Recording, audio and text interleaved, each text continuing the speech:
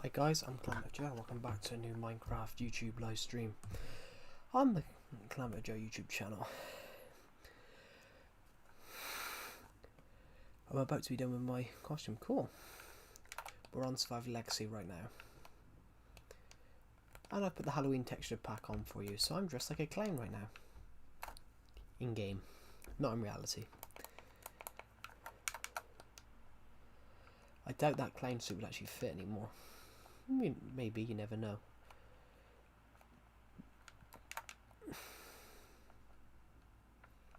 Hello Skate Punk, welcome to the stream. Happy Halloween, yeah.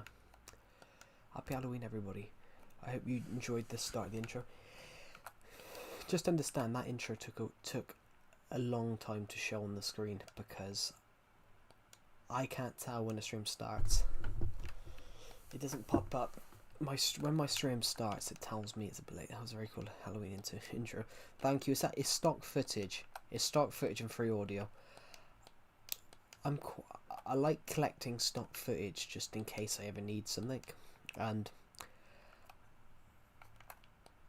some of the stock footage that I gathered I thought would actually make quite a good intro.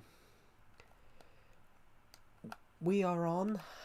This is Survival Legacy in the Halloween texture pack. So we've got. I thought we could try and build something creepy today. What's this? Black wall. Black wall looks like. Oh, pumpkins.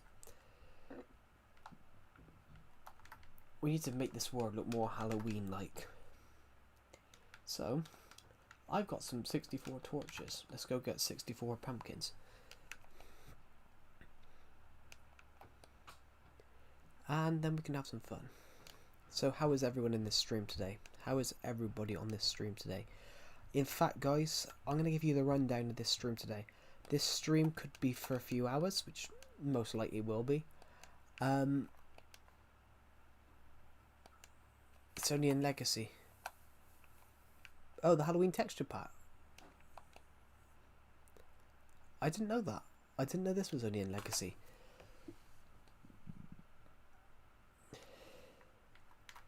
The Halloween world. No, I haven't. I only bought this last night.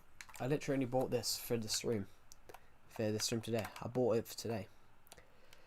I've been on here before. I've seen what this world looks like in Halloween text, but doesn't my chest room look like an old dungeon? My chest room looks like an old looks like a creepy old dungeon. Ha ha ha! Welcome to my dungeon. To my catacombs. Find, you never mind, you'll never find your way out of my eternal labyrinth.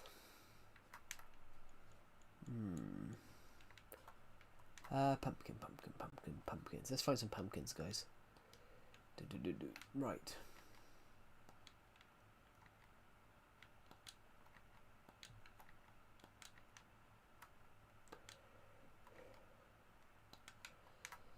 Might be in the food section. I'm happy you're live on this day. Oh, thank you. I can give you guys a rundown of what this stream will be like today. I'm gonna give you guys a rundown of this stream today. I have wrote 2 horror stories for you guys. I've wrote 2 horror stories for you guys. I've wrote 2 horror stories for you guys, and we would give them today as well. I've wrote 2 horror stories for you guys. I've wrote 2 horror stories. I can give you the names, guys. I've wrote 2 horror stories to read on the stream. We've got the Ghost King of Halligash and the Vampire of London.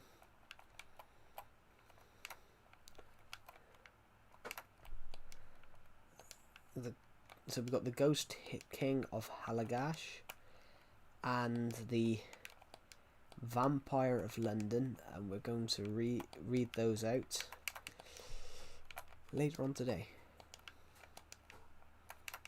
Well, when we have more people on the live stream. Maybe. That's pure ice, isn't it? Yeah, we got to be careful.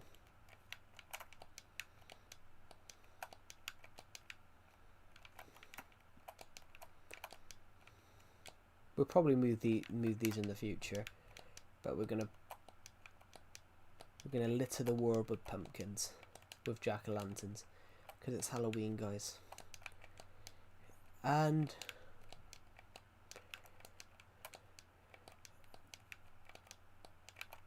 maybe we'll deliver. Maybe we're going to make a Minecraft cake and then deliver it to Bob the villager, who's a genuine NPC villager.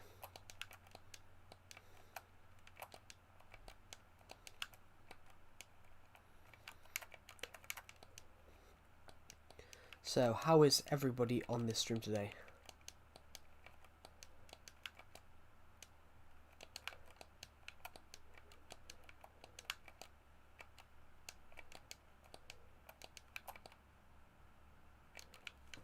So, this is our pumpkin journey.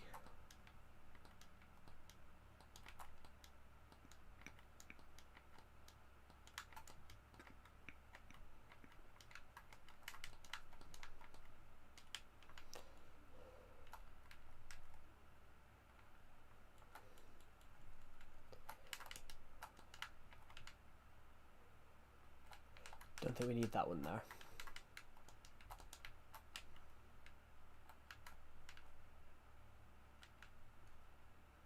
Okay, it's just so much to do, so little time. True.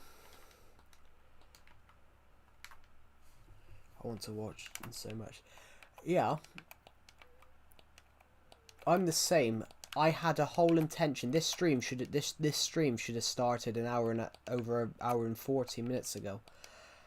So, if we go up here, we've got a jack-o'-lantern trail that takes us all the way home. Yeah, this stream should have started over an hour ago. This stream should have started over an hour ago. And I wanted to get some clips from Colourphobia. I wanted to get some of my clown footage. I could not find it, guys. I could not find the clown footage. I got my old laptop on, and I ended up having to port loads of stuff to my hard drive because the old laptop was struggling. What I thought would take 10 minutes ended up taking 2 hours. And I do apologise for that. So yeah, we can go. Tell you what, the nether brick looks so cool in the Halloween texture pack. Ooh. Ah, there we go. So, even blue wood wall looks really nice, actually.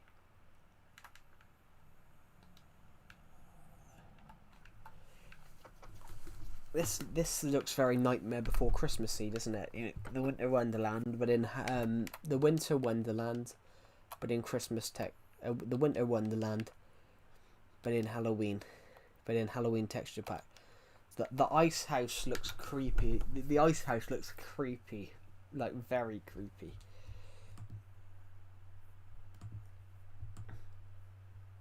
The ice house, guys, looks very, very creepy to the point that I actually don't want to go in there.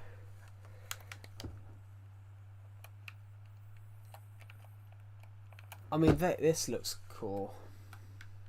It's nighttime now, so we can sleep, but it looks really creepy. I mean, I need to build stuff out of ice more often. Over here we got the ice block.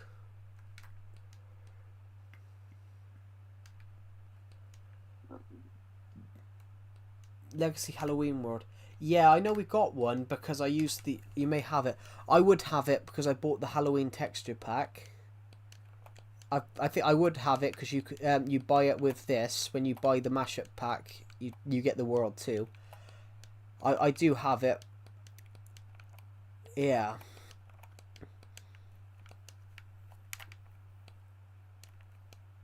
But yeah, I know it's not on... I didn't know it wasn't on Bedrock though.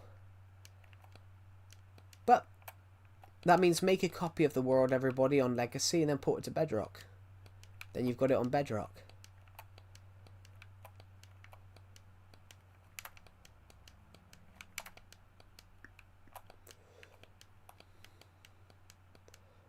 I've just had a really cool idea, guys. I've had a really cool idea. We do a Minecraft series on Bedrock Edition, except we use the tutorial world. But we use the tutorial world, so it basically becomes the survival world, Legacy tutorial world, but it basically becomes a survival world.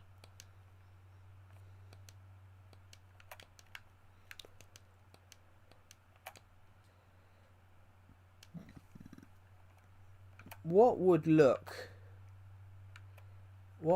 amazing on here?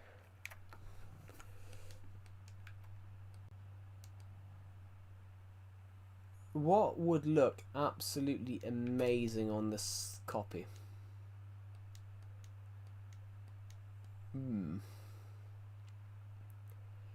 What would look amazing on here? We're just having a look around the world a second, see what.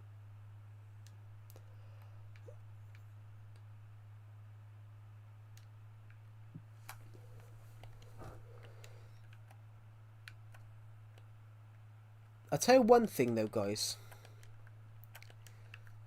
The Nintendo Switch house isn't looking particularly like a Nintendo Switch here.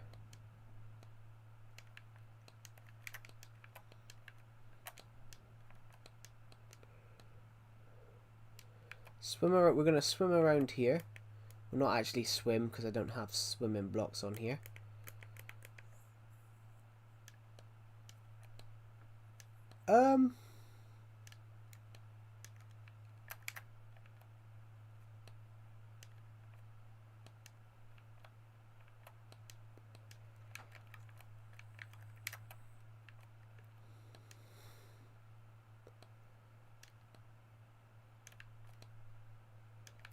I actually got scared then. The squid scared me.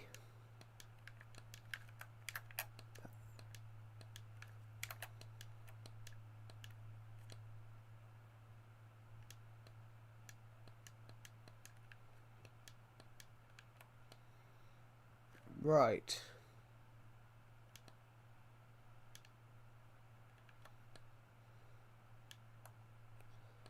What are we gonna do?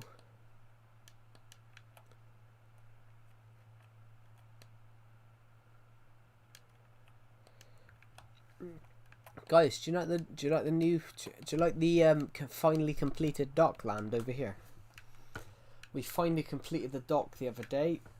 Basically, this spruce wood have been here for years, but we didn't have any spruce wood in this corner here. It was left as a gap where it was a drop down to dirt. But we've completed it, and I think it looks amazing. We finally finished it. Actually, tell you what will look quite creepy, actually, the cobblestone house here. Oh, guys, I have actually got something that I know will look really creepy. I built a little Halloween house over here last year. And I know that's gonna be really creepy. The little Halloween house here is gonna look. Now, tell me that doesn't look like a place you don't want to go into. Tell me, guys, that this doesn't look like a place that you'd want to avoid at all costs. What type of door is this? Is this? Oh, it's no door. Not much in here, but I decided to make something that looked quite creepy. And I think I was right. It does look creepy. Let's think of some other things that would look. I wonder what the Stampy bedroom looks like in Halloween. I wonder what it looks like. I want to build something in this texture pack. I want to build something in this texture pack, and then we can see what it looks like in the other texture packs. If you get what I mean. I have no idea if anyone's watching the stream right now, but that's not an issue, so let's go over this way. Even that looks quite creepy.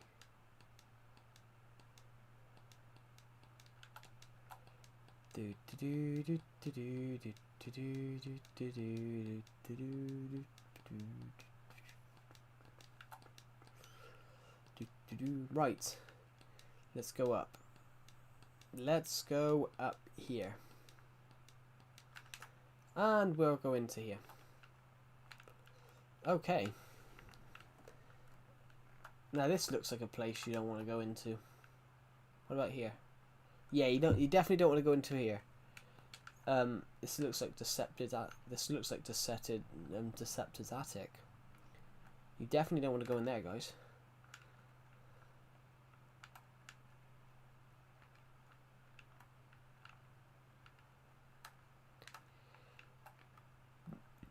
Now, beautiful. The world looks beautiful. I haven't added the other stuff back on.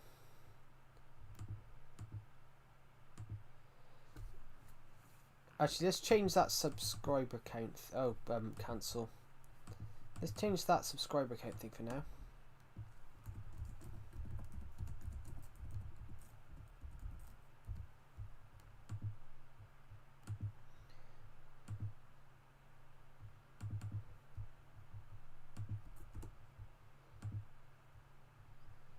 Oh.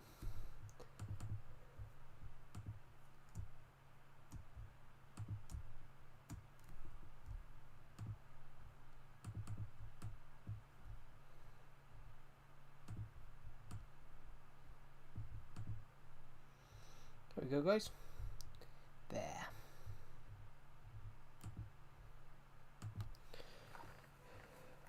So, welcome to the stream, everybody. My name is Calamity of Joe. Even though we've been streaming for 19 minutes, I don't think I said who my name is. My name's Calamity of Joe. This is Survivor Legacy, but as you've never seen it before.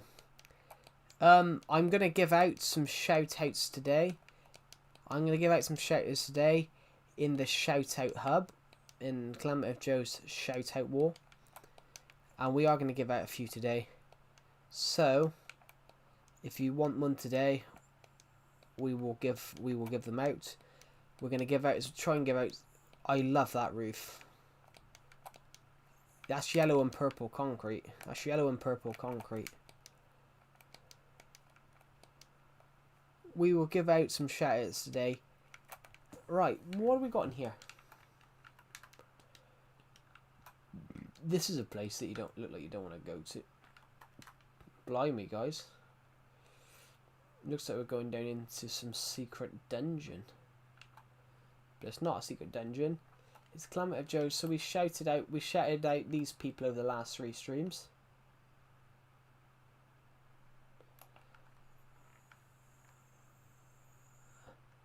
I couldn't even fit British Pufferfish's name onto the sign. I had to put British Pufferfish. Should you watch John Carpenter's Halloween from 1978?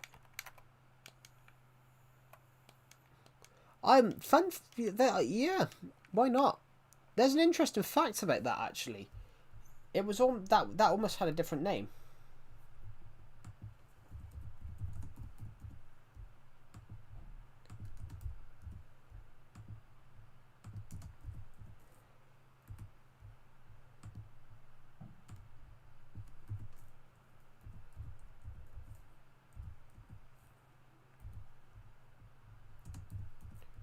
They changed the name.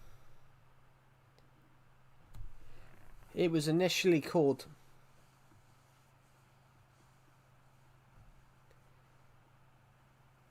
It was initially called the Babysitter Murders. Yeah, John Carpenter's Halloween, they changed the name. Initially it was going to be called the Babysitter Murders. Yeah, I only learnt this. I only learnt this because I was on a film set last year, and I was talking, and the director was talking to me and another person before we started shooting, while we were waiting for the location to open up. Hello, cool kid. Well, happy Halloween to you. We're just on the world at the moment, on my survival legacy world at the moment. We're just looking around. We're looking at the world in Halloween texture pack. And it looks really cool. Some of it looks really creepy though. I like the glass. By the way, happy Halloween, by the way. Hi. I love that comment. I love that comment.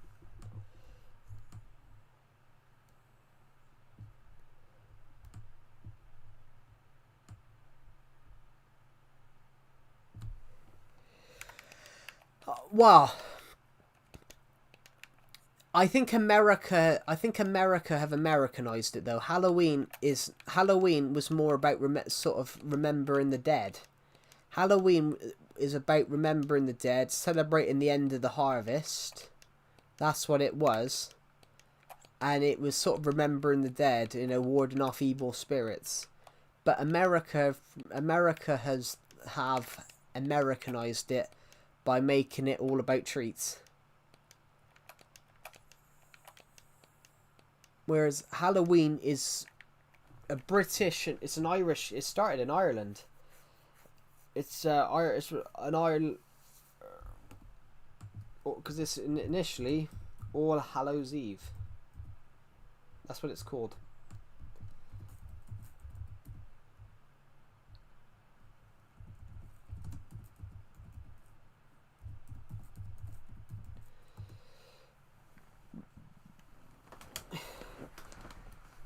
The Americanization of Halloween refers to the commercial community-focused holiday it became in the United States, evolving from the ancient Celtic traditions, obviously brought over by Irish and Scottish.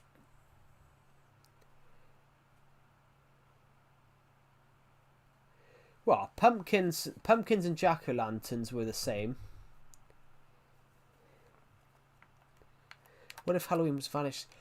Well, I would rather Halloween go back to what it was 100 years ago, where it was generally where costumes were generally scary. But America are really very good at. America's a great country, guys. But they commercialized all holidays. Do you know? I don't like pumpkin pie. Do you know, I don't even actually saying that. I don't think I've ever tried it. Saying that, I don't think I've ever tried pumpkin pie. I don't actually think I have, actually, saying that. Well, I don't like apple pie. That's the one I'm thinking of. But yeah, I love America, guys, but America does tend to change holidays. The only thing America invented on Halloween was the trick-or-treating part.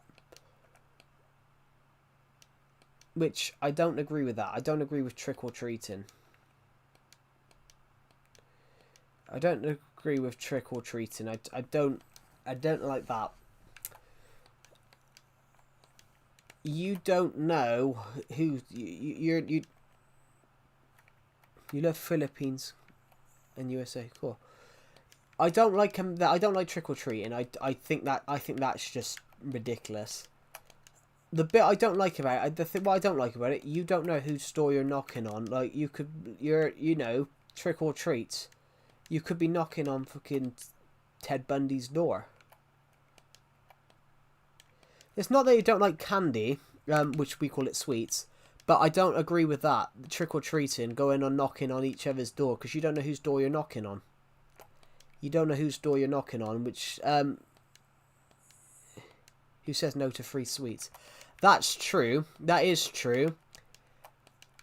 But I don't agree with it. You don't know whose door you're knocking on, but I have read many cases before of people. There was a guy in my school year, actually. This is 10 or so years ago. To get he had to stroke a snake. He had to stroke a snake to to get Halloween candy, sweets. Yeah, he had to get. Yeah, and that's what I don't agree with.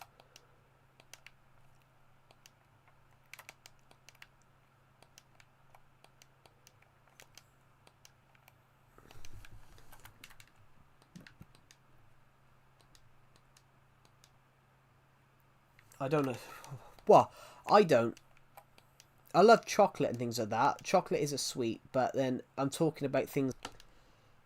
Your marshmallows and things like that. Those types of things.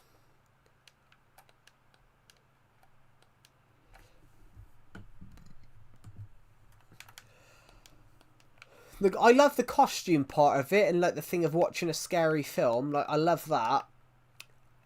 I just think we can do without the trick-or-treating part.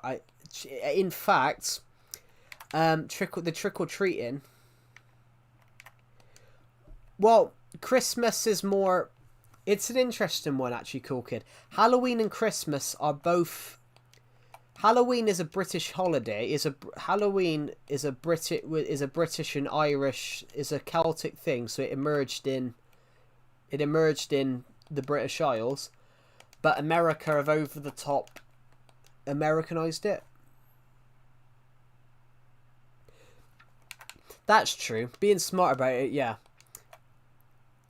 I think the one thing I don't like about it might be because of how much America has Americanized it and taken it away from its core values of what made the holiday, if you get what I mean. That might be part of it. It might be that I tend to hate when things that came out of like the British Isles, so like the UK and Ireland. I kind of hate when other countries sort of turn it into something that's totally not what it should be. Because what Halloween's become now over the last 40, 50 years is totally not what it represents. But it's the same as Easter, for example. You know, Easter represents the time when Jesus went to the cross. And now it's all about chocolate. Now it's all about eating chocolate. Do you guys know where did we just born? Where we just born? I have no idea. Where do you mean where Jesus is born, or where the human race is born? Well, the human race emerged from Africa. The human race emerged from Africa roughly 200,000 to 4.5 million years ago.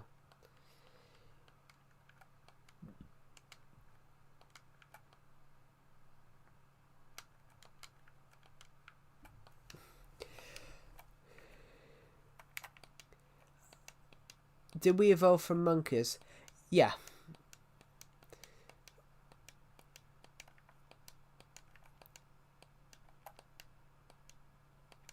And there's some people that say evolution doesn't exist, but evolution does exist. You know, we've evolved over the millenniums. We've evolved to the point that we don't need appendixes anymore. The appendix is just a totally useless body organ that doesn't actually do anything. Where did the universe form? Well, all around us. The universe formed all around us. One big bang.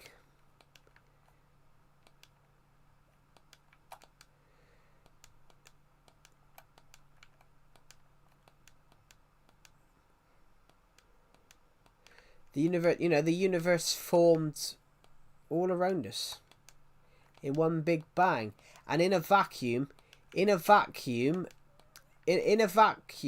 like space is, you know, that bang could will continue forever. That huge explosion will go straight on, will go straight out and on forever, for eternity. because we're in a vacuum, like space is a vacuum, it will go on forever. Because in vacuum there's no beginning and there's no end.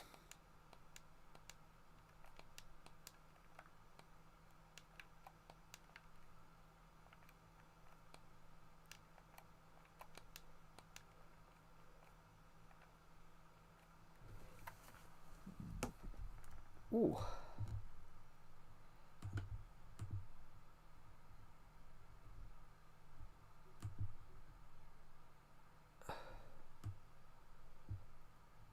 So I wrote a horror story, guys. Would you guys like me to read one? I wrote a horror story for you guys on the yesterday. I wrote 2 horror stories, and then we'll read the Dollmaker. So we're going to read 3 horror stories on this stream. And perhaps we'll come up with another one on the spot. Here we go. So, I wrote a story for you guys yesterday. Which one do you want to hear?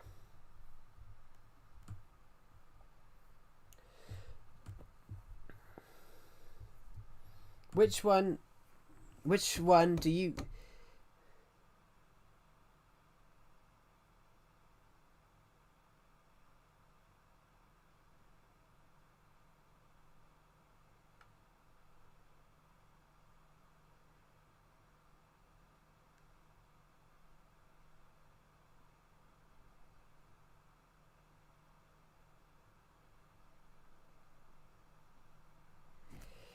So, I wrote 2 horror stories. I wrote 2 horror stories yesterday. So, we'll read one. We'll read The Vampire of London. So, The Vampire of London is a sort of like... The Vampire of London, I can tell you guys, I wrote it connected to the Dawn of Planet story, but it's set in a parallel universe where Agent 1 was alive. The Agent 1 was... Agent 1 is Agent 1 of the Dawn of Planet stories. It's I made it as a sort of a parallel universe thing where he's the head of the JRB1 agents, except it's not 24, except it's not in the 2020s. It's in 1770. It's in 1770. London, Kingdom of Great Britain, 1770. Lord Agent 1 of Dursba had returned home. He was returning from the colonies. He had met some men that were hiding the truth of a visitor from the stars. His name Zygobob. He was from a planet that was far beyond reach, but the church was far from happy. It was ungodly for this demon spawn to have been born from anywhere other than a wicked wench and a dirty whore, and it could have been nothing more than God making a statement about it being a supporter of Satan and his agents of evil. Lord 1, a nobleman of high stature, knighted for his services to the Empire by King George. London, a seat of the Empire, where the roads were paved with gold, where the rivers stank of pure shit and piss, where ships would come and go to the furthest parts of the Empire. Trade was going out to India and the Americas, but there was something else stalking these streets these days. A foul stench was in the air. An evil presence lurked in the shadows. Bodies of children had shown up in alleyways. Women were found dead with bite marks in their necks. These had been seen in far-off places, but here in London, this was practically unheard of. Agent 1 was shown the body, and his response was, "Blimey, we got a vampire in bloody London." Lord 1 visited his king, then his JRB1 order. As he set them up in a perimeter around London, his plan was to catch this vampire before he could drink the blood of another soul. It was common knowledge that human blood extended a vampire's lifespan by many more years. A would-be victim got away and told him his name was Ethelstan. The revelation of his name meant that he could trace him back through the centuries via the history books. The first mention of him was in 672, in the kingdom of Mercia under King Walther, who banished him from their lands. He had appeared throughout Britannia in multiple places over the last 1100 years. However, it emerged that he had actually first appeared centuries before that in a great big ball of fire that fell from the heavens, where Roman soldiers believed he was a fallen god from their pantheon of gods. Agent 1, however, knew much more. He was actually an interdimensional traveller who had got stuck on Earth. So rather than kill this vampire, he actually met with him and helped rebuild his ship and returned him to the stars. But 200 years later, he emerged again and was incorrectly called Jack the Ripper. His name was Ethelstan on Earth, but his name in reality was Vladimir Kondofovich, the Bloodhound, and he was a soul searcher. And don't make a scream, but I have to tell you, dear viewers, he's not really gone from this earth. He's really behind you, you know. He's in your bathroom mirror, waiting for pitch black darkness, where he will materialise and hunt down the last person to gaze into the mirror. So let's hope it wasn't you.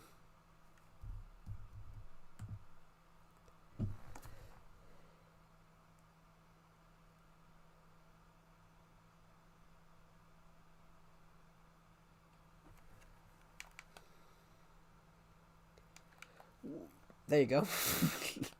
I will admit, guys, I wrote that yesterday. After streaming yesterday, I sat down and wrote that. I had absolutely no intention of what I was going to write, so I just knew I was going to write something.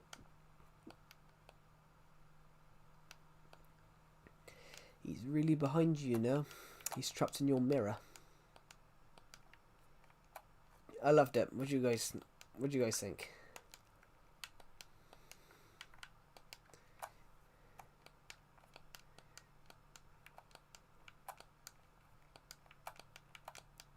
He returned to Earth 200 years later and was incorrectly named Jack the Ripper.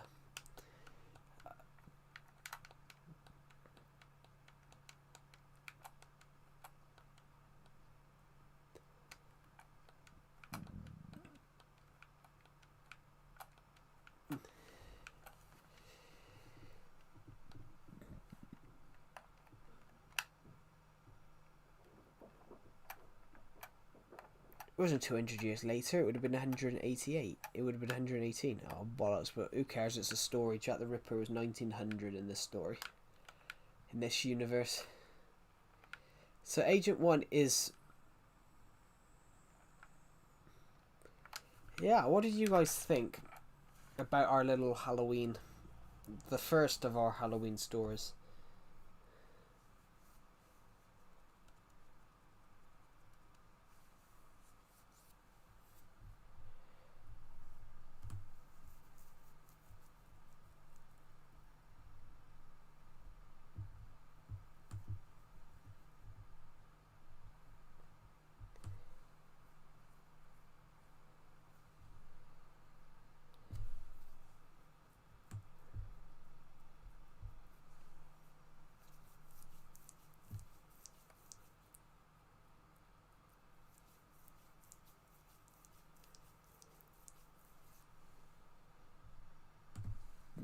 There we go, guys. So,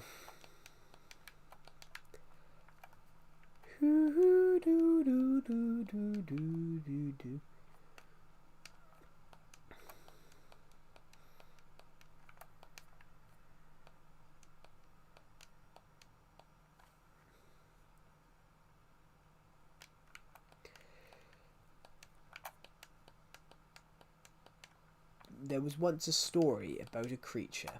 His name was Jiff, and he was the darkest man in the world.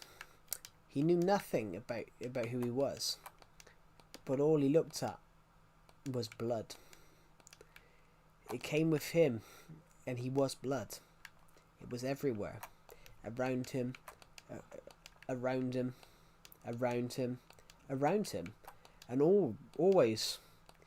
He could not realise why, until he went to sleep that night and realised when he was sleepwalking, he was gutting cows all night. That's a horrible horror story, isn't it, to come up with on the spot.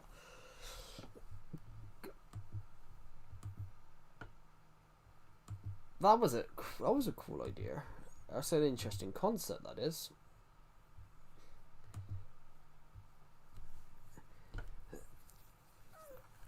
Imagine waking up, imagine doing hideous crimes at night whilst you're asleep and not knowing that you've done them.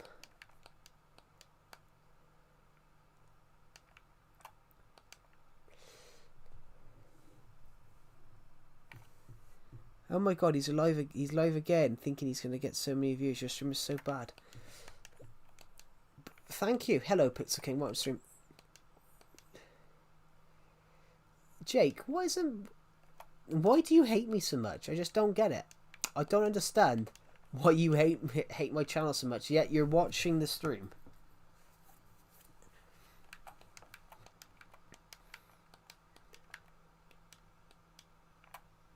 I don't understand that one. Hello, Pixel King. How are you, Pixel King?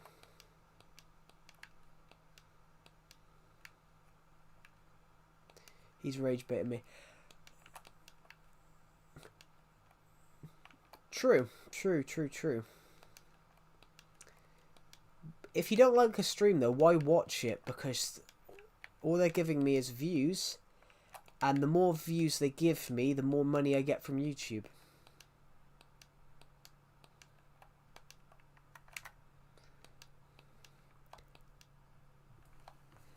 Oh, hello, right? How you doing? Hello, Confused Cat. Welcome to the stream, guys. I did just read out a horror story, but I'll reread it in a minute. I wrote a horror story for you guys.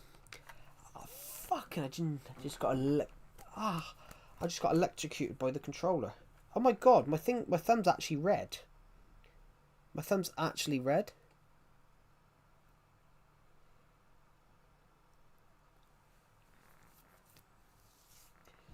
Rose has had no donations. A rose by any other thorn. Ah, fuck! My finger's gone red from the controller.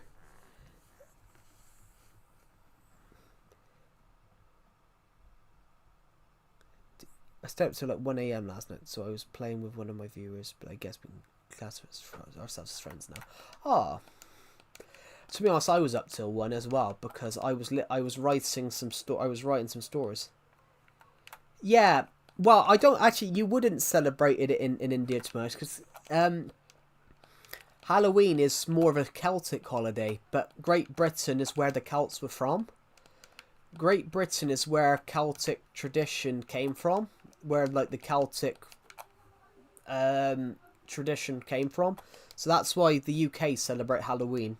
Because Halloween is a Celtic tradition, and it basically Celtic history comes from Great Britain.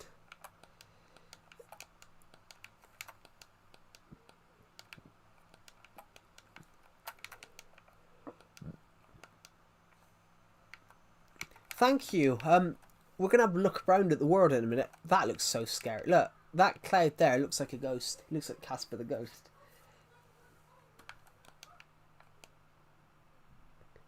So yes, guys, so I've played a little Halloween. Right at the start of the stream we had an intro. I was going to wear my clown suit, but I was worried it might not fit. Perhaps I'll put it on later. And I'll post an image on the stream of what this clown. Yeah, well, Celtic tradition sort of left, if you get what I mean, Confused Cat. Celtic traditions sort of left because the Anglo-Saxons the Romans invaded Great Britain, what is now Great Britain. Then the Anglo-Saxons invaded. So even Great Britain was colonized. People say about colonization, but colonization affected everyone. Because Great Britain was colonized a lot as well.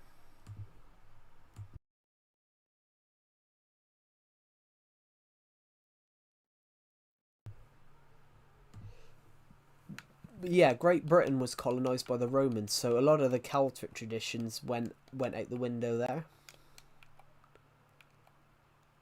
It's like Stonehenge. Nobody knows what Stonehenge was built for anymore. It was built by the Celts. Yes, you did. You did, yeah.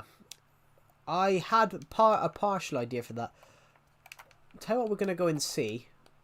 We'll go see what the thing looks like in the nether. We'll go see what my nether build looks like. My creeper still looks the same. That creeper was a really fun idea. Yeah, thank you. I haven't finished that pirate ship mini game yet. I just haven't got round to finishing that.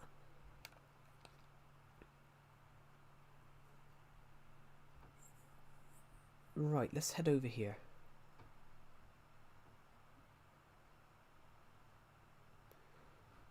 I want to see what this looks like. This build here.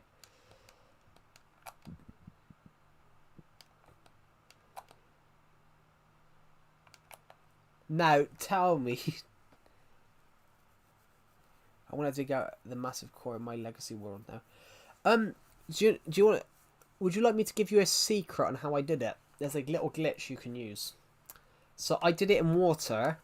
I did it in water with sand. So as we get further down, there's sand here. So I added this bit here, these bits here, these netherrack bits are only here because I couldn't be bothered to replace all of the sand with nether brick. Here's a little glitch of what I did. There's, if you go and grab, I haven't got any sand on me, but we'll grab some in a second.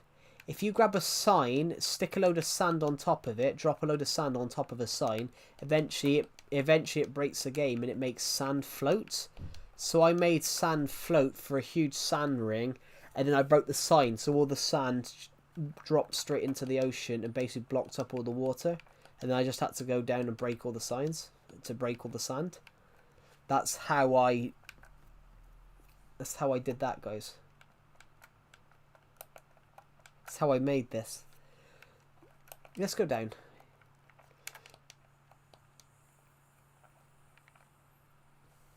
Oh, bollocks. Looks like a toxic. An underground boat subway going through. It would look cool, but I think it would. I would. That's the only thing I wouldn't do, because I think it would spoil it. Guys, this looks like a green. Literally, for us right now. This looks like a green toxic waste dump.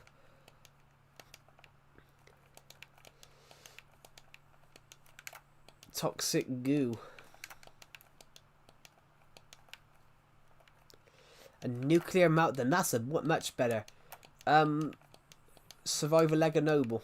Survivor Legacy Noble. Sure, Survivor Legacy Noble. There was a nuclear. Yeah, there was a nuclear meltdown. It resulted in. Yeah. Let's go look at the top of the lighthouse.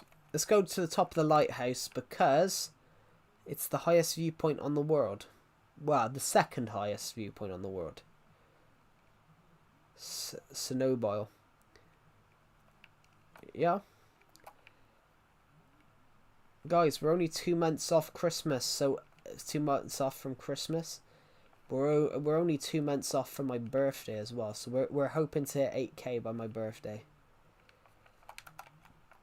I will be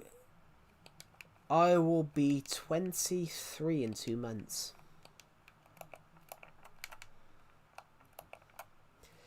I will be. Was I born in January? No, I wasn't. I was born in December. If I was 23 in January, I would have been born in 2003. I wasn't. I was born in 2002. But I was at the end of December, so I was nearly born in 2003, guys. Nearly. But I wasn't. So yeah. I'm 23 in December, which is why I said 2 months, because my birthday is towards the end of December. There was a guy in my college class. He was 15 days older than he was 15 days older than I was.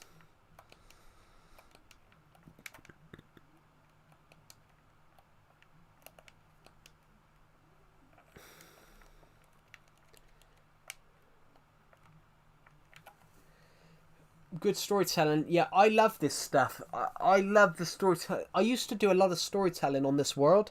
There's a lot of lore, but I gave up with storytelling videos because I was getting bored. I haven't done a storytelling episode. I haven't done a storytelling episode of this world in like 2 years.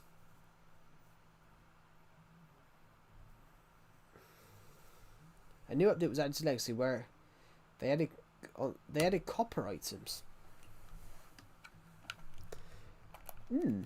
Maybe we can have a look at that later on in the stream.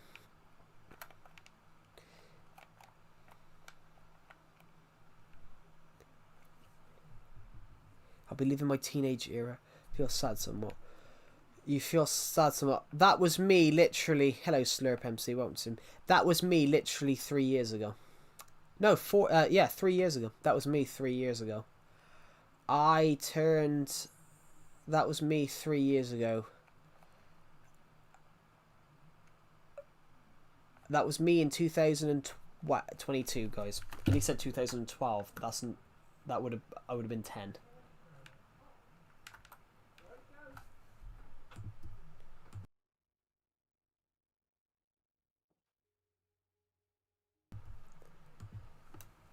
Yeah, that would have been me 3 years ago.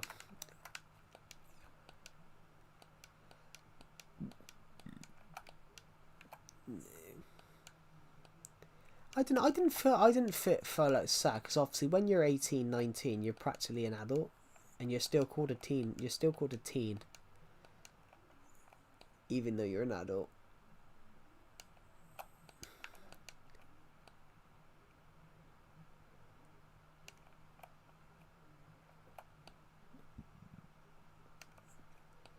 Yeah.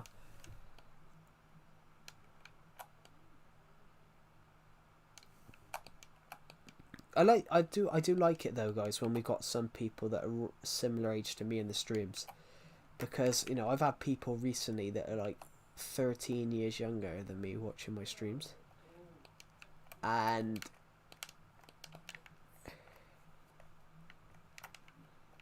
being an adult just sounds serious.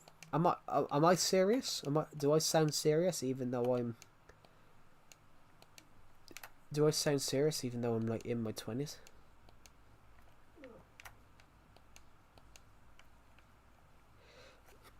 That's only America though, Pixel King. It's not. Yeah, Slurp MC. Arne Slot got that game wrong. Arne Slot got Liverpool's Gate Caribou Cup game wrong, but he's not a bad manager. He's not a bad manager, but Liverpool's problem is you had Jurgen Klopp for 10 years. You had Jurgen Klopp for almost 10 years, and most of the players that are now played under Slot. So a new manager comes in with new tactics. Every manager that replaces someone, but that would be stupid though if they sacked him. That would be, he should get sacked already. But you shouldn't sack someone. You need to give a manager time to build a team. That's what happened with David Moyes.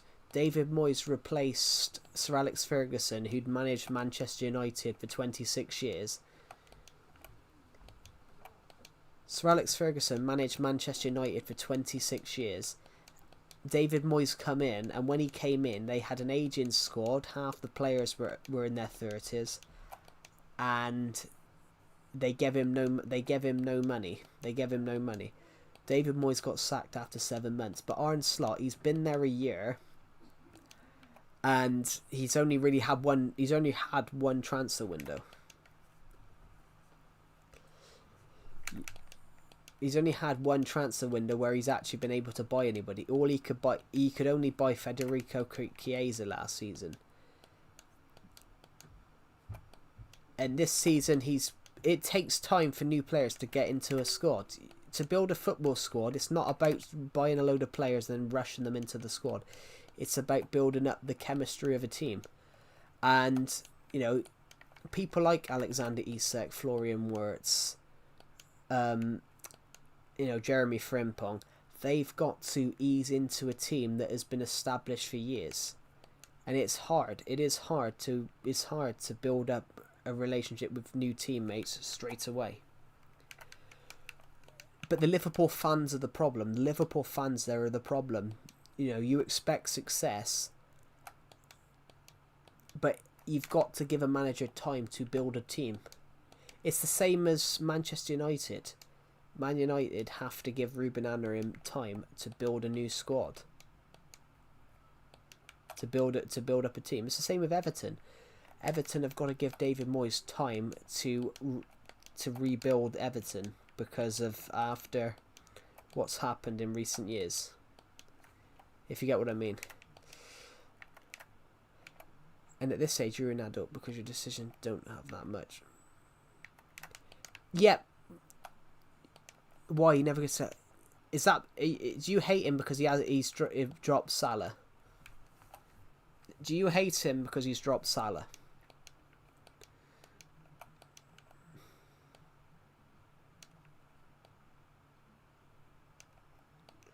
Is that why you hate him?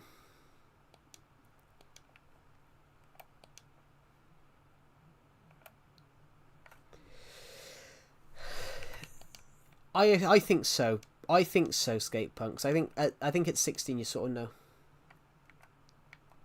Because he doesn't do a lot of good stuff. Well, the thing with Mo Salah, though, Mo Salah has been terrible this season. Against Manchester United, he was terrible. And by all accounts, I read this the other day. I read this the other day. By all accounts, Mo Salah has been quite argumentative behind the scenes. So Mo Salah's been quite argumentative behind the scenes, and basically that's how it happens in football. That's how it happens in football. If the player starts moaning, normally the manager reins in the player. It's the same as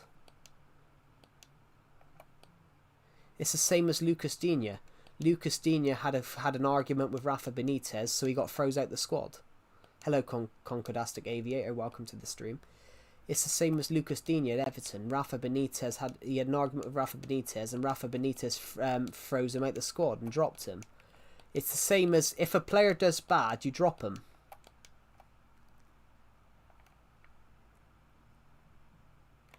No. Mo Salah's just not been playing very well. If you watch the game versus Manchester United, he played absolutely terrible. He played absolutely terribly. But even if Liverpool are losing all those games, you should talk in a Southern accent. Cool. I can do a Southern accent. I can do a Southern American accent. That's an accent I can do. Yeah, he kept missing chances, but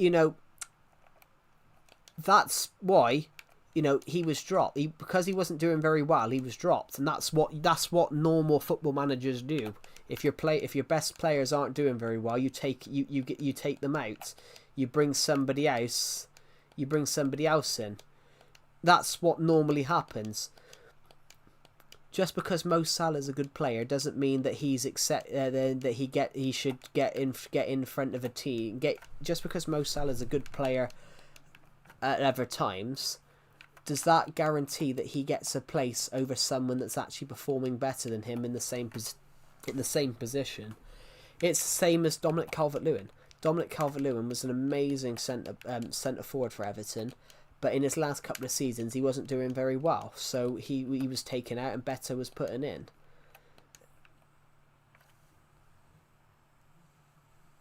Interesting, yeah.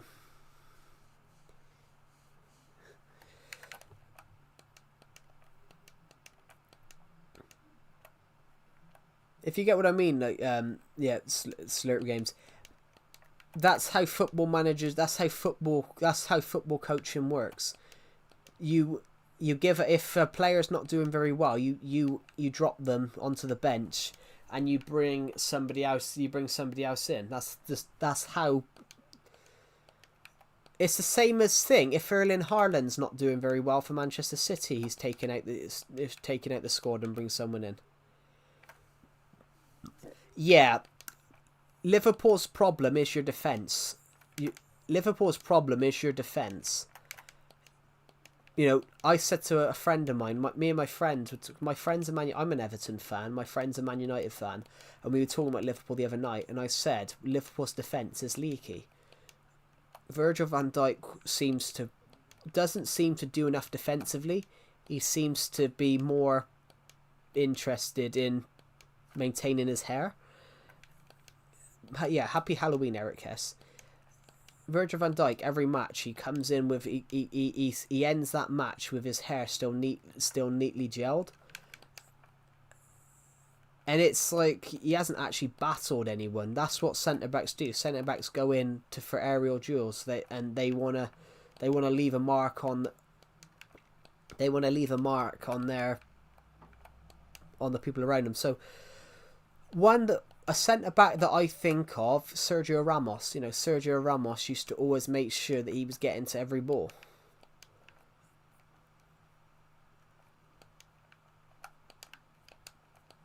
And, you know, Sergio Ramos played for Real Madrid at the top until he was in his mid-30s.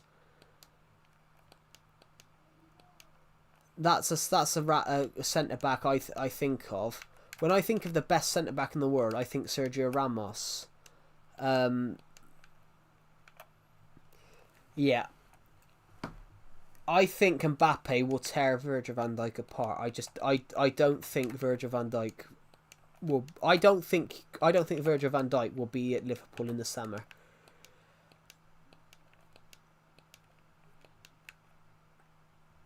I think this will probably be his last season. I think the same with Mo Salah as well. I think Mo Salah, that will be his last summer. I think Liverpool. I don't think Liverpool will get much money on him though, because he's 33, 32. I don't think he's guaranteed. I still think he can get 10, 15 goals a season.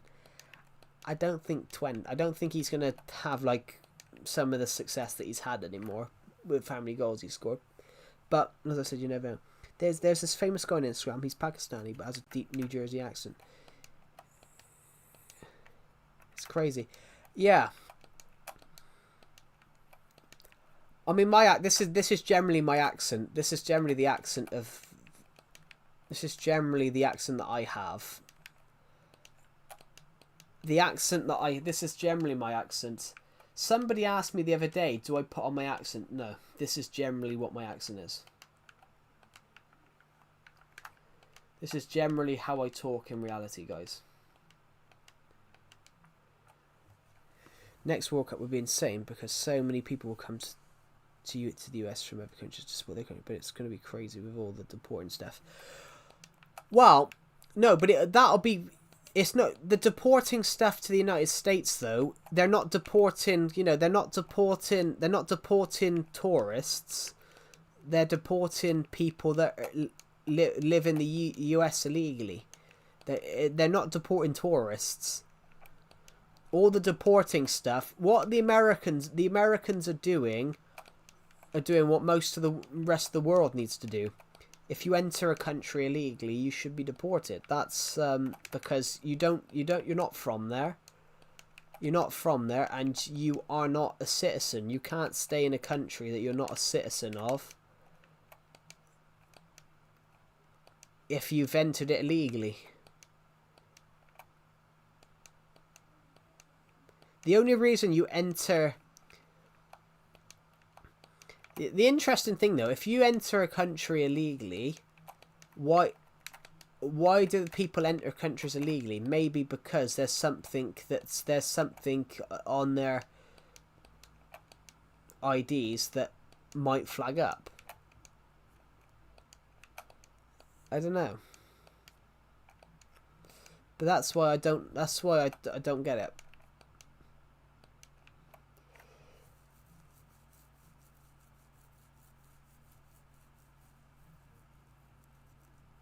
Oh god, sorry, my beard's really itchy, guys.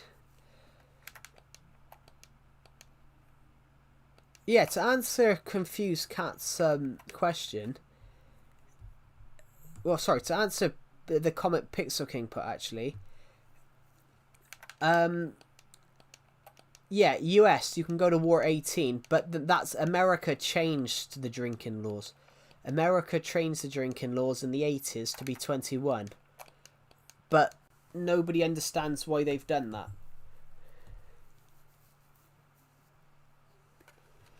I don't get that one. No, you can get married at 18. In America, you can get married at 18. You can have a child at 18. You can have a child,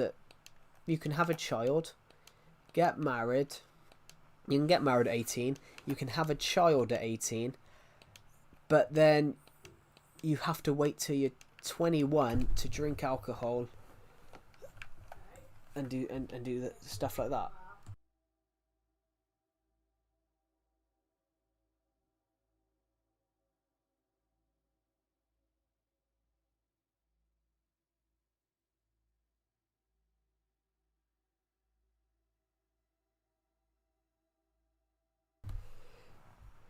Yeah, that's what I don't understand about America. You can get married, go to war, have a kid, but then you've got to wait another 3 years. But that's America's thing. Why America changed that to 18? Nobody knows. Changed it to 21. Literally, if you're in America,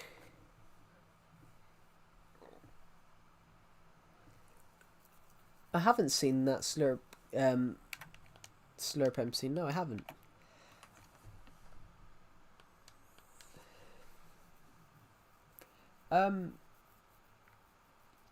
Sorry guys, I got my beard's really itchy.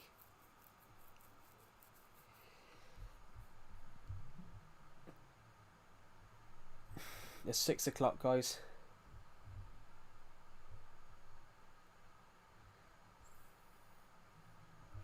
It's 6 o'clock. I'm closing the curtains. It's 6 o'clock. I'm closing the curtains, pretending that I'm not home.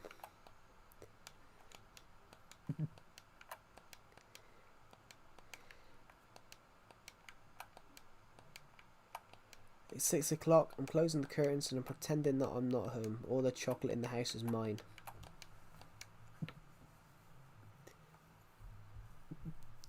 Hello, Michael Karugu. This is not a server. This is just my Minecraft world.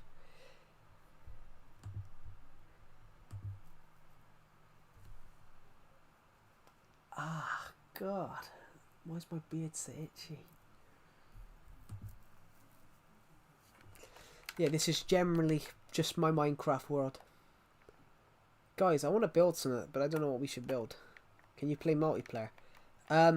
This is Legacy Console Edition. This isn't Bedrock. This isn't crossplay. Oh my god, my old Survival Legacy bedroom looks so creepy, guys. It looks so creepy.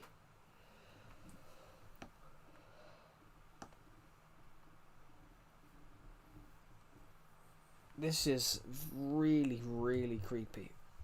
So,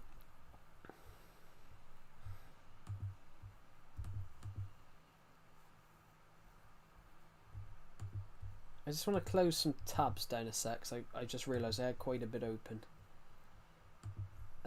Finish scan. There we go. Just want to close that. Sorry, I was scanning my laptop.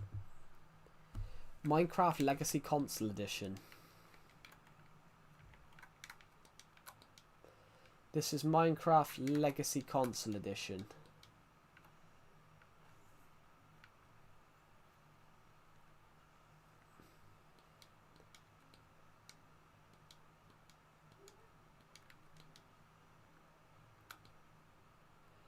Yeah, this is not a crossplay version. This is the old Minecraft.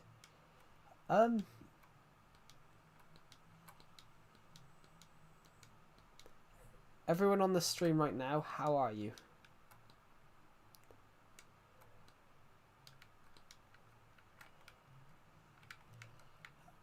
Now, this is a scary building.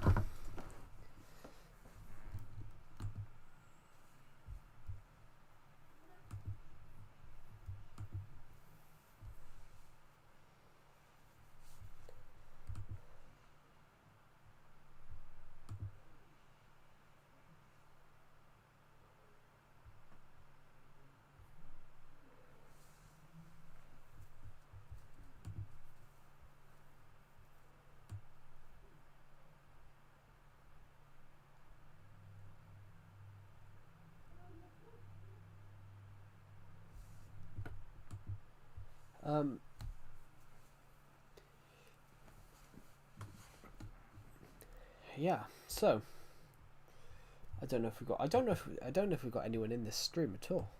Doesn't say.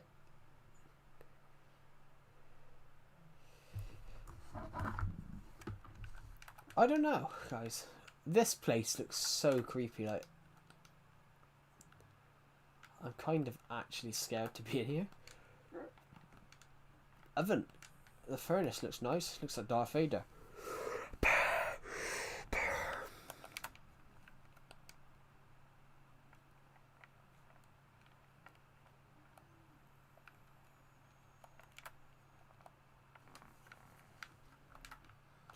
My word looks nice. I want to buy multiplayer on Bedrock. Is it worth... I didn't know you had to buy multiplayer on Bedrock. I didn't know that.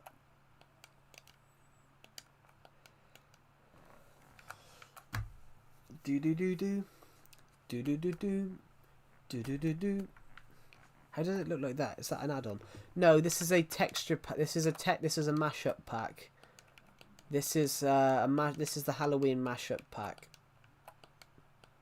This is the Halloween mashup pack. I bought it yesterday. I bought it on I bought it on Legacy Console Edition yesterday.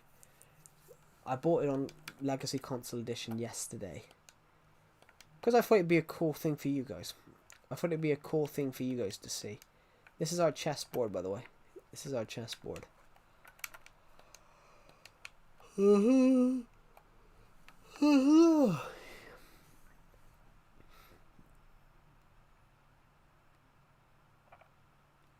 Do do do do do do do do do do.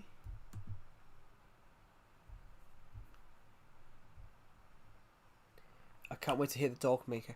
We could do the Doll Maker now in a minute. The Doll Maker novel is literally on my desk. I've got it in my hands now. This is a... In fact, we'll do the Doll Maker in 5 minutes. We'll do the Doll Maker in 5 minutes.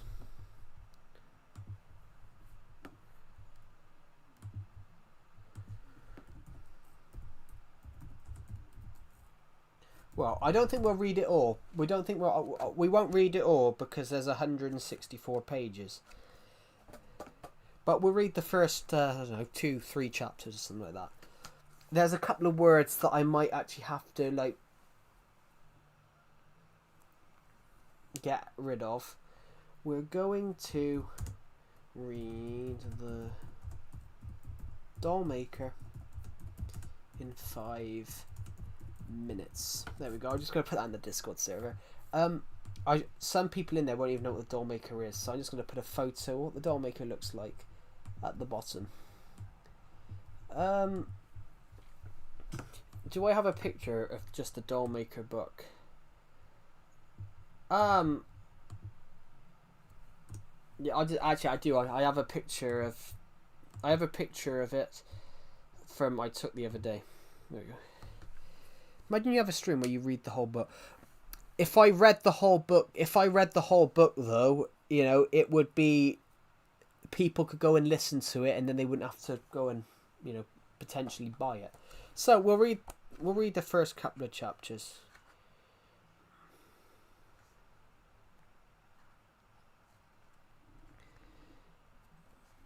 So, the Doll Maker. Actually, should I read the blurb? The Doll Maker. In the shadowed alleys of Manchester, a haunting mystery unfolds when Detective Nicholas Kane is called to investigate a series of chilling murders and eerie disappearances. He quickly realises that this case is unlike any he has faced before. As he delves deeper into the lives of the victims, he uncovers a sinister connection, a twisted artist known as the Doll Maker, whose creations seem to bear an uncanny resemblance to those lost. With each clue that emerges comes a new horrifying revelation. As the clock ticks down and the body count rises, he finds himself entrenched in a cat-and-mouse game with a killer who views life like a canvas. Moulding it according to their dark whims and his own sadistic pleasure, can Kane unravel the doll's tragic tales before more lives are claimed, or will he never become the next piece in a grotesque gallery?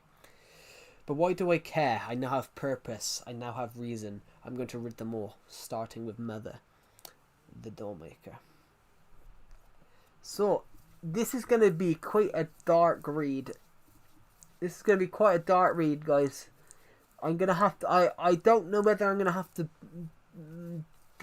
block some words out. But... oh, why not? Let's start reading. Come on. Prologue.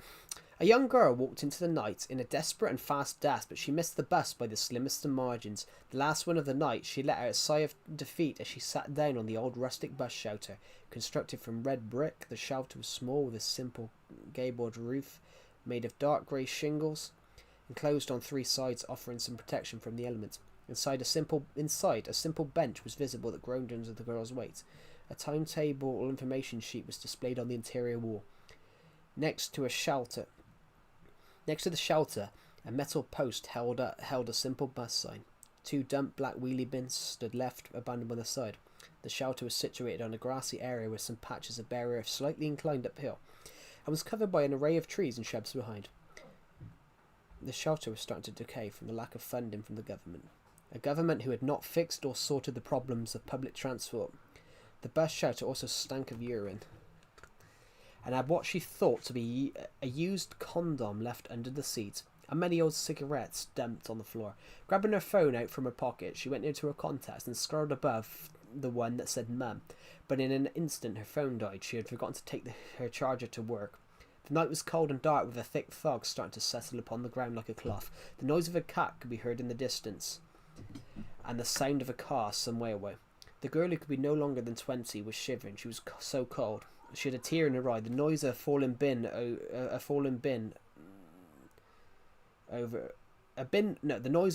falling over brought her back to her senses. She freaked out. She freaked out a little, but started to look around a bit. But the intense, thick fog stopped her in her tracks. A noise came from behind her, which she turned quickly. It was only a cat. She gave a sigh of relief, crouching down to pat the cat. Oh, hello, kitty cat. Hello, kitty cat. I know, yes you are. Who's a little kitty cat? She said, rubbing its back, before standing up. But lurching out of the shadows and the fog from behind her, 2 dark hands emerged, dragging her into the obscurity as the night returned to quiet. Chapter 1: The Vanishing Girl. Let's just move this controller. Let's move this controller off my knee a minute. Chapter 1: The Vanishing Girl. There was a small cafe on a little stone street in Manchester. Miriam's Cafe was known for its luxurious and dimly lit space that comprised several elegantly arranged dining tables with white marble tops and chairs in a light grey cream colour with black trim. Each table was set with fine china, glassware, candles. The tables were spaced to allow comfortable movement for those who entered the cafe just to come and go. On the back wall, a long bar stood with a substantial collection of wine bottles displayed behind backlit shelving units with arched tops and teal accents, within alcoves separated by mirrors. A cafe worker was visible behind the bar, dealing with people's orders. The cafe's walls were a mix of textures. Patterned tiling featuring geometric designs in darker shades, and a brick wall visible throughout glass panels, giving a blend of modern and classic elements. Archways defined different areas within the restaurants. The ceiling featured a coffer design with recessed lighting and 2 large, elaborate chandeliers hung from it. There was a plush grey sofa seating near the entrance of the space with several pillows. The potted plants were strategically placed for a touch of greenery that complements the design's colour scheme, which was mostly dark greys, teals and golds. The lighting was warm, creating a cosy and inviting environment. The floor was polished marble with geometric black inlay design. A man was waiting in his line to be handed his order. The man was wearing a navy blue suit, underneath which he was also wearing a light blue button-down shirt and dotted tie. He also had a navy blue overcoat on. A plastic cup was handed to him along with a big chocolate brownie, which he munched on whilst walking down the crowded street. It was the afternoon. He turned down a different street, walking towards the police station. Upon entry, he pulled out an ID card from his pocket, scanned it on the identity kiosk, and then formally made his way inside. Heading to his lock office, which he had the key for, so he unlocked it. The sign on the door read Detective Chief Inspector Nicholas Kane. He stepped into his office and was about to take a seat before he could, however, the door opened. Nick, we got a missing girl, Olivia Seagrove, who never boarded the bus home last night, a person said in a hurry. Is there a chance she just missed the bus, or said Detective? If you missed the bus, you would just get the earliest possible next one, but she's never turned up at all, he replied. We got a potential criminal case on our hands then, said Detective Kane said, before adding, let's go to the family, George, find out what they know. Start with that, then move onwards from there. Detective Kane and Detective George McKinley headed to the home of David and Carla Seagrove. As soon as they got there, they introduced themselves and went in. Mr. and Mrs. Seagrove, you have 5 children, right? asked Detective Kane. Yes, Olivia's the middle child. Jonathan and Petra are 5 and 3 years older, respectively, and Aidan and Megan are 4 and 6 years younger, respectively. Carla Seagrove replied. What's Olivia's relationship with her siblings? Asked Detective Kane. Well, they get on. I mean, Petra gets on with her the most, as they are the closest in age. I mean, it was hard for her growing up. She's so much younger or older than the others. When she was 6, Jonathan and Petra were 11 and 9 respectively, and Aidan was 2, and little Megan was only just born. But she got on with them. She and Petra were always there for Megan, supporting her through her challenge, as were they all, always supporting each other. Miss Seagrove replied. Can you think of any reason why she'd not want to come home? He asked. Well, no, Miss Seagrove answered. She had promised Megan she would be there to watch Megan's rugby game last night. She's never missed any of Megan's rugby matches or Aidan's football games for Finchton FC. She was there when he played last week. Our Aidan plays as an attacking midfielder. He started that role when manager Gary Smassett, having moved him from left wing. As I was saying, she saw him score a bicycle kick last week against Clinton Rovers. It was a great goal, wasn't it, love? How our boy scored from there. Mind you, he was only 5'7". It was a great goal. That 6'6" keeper wasn't saving it, was he, love? Miss Seagrove said, going off on a tangent. Yeah, Don, it was a great goal. That goalkeeper, what was his name? Oh, Noah Phillips wasn't saving it. Our boy hit it like a bloody cannon with that wonderful left foot of his. Honestly, detective, you should have seen it. You should have seen it. Mr. Seagrove responded. If we could go back to the main subject of the interview, Olivia, does she have any enemies that might want to do her harm? Asked Detective Kane. No, actually, there was this Jenny Lovelace, this mean girl when she was 11, said Mrs. Seagrove. Your daughter's 21 years old. Does Mrs. Jenny Lovelace still live around here? Asked Detective Kane. Oh no, she moved with her parents to Vancouver, Canada in 2014, Miss Seagrove replied. So no current enemies or people willing to do her harm then. Got that noted. Thank you for your time. We'll get in touch if we find anything, Detective Kane responded. Detectives Kane and McKinley were sat at the desk discussing the case. There's something off about the family. She missed her younger sister's sporting event, but she left work at 10 p.m. at night. Who has a sporting event after 10 p.m. at night? McKinley said, sipping on a cup of tea. Maybe get the father in here for questioning.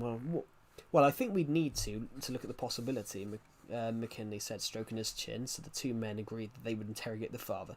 The next day, Seagrove was brought into the police station. He came with them willingly, wanting to help in any way he could.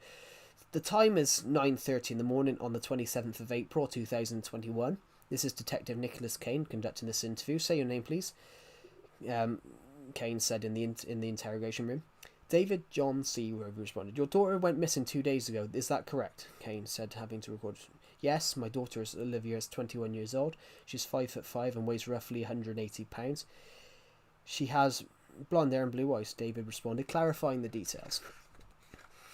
You and your missus, when we interviewed you, stated that she did not turn up for her little sister Megan's sporting event, but the times that you gave us don't make sense. If she finishes work at 10 p.m. Greenwich Mean Time, she wouldn't be at a sporting event afterwards. This is because you wouldn't have a sporting event at that time of night, said Kane, clarifying the details. Yeah, that's true.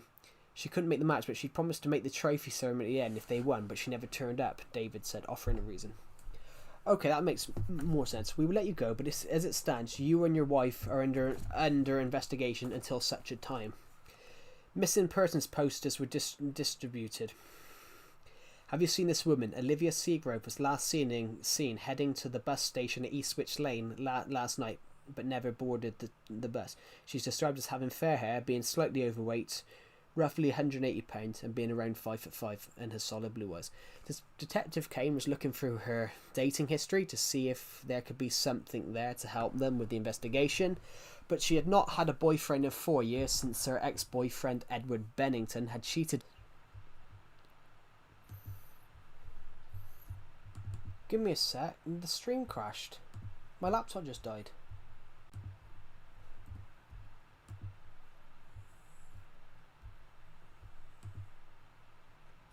Hey guys, where were we? Where were we in that when the stream crashed?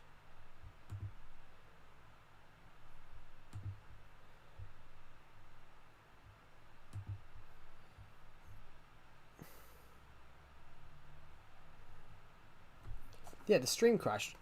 Where were we? Were we at the brown? Where were we? What was the last thing I said, guys? From the book. I didn't realize the stream had crashed. I just thought my laptop had just. When did we crash?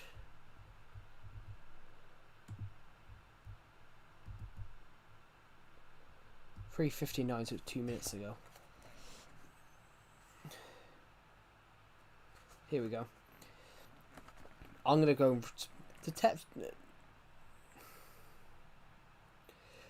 Kane was looking for her dating history to see if there could be something there to help them with their investigation. But she had not had a boyfriend in 4 years since her ex-boyfriend Edward Bennington had cheated on her with some American brunette he'd met online called Catfish. That didn't last long, as she turned out to be a 48-year-old man called Derek, who was running a catfish scam and didn't take a brain scientist to notice that with the girl's name, but well, he didn't. She took all his money and left him with the right end of fuck all. They started to check her social media accounts to see if there could be any sort of connection to what happened to her. Her Instagram just had her Instagram is just full of images of her on the beach, her supporting her little sister and little brother at sporting events. She was very much paints herself as a supportive big sister. The last view of her was her and her sister Megan at a theme park. The Instagram caption said, "Do I get the best sister ever brownie points?" All her photos she had posted were of her in nice clothes, sometimes quite revealing. Her last picture on Facebook was her when she did a fun run the other year. Her caption though was the fat ass bitch came last, but it's the spirit that counts, right? The other social media accounts being examined had nothing that could lead them to any further knowledge. All it was photos and stuff like Olivia Seagrove was with Alice Cartwright at the Chicken Butt Love Nugget Sugar Burger Cafe, or when she was with her friend Holly Quinn at,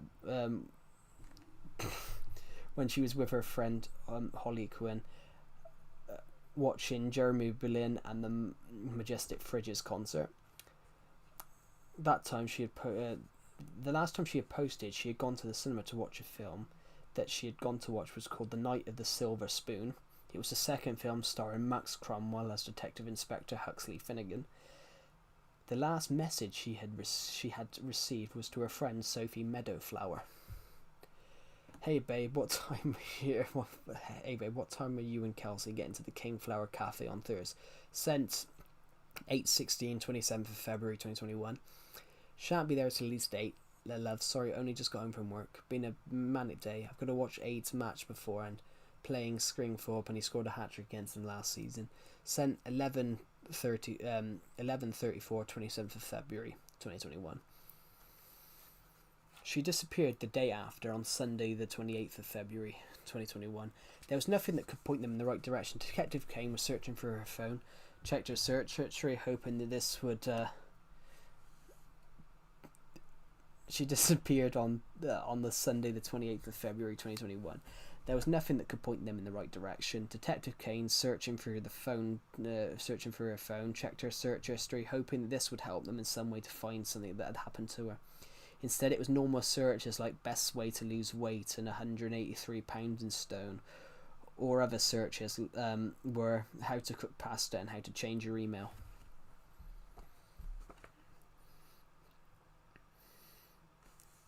The day after, Detective Kane walked into Bromwich department store where Olivia Seagrove had worked as a shop assistant, and asked to see their records and the surveillance camera footage, which showed her leaving at 10:30. She was embarking on a 25 to 26 minute walk to the bus station, which would have stuck her there at 5 minutes to 11, which would have been the exact minute the bus left, or a few minutes afterwards based on walking speeds. A trip to Eastwich Lane was on the cards as they searched the place. Detective Kane and McKinley began to search the location. There's nothing here. The girl's just disappeared in plain sight. The line just stops dead. Right here, he said, tapping his foot on the ground. The two men started to look around for a bit. They weren't quite sure what they were looking for, but regardless, Kane started to search for the bushes and trees behind the stall, which he came across many things: old cigarettes and what he thought was a used heroin needle and a pair of men's pants, but nothing was linked to Olivia. It was closing down 3 weeks since she had disappeared, and there had been nothing. Slowly and surely, It was a warm summer's. Slowly and slowly, weeks became months, and before they knew it, it was a warm summer's day.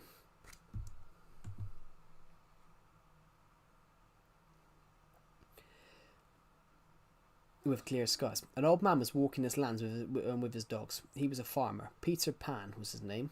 Well, Peter Payne was his name. He was heading to where his sheep were. Where his sheep were located at Norbert's Wood Farm. Suddenly, one of his 3 dogs picked up a trail of something and bolted down to a little wooded area in the corner. He started frantically searching for his dog and came across a black bag with clothes in it. He called the police straight away. Detective Kane was on a break, drinking a cup of tea, when a colleague came past and said, "We've got a farmer from Norbert's Wood who's just called in saying he's found a big bag of clothes in a ditch."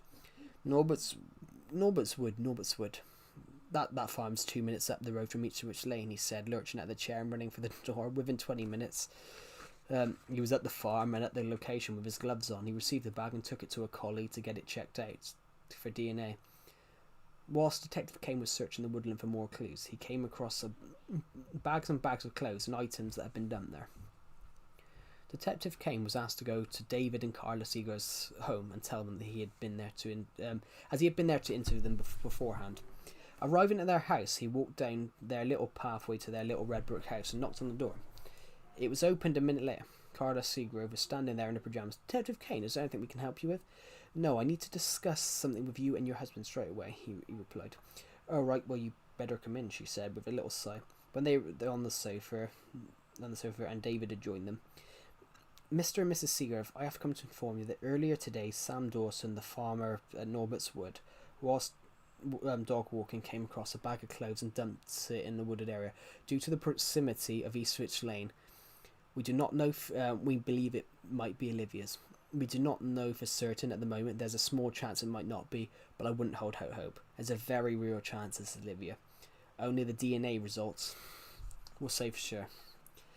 David Seagrove could barely talk but managed to get a few words out. Thank you, Detective, for telling us the truth." Detective Kane reached out and patted his shoulder for reassurance. The clothes were put on the table and were started to be filtered through and scanned. However, there was a slight catch that had come through the system. There were men's clothes in the pile.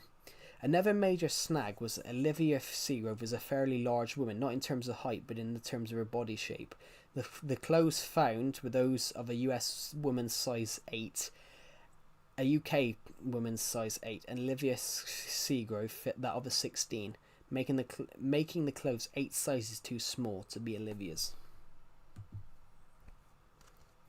The DNA results confirmed that they in fact belonged to Henrietta Wozniak, a lady who in recent times had become a known and prolific fly tipper.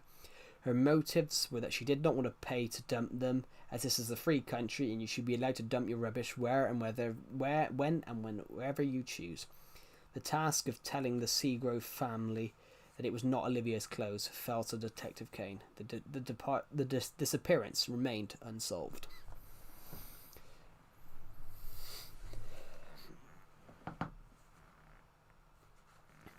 Chapter 2, Broken Hearts.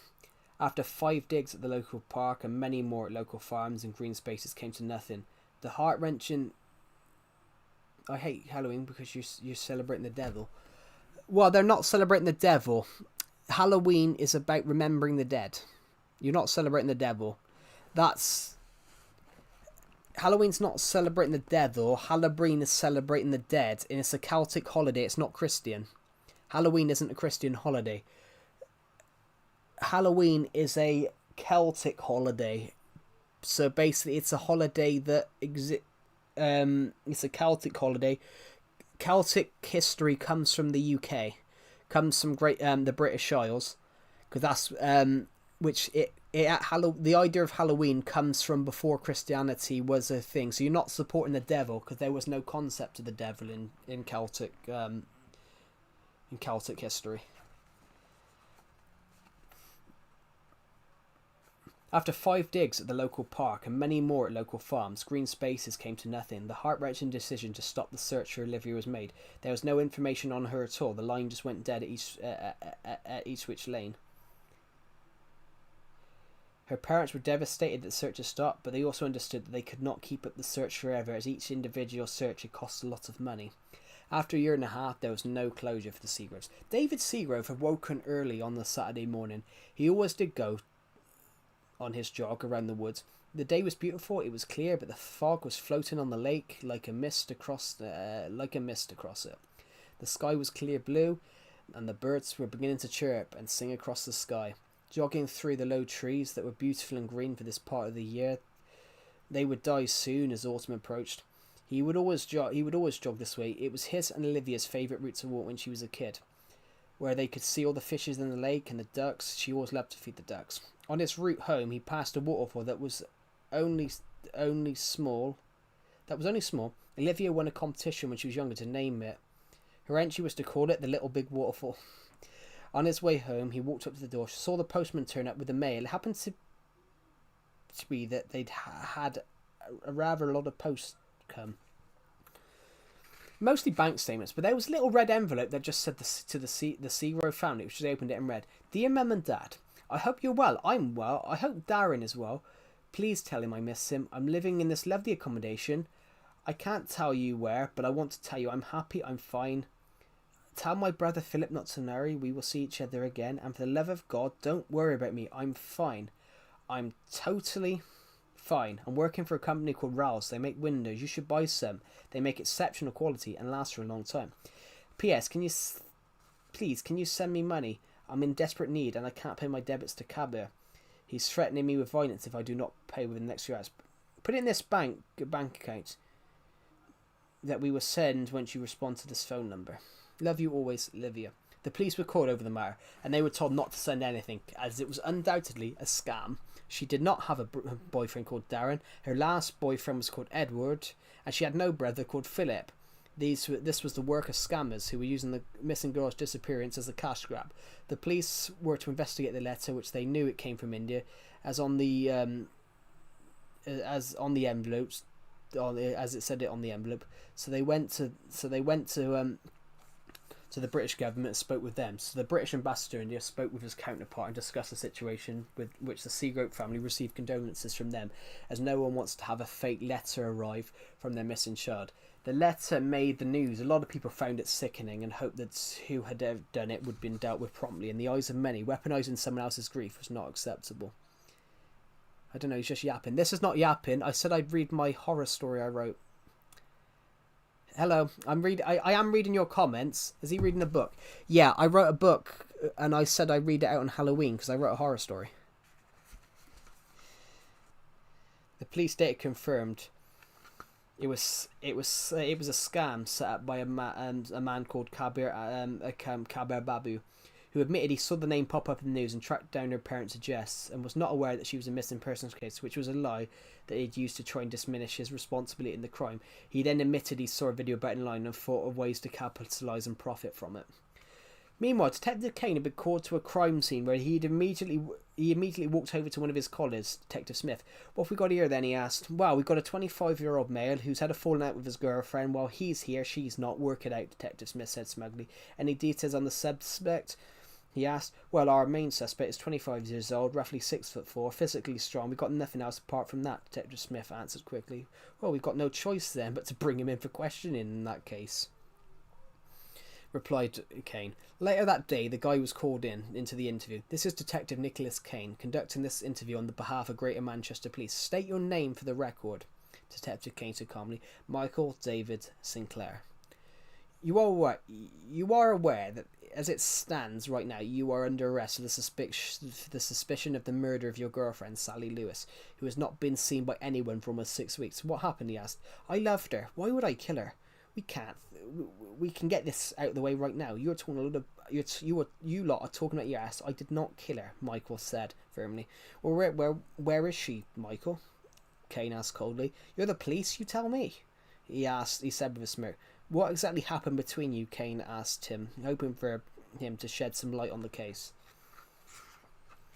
"Well, we'd gone to the cinema to watch one of those new superhero films, those Marvel ones, or was it DC? Whichever one it was, it escapes me. There's so many that come out each and every year now.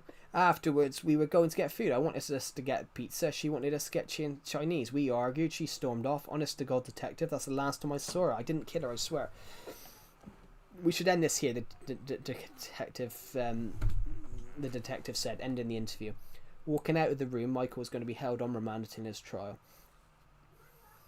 The team began a search of Michael's house. Upon the entry, the house was fairly untidy, where there was a photograph of Mike and Sally on the sofa. There was real love in their eyes. They searched everywhere for evidence until they came across something that could help them. Sally's shoe, the one she was wearing in the surveillance footage the last time they were together, also happened to be the last time she had been seen at all. This was now damaging to Michael. The shoe was found under his bed, which the detective had to ask himself, why would a shoe be under the bed? That's a very odd place to put it. A note was found with it. Found this on the street. We found her shoe under your bed, asked Kane. Well, I put it there, said Michael Sinclair. Why did you put it there, asked Kane, hoping to apply some pressure. I found it.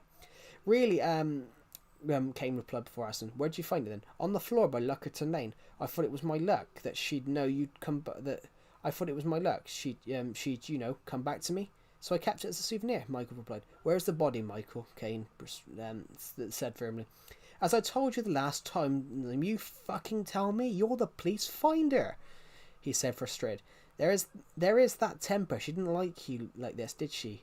You just couldn't control it. So you couldn't control that rage. So you killed her, you know. Yet you still deny it, Kane said, firmly but coldly. Well, that's your way of saying it. I will tell you, I've never hurt a girl. Wouldn't ever do it. I didn't kill Sally Lewis, and you have got that in your you got to. I'm gonna read that. Well, that's your way of saying it, but I will tell you, I've never hurt a girl. Wouldn't ever do it. I didn't kill Sally Lewis. Have you got that in your thick head of yours? Michael replied fiercely. A major setback for Sinclair was a video of them walking together, which resulted in him being charged for her murder. The problem perplexing them was the lack of a body. There was nothing but his word and the CCTV, which they had hoped would be enough to sway the judge. The day the court was there, Michael Sinclair was taken to the dock, where he would stand trial for his girlfriend's murder. The court is in session, Judge Jones said, smashing the small wooden mallet on the desk. The court heard how Michael Sinclair had ruined Sully's family forever, and they would forever be without their daughter. The defence claimed how their client could be tried for murder with the absence the defence claimed how their client could be tried for murder without the absence of a body. Mr. Sinclair, are you a bully? The lawyer for the prosecution asked. No, never will. Never have, never will, Sinclair responded. Mr. Sinclair, the people who have gone on record about your character have all said that you have always been a rather pig-headed and cocky due to your build, your size, and your attitude, said the prosecution. I never said that. That's putting words in other people's mouths. I'm not a bully, he said. How so? Asked the prosecution. I do, Sinclair pleaded. Where is the body of Sally Lewis? They asked. I don't know. You got the wrong man, Sinclair pleaded, raising his voice a bit. You are a bully who refuses to reveal the body of a weak and defenceless young girl, the prosecution argued. Sinclair lurched out of his chair, waving his hands wide and shouting, I am not a bully and I did not kill Sally Lewis. Order in the court, roared Justice Jones as he slammed the wooden mallet on the desk. The jury has infamously reached its conclusion. Mr. Sinclair, your girlfriend is only 5'1", and you are 6'4". The CCTV highlights a million options, but only one absolute. In the case of Michael David Sinclair on the murder and disappearance of Sally Lewis, we, the jury, find you guilty on all accounts. This crime does not only warrant the measures, but due to the appalling nature and the lack of revealing the body, we sentence you to 25 years in prison, Judge Jones said, smacking the hammer down, which the court heard the cries of Sinclair as he was condemned to his fate. He protested his innocence right to the very end of his trial. Hello, Avocado, and hello, Jasper Poole. Yeah, we're reading The Dollmaker out, which is a novel that I wrote, guys, last year. I wrote The Dollmaker... No, this year, sorry. I wrote The Dollmaker this year, guys.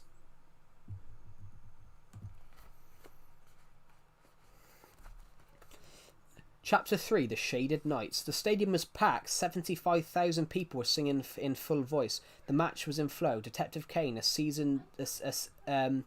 a seasoned Man United fan and a season ticket holder for 27 years, was watching his team play Brentford. The game was 2-1 going into the last 5 minutes of normal time. There was a thunderous roar at full time. It was their first win in 3 league games and 5 in all competitions. As soon as the match ended, Detective Kane got out of his seat and headed for the exit. He was heading outside of their stadium, Old Trafford, the largest Premier League ground in the country. After descending the long stairs, he emerged out the building and left the ground. He was heading to the car park where he had parked his car. The detective got to his car and opened the door. Sitting down, he'd started her up and started the drive home. After getting out of the car park and turning around the road, he had to pass lots of Man United fans in their football jerseys, jubilant at their team's win. As he was driving home, he had his Man United jersey on, and he found himself singing a tune. "Glory, glory, Manchester United," he chirped as he was driving down the road. As he turned towards a small little tight side street, he noticed a sign on a lamp post. He was drawn to and knew that he needed to look at. "Have you seen Mallory Taylor? Can you help?" Mallory Taylor is 5'9" inches tall, weighs approximately 250 pounds, and is 19 years old. Has brown eyes and brown hair and green eyes. She was last seen by friends waiting for a bus at Eastwich Lane. Whilst looking at the sign, he was muttering the same phrase, "Eastwich Lane." It took him a moment to draw a connection, but as soon as he did, he ran to the car and sped towards the station. When he arrived, Detective George McKinley met him. "I thought you were off today, off duty." "I was. I saw a missing persons flyer. I swear I recognise the name and place. I swear we've been there before. Olivia Seagrove, Eastwich Lane," Kane said. "Olivia Seagrove was 3 years ago. This girl can't be the same person," McKinley said, confused.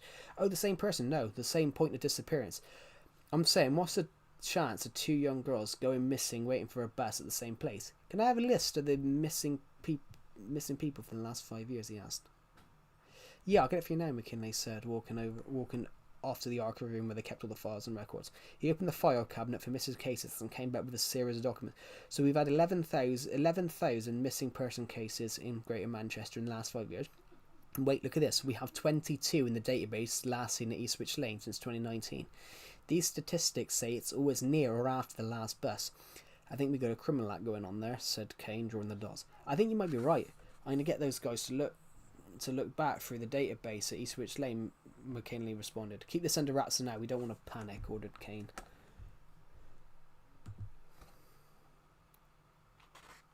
Yes, I do have the Halloween texture pack on. We're also reading The Dollmaker. Later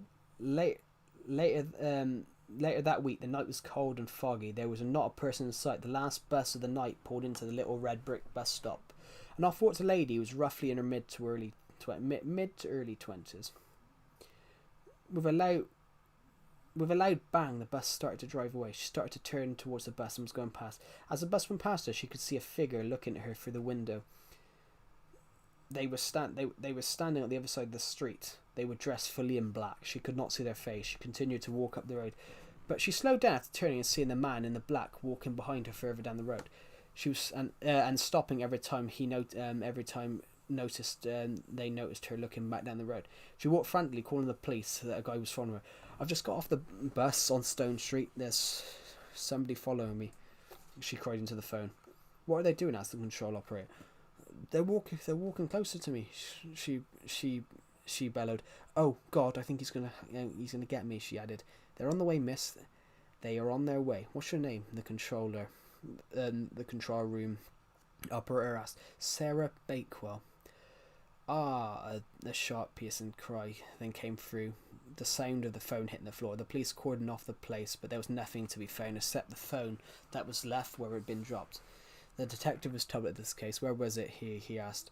"Eastwich Lane, I believe, sir," the police officer said. "Take me there now," he said, grabbing his coat and heading for the door. When they arrived, they were given a brief briefing.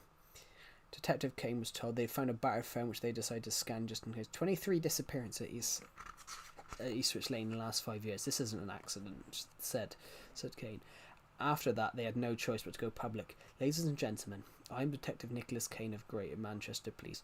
We can announce we're investigating a string of disappearances tied to Eastwich Lane. We have 22 confirmed disappearances and we have 23 disappearances in the past 5 years. We urge anyone with any knowledge to come forward and share it," he said, with a terror and fear in his face. Panic was starting to brew, and people were disappearing. And you had the conspiracy theorists saying the girl had run off to Mexico, but they were shut down. Who runs off to Mexico without their phone, money, or their passport? Eastwich Lane was now on the map, a small little bus stop in the middle of Manchester. The abduction of Sarah Bakewell had got people talking. Were young girls safe at night? Was there a depraved man out there? But as a local male politician put it, how can they be so sure it's a man? A call came into the police station. Hello, this is Greater Manchester Police. This is Becky. How can I help you today? Asked Becky. Hello, Becky. I have some information about the young girl who disappeared. What was her name? Yes, Sarah Bakewell, a man. The voice came through. What is that, sir? She grabbed the pen. Well, you see, I was heading down the road there, was from the shops. I went to Costco's to get some milk, and as I ran out, I needed a cup of tea. I had a long, hard day at work. You see, this within roughly 10 minutes afterwards, I saw a man called Leighton Emissarium run past me with blood on his hands, and he was heading away from there with a bag that seemed to have what I thought was hair sticking out of it.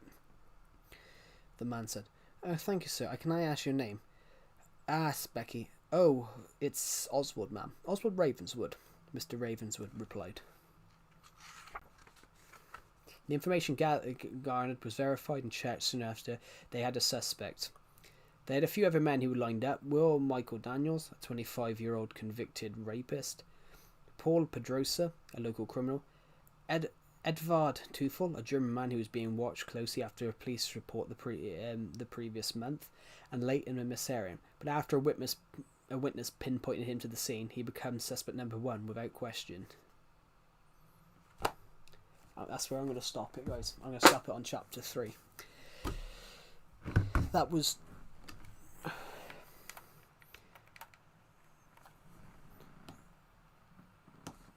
I understand why the doll maker was 18, yeah. So, we read the prologue. We read chapter 1, The Vanishing Girl. We read chapter 2, Broken Hearts. And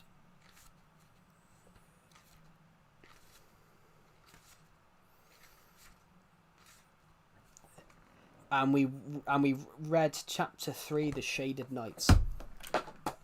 Yeah, this was a story that I came up with last year. I came up with the doll maker like 2 years ago. I came up with the doll maker 2 years ago as a short film idea. So this was a short film idea, guys. It does get more and more horrific, but there's some bits that I don't think I could read out. There's some bits like that I don't think I can read out on stream. Just because, you know, I don't know the ages of everyone on the stream. Like, if we've got people like, you know, 13, 14, I can't read out some of the other bits of the doll maker. But I hope you guys enjoyed it. It's available on Amazon globally. It's available in the United States. It's available in Canada, Mexico, Poland, Portugal. You name it, it's available. It's even available in China, Russia. Basically, you name it, it's available. What's everyone's favourite part? I really love the bit I quite love though is the bit about the bit that I like. I tried to put a little bit of comedy in there just in some points. So the bit about the parents going off a tangent and talking about the younger brother's got a bicycle kick he scored. I liked a little bit of comedy in there a little bit. So I wrote a little bit of comedy in there in little bits. So like the mother and father going off on a tangent talking about their son's bicycle kick the previous week. As he's playing attacking midfield. And the joke being that the 5'7" football attacking midfielder scoring a bicycle kick against the 6'6" keeper.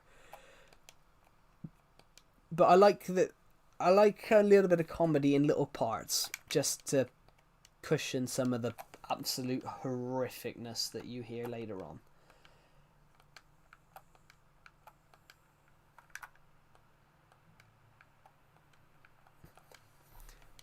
What do you guys think, though?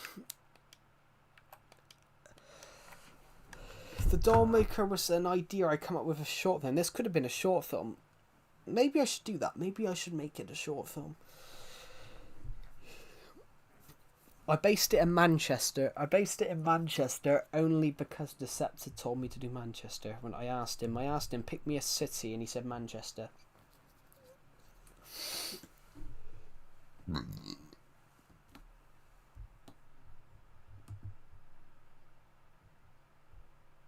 Turned into a short film would be so cool.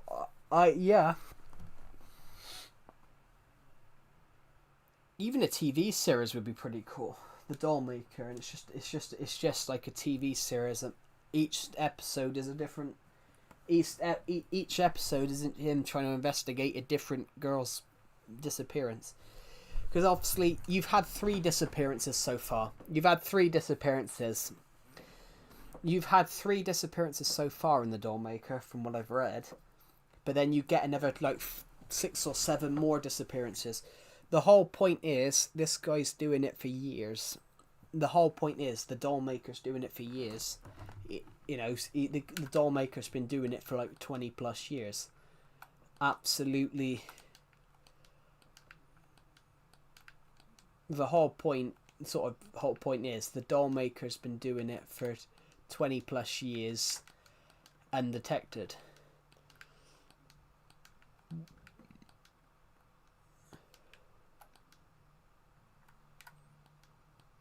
I mean, I drew inspiration from a real life British serial killer for that part.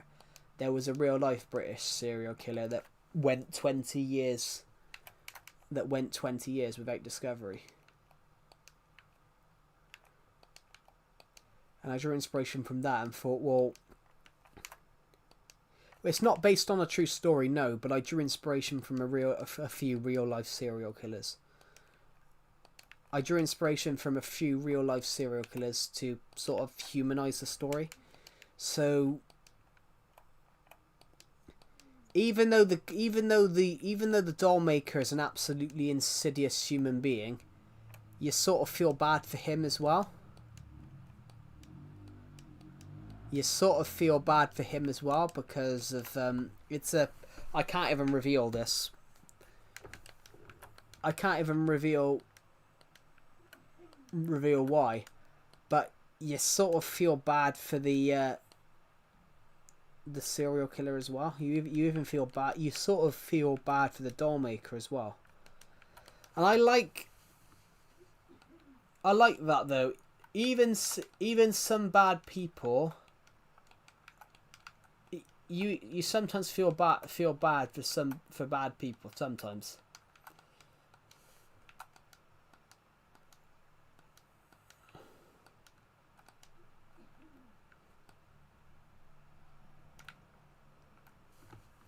Yeah, it's not, the Dollmaker is not based on a true story. Yeah, it's a genuine book. It's a genuine book. Here, let me prove it. Let me prove it to you. It's a genuine book.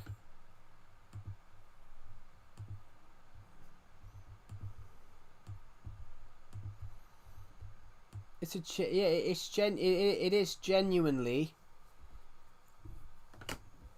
a book, but here. See? It's genuinely a book. It's genuinely a book. Yeah, I wrote everything to do with the Dollmaker because I write books in my so we just spawned a chicken.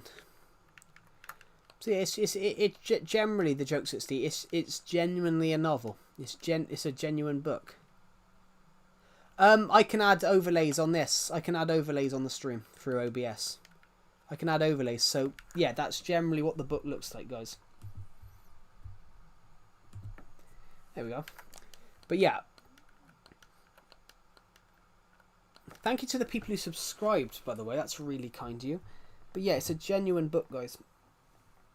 I've even wrote a story for you guys on the stream, which we can read a little bit later. Oh,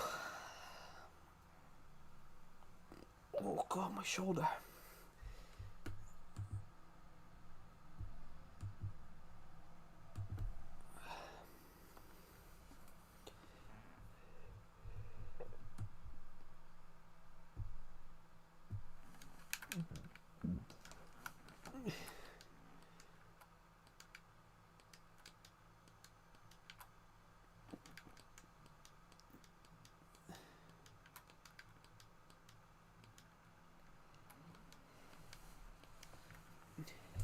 Hello XXX Tagu, welcome to the stream. But yeah guys, the Doll Maker is a genuine story, and I wrote it for a competition. I didn't win, not that I'm aware of.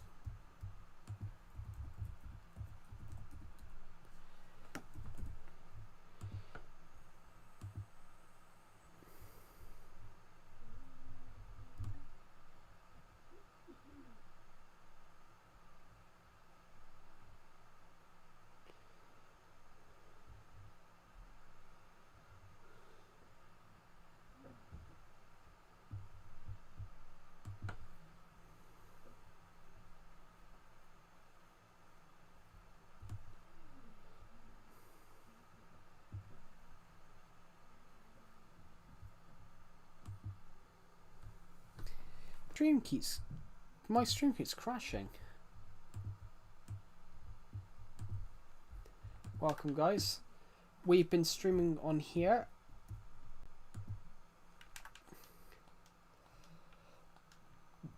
Hello Tony Casino, welcome to the stream. I've got to go to the toilet guys, I'll be back in a minute.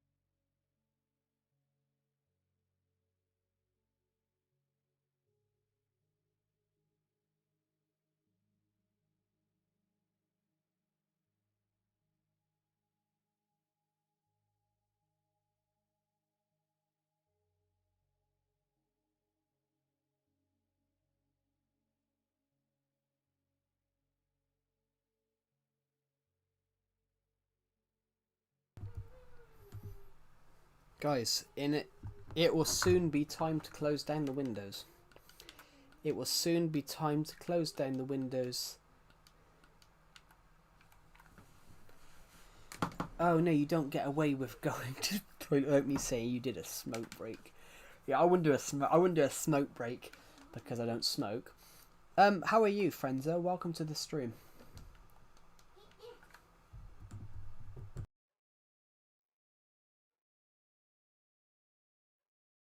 I'll be back in a minute.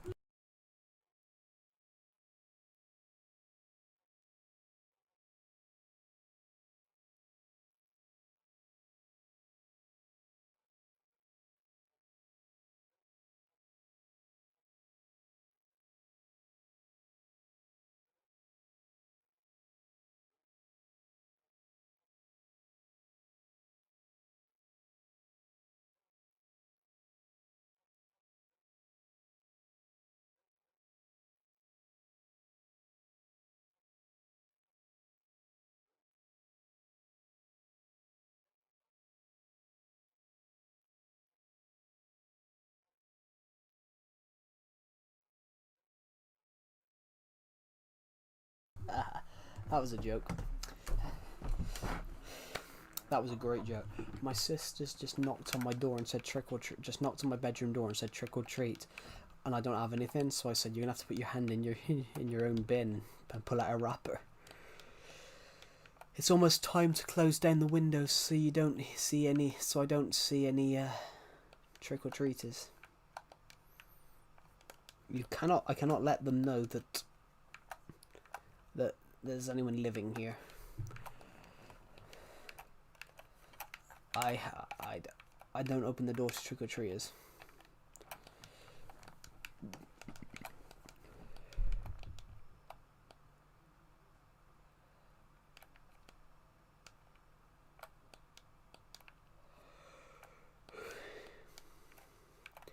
Do I like a Snickers bar? Do you know what? I don't. I prefer Mars bars. Snickers are alright, but the nuts taste horrible in them. In fact, the UK were forced to change Snickers' name. They used to be called marathon bars in the UK. There's a comedian on a TV show. He said about his friends, how dirty his friend's house was. He said, I found a marathon bar. I said, I haven't seen one of them since 1990, because it's now called Snickers. But yeah, a Snickers bar. They used to be called marathon bars in the UK. Shall we quickly see? Ooh, there is in some places in the world. The UK just don't.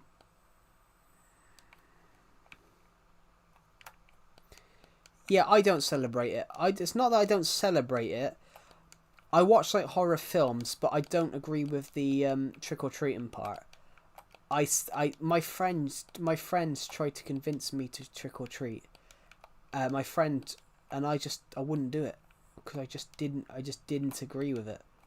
I thought it was. I was getting clowned last time I went trick or treating at age 16. Clowned.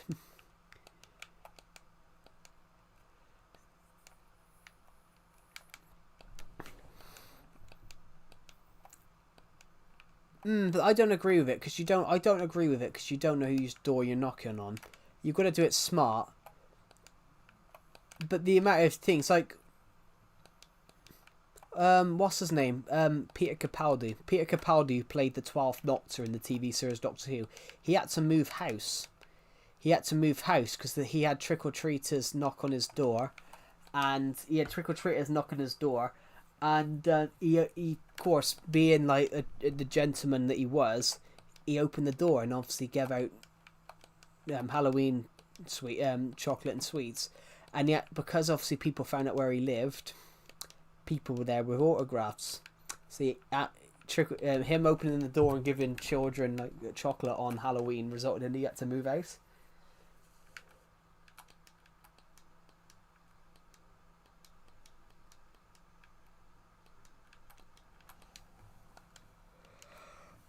Yeah, happy Halloween, Zorro.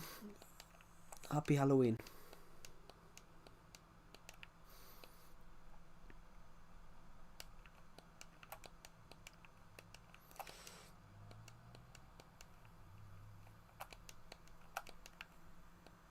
Yeah, the thing with Halloween, guys, people treat it as just a way to dress up nowadays. People dressing up as superheroes and bunny rabbits. That's not Halloween. Dressing up as Star Wars characters. That's not Halloween. That's just fancy dress. Halloween, you dress up as thing. Yeah, it's about who can dress up the scariest.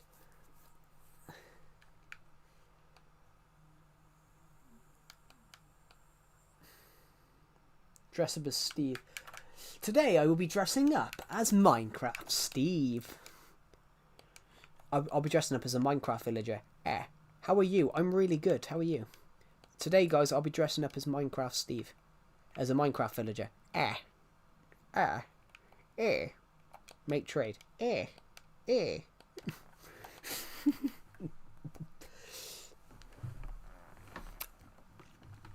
just want to close my other laptop down.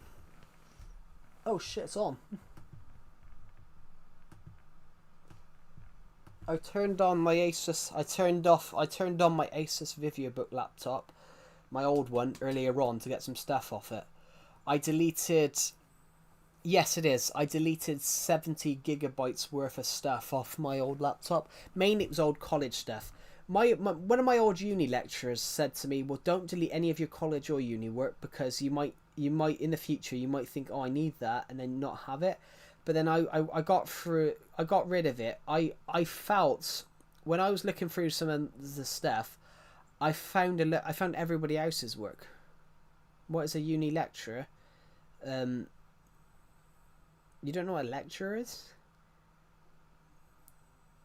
It's basically a teacher, but when you're in college, you don't call you don't call them teachers, but you call them lecturers because they lecture you. Right, I can unplug that charger now. Fucking hell, I can't pull the wire out. I need to clean this desk. This desk's 168 centimeters. This desk is 168. What is a teacher? Me. I'm joking. I would never be a teacher, guys. I would never be a teacher, guys, because I would never be a teacher because I wouldn't cope with the shit. Well, you know, all the shit they get. Oh, you shouldn't be teaching us this because I don't agree with it. You shouldn't be teaching us this because I don't think this film should be shown. I was flicking on the Halloween channel on Amazon last night. I come across a film that generally though should not be shown. There's a film that should generally not be shown. And I'm 100%, and I stand by that. Some people like this film, but I think it should never be shown. There's a horror film. There's a horror film series I think should never ever be shown on TV, and it should never be promoted. That's just me though, guys. As a horror film series, I don't think should ever be shown on the shown anywhere, because the director's a criminal, and how he was able to make films again, I don't know. You know when they say about privilege in the film industry, guys? You know how they say about people like Harvey Weinstein getting away with it? 50% gamer. No, 25% filmmaker, 25% author, 25% gamer, 25% historian. We're going to go with 25s.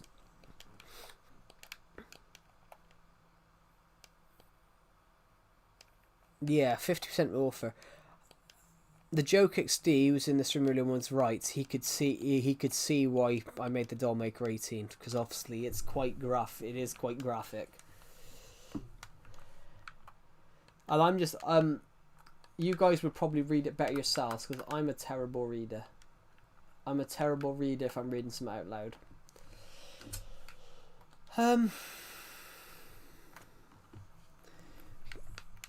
Today, kids, we're going to be learning about the Dollmaker. We're going to be learning about the social and economic thriller that is the Dollmaker.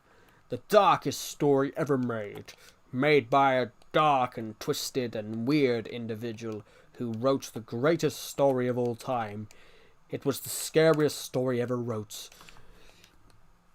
Nobody has ever decided to write something as dark again, and probably will not for centuries to come. Whoa, whoa, whoa. Whoa, whoa, whoa, whoa, whoa, whoa. Yeah, I would never be a teacher, because I wouldn't cope with the shit that some people do now, complaining about really stupid stuff. Nigel stole my pen. Oh, he called me an idiot. I want him sent to prison. Like that stuff. People whinging about just random finding anything to moan at and complain about. Like I just couldn't. I couldn't care less about a lot of that shit. I would be a terrible teacher, guys. I'd be a terrible teacher just because I cannot. I would not cope with it. If someone came to me and said, "Oh, so and so's called me an idiot," it upset my feelings. I'm like, "Well, your feelings are, it must be very easy to hurt your feelings. Then it's just a name, deal with it. It's just a name, deal with it." Oh my god, I like this room. I like this room on this texture pack. Look at that.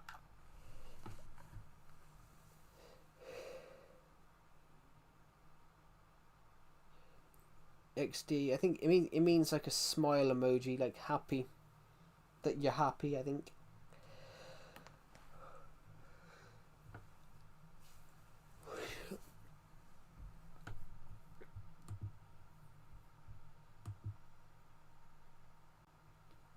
Chocolate sweets. That's just me though.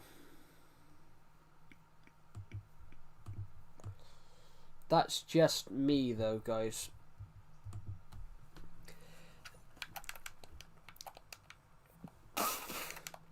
Guys, what's everyone's favourite horror film?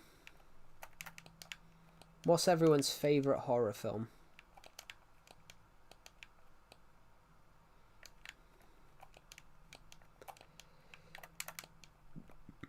What's everyone's favourite horror story? Horror film or horror story?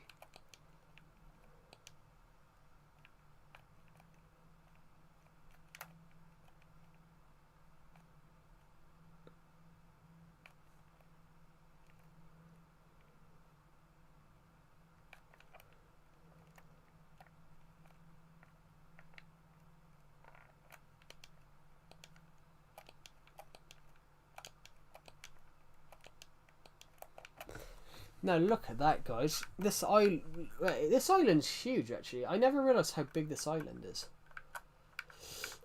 But this used to have trees all over it. I ordered 1,000 bits of the doll maker for £10,000. Yeah, that wouldn't. 1,000 books of the doll maker wouldn't cost 10 grand. It would cost less.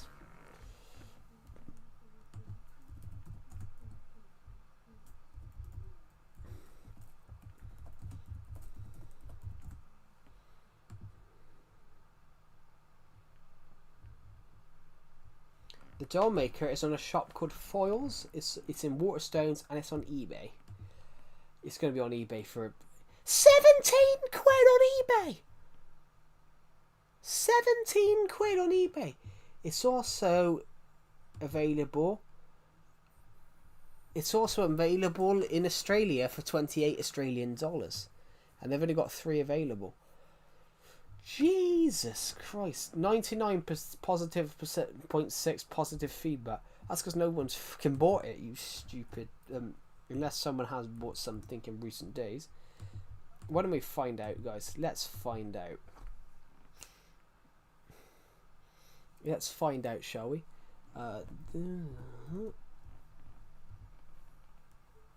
Let's find out, shall we? No, so 99% positive feedback.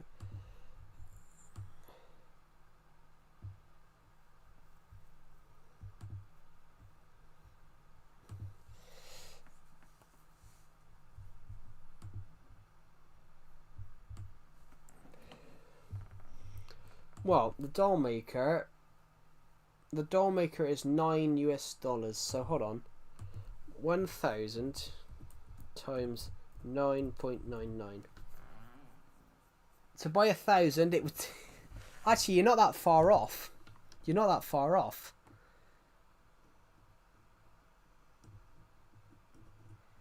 You should do a Minecraft survival series. I do a Minecraft survival series. We're on that world.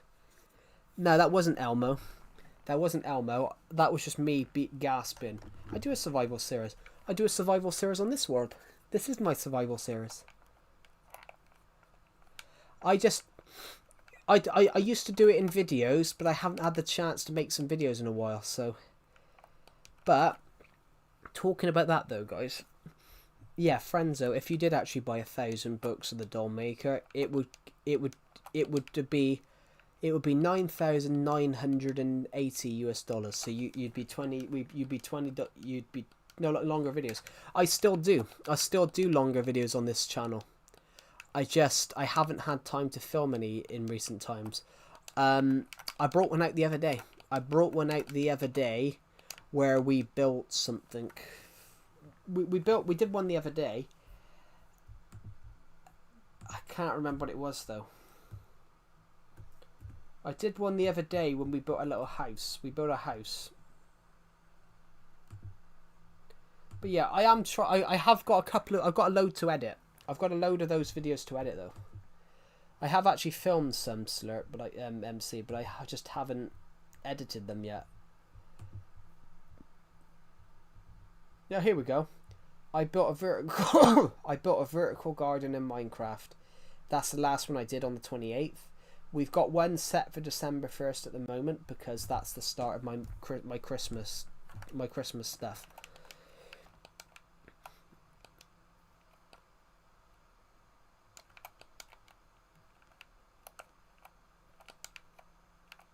Here we go. Look at this, guys.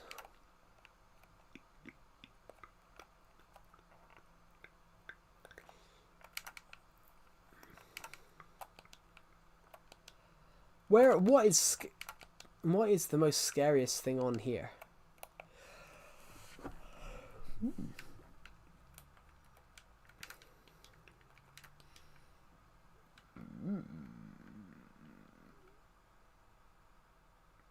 Yeah, this is my Survivor Legacy world. So basically, this is generally Survivor Legacy is the world's name, guys. It's actually Minecraft Legacy Console Edition wasn't called Legacy until after I called this world has always been called Survivor Legacy. This world was called Survivor Legacy longer than this world has been called Survivor Legacy longer than Minecraft's been called Legacy. So when I say Survivor Legacy, guys, I mean the world is not called Survival. The world's called Survivor Legacy. It just happens to be that Minecraft was called Legacy. You don't have to use a mic. You don't have to use a mic for your videos. You don't have to use a mic for your videos. So I used to do most of my streams as non-commentary streams, mainly because you could always hear my sister yelling in the background, so I never did any commentary. I'm going to close the blinds. It's a bit dark. It's getting dark. And I want to make it look like no one's home. Guys, I've also got the clown suit. I've just found it. Perhaps I should slide into that later. Well, it's not weird. You don't have to talk in videos. I do because you guys can. It means you guys can connect with me and understand me, and I can understand you guys. That's why I use my mic. I use my mic so you guys can understand me and I can understand you, if you get what I mean. I love the connection that comes with it. I love the human connection. I love the human connection that comes with it, so you guys can see that I'm a human. Thank you. This is the Halloween one. We read my book, The Doll Maker, out earlier on. We read the first 3 chapters on the stream. And we've got comments on the stream of people of finally realising why I said why it's 18 rated.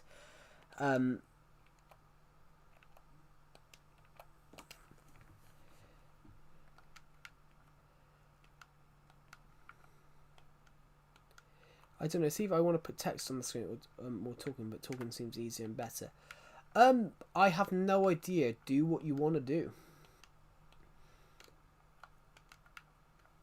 Guys, I'm loving this word on here.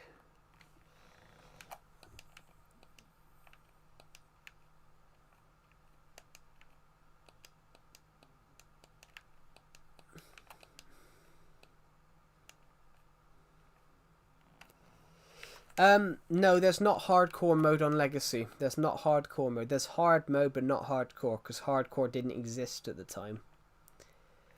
Do you know what? I'm loving what this world looks like.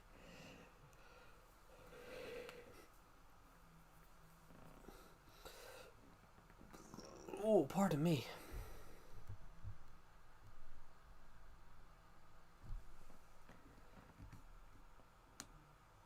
It's really what you feel like doing. So, you know, I started out on this channel with a little camera.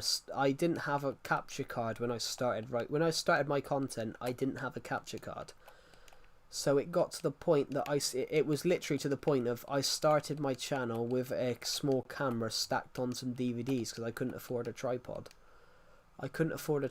So I stacked a camera in front of my TV on some DVDs.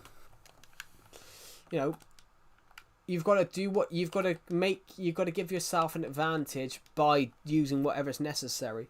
So I started out my YouTube channel filming my Minecraft gameplay through a camera stacked on some DVDs, looking at the TV, and guys, look what the roller coaster looks like. Looks like a toxic waste dump. If you go into the lava, is the fire green, or shall I just test something? Look at my armor. Oh, video killed the radio star. Video killed the radio star. Ooh. Okay. This looks really cool. Welcome to the scariest place of the world. The scariest place. This is Django the Clown's dungeon.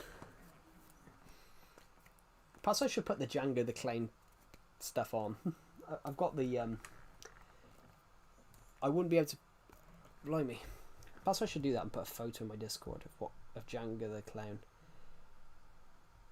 Oh, Ridiculousness, axed by MTV after 14-year run. Good show. I liked Ridiculousness when they just watch old footage. They watch like silly old footage. Yeah. I bought what did I buy? I bought the Steampunk texture pack yesterday as well at the same time. A Legacy Console Edition Tame 1. And Nether Portals. Nether Portals literally looked like an electric shock. You'll never escape. We're going to go to the Nether. Look at the Nether, guys. Look at the Nether. Now, this is my type of place. Tell you what this reminds me of. It reminds me of the... tell you what this reminds me of. You know, with the Ministry of Magic... You know the darker bits of the Ministry of Magic in Harry Potter? Like the Blackstone and sort of green. Reminds me of the Ministry of Magic in the Harry Potter movies.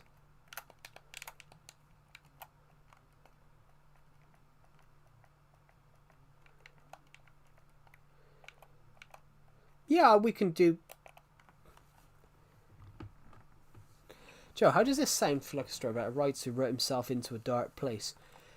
That's a cool idea, actually. Yeah, that's a really cool concept.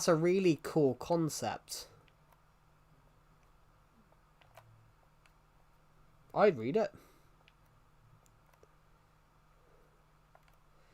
It does, yeah, it does look like the Ministry of Magic from Harry Potter.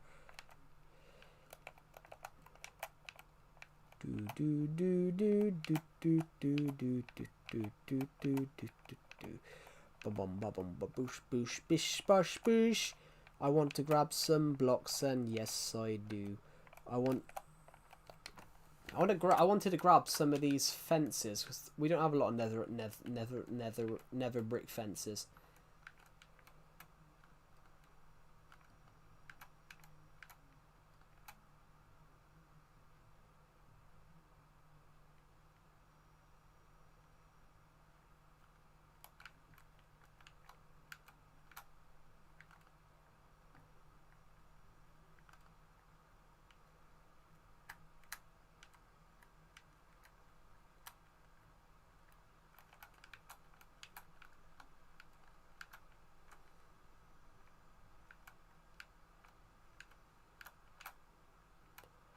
Do do do do do do do.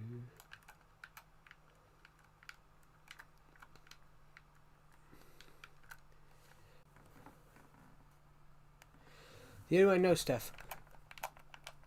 Well, Harry Potter is a good thing.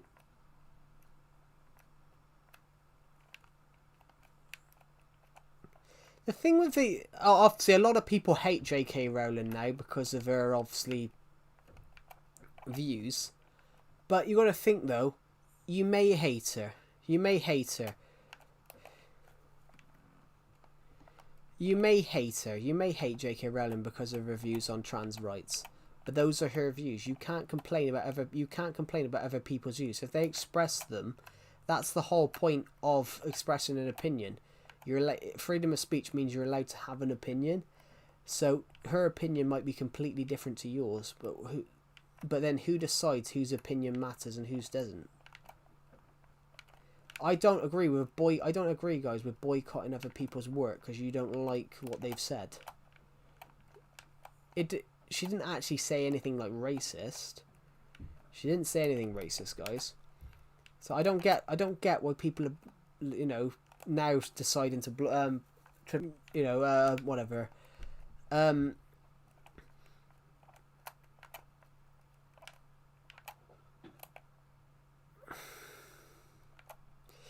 Yeah, I don't understand why people are complaining about the fact that she expressed an opinion. It's the same as everybody else expressing an opinion. Your opinion is you don't like her. But do you become hated because you don't like her work or don't like her? No, so why should everybody else? What do you guys think? What do you guys think? Like, I just don't get I don't get what people's logic is there.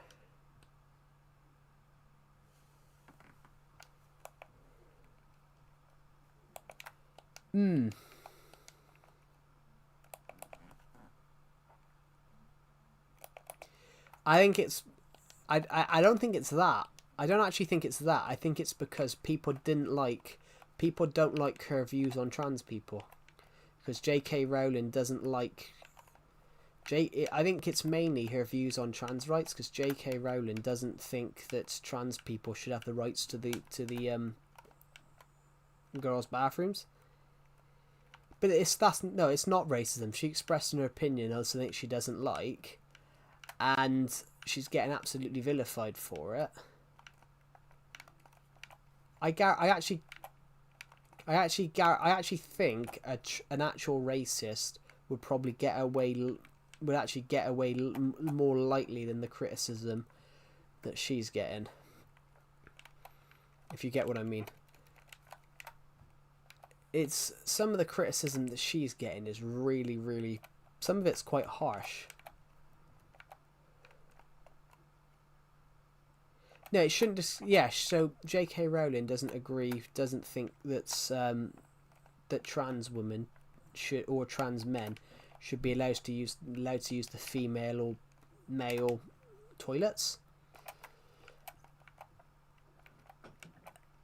Which, that's her opinion. Other people have a different one.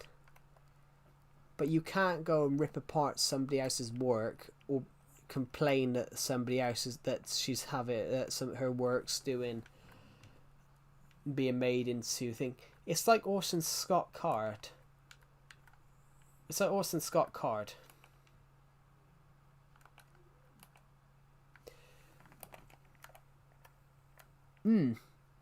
It's like Orson Scott Card. Orson Scott Card is a American author who wrote the book Ender's Game. People ripped him apart. People ripped apart a film they made on his book because of his views on homosexuality, which, yeah, they're wrong. But if you have a view that's against someone, you can't turn around and tell them. You might say that you don't agree with them, but you can't turn around and complain that they don't have. That's the problem with people nowadays. No one's willing to accept that other people are different.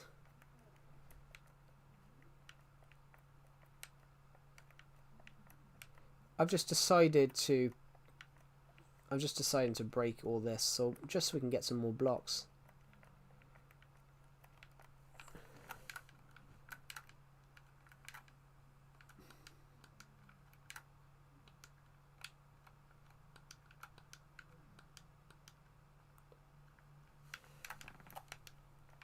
For the same as... Hello Floxy Vlogs, welcome to the stream. So it's like using that as opinion though, using that the J.K. Rowling thing. When I was in school, I won prom king. When I was in school, I won prom king. I won prom king for my school. I won my prom king.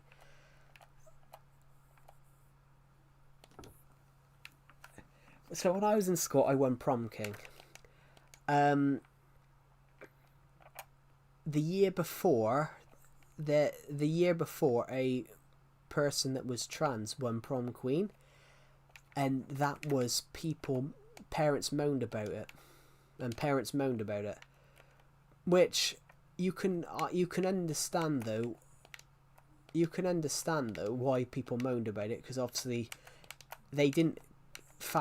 people didn't agree with it. You can understand why people didn't agree with it, but just because someone just doesn't like it doesn't mean that you can go and have a go at them, if you know what I mean. Yeah, well, I only got prom king, guys, because I turned up stupidly. I said my stream delay is only 4 seconds. Blimey. It's normally more than that. It's night time. Do you know what the funny thing is? On the Halloween texture pack, the only thing that looks normal is night. So when it's night time. Yeah, it doesn't mean you were never prom king. No, I meant this was the year before. I won prom king and this girl won prom queen. But the year before, the prom queen was trans. The prom queen was trans. And parents moaned, but just because you moan doesn't mean doesn't take it. Just because parents moan, it doesn't take it away from the person that's actually won. And sorry, I was just using that as an example. Yeah, so this was the year before. So the year before, when the year above me left school, parents moaned about it, but obviously it was normal. It was normal. Actually, I shouldn't have said that. I shouldn't say that. It was normal then, but they'd never had anything.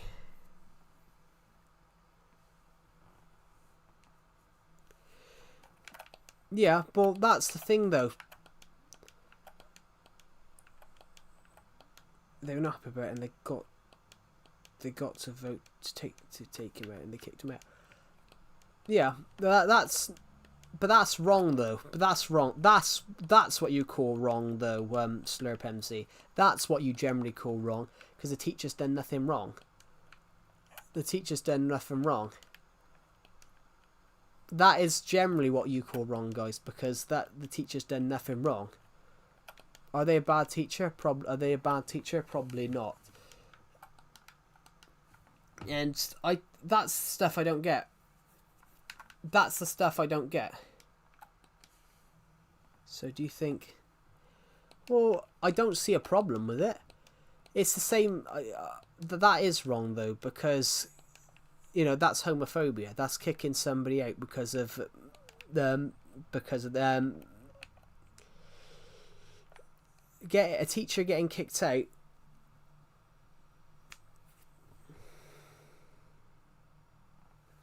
But then you also have teachers that are things. So for example, there was a teacher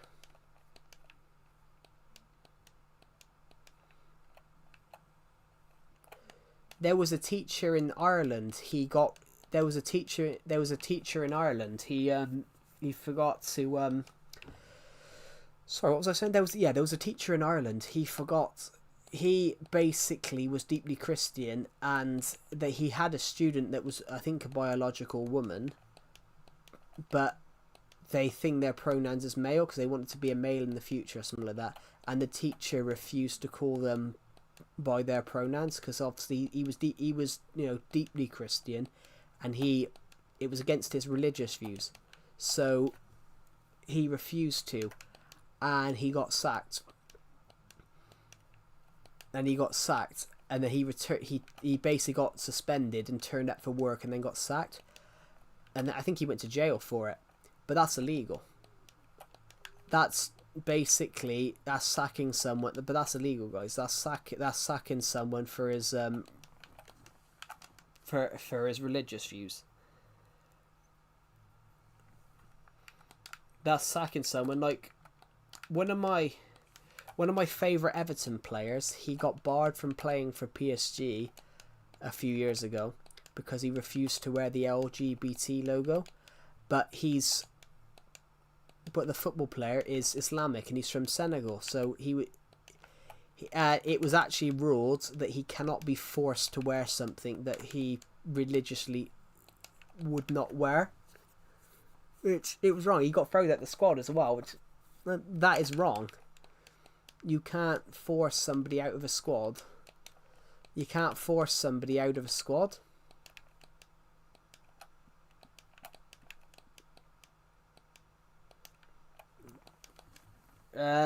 Which is true. And to answer your question, Slurp MC, yeah.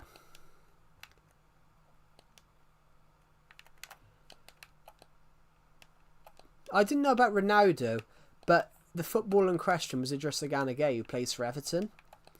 And yeah, but they said he refused to do it on religious grounds, but people moaned about it. But you can't moan about someone's religious grounds. It's like in the Premier League where they take the knee to racism. Dominic Calvert-Lewin refused to do it a few weeks ago. Dominic Calvert-Lewin refused to take the knee playing for Leeds. He turned around and said afterwards he'd rather stand up against racism.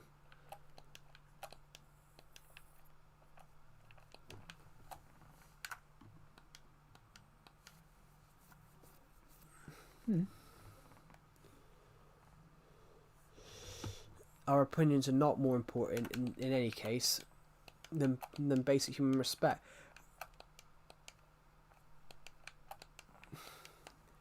Yeah, I got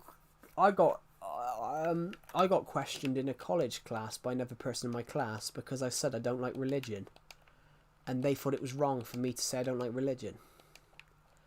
But I answered it by I said every single war in human history has always been caused by religion, because they can't agree to live together in peace, live together, and they've always got to contradict each other. What do they do? They're always going to war, every single time, because of their contradiction. They've got to overrule each other to the point of what happens. They go to war.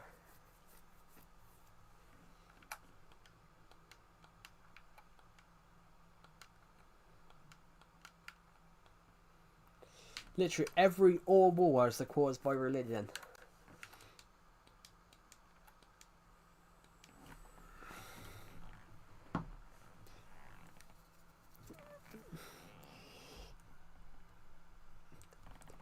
You're taking a pen. Yeah, that happens everywhere though, Slurp Games. The laser pens. The first case...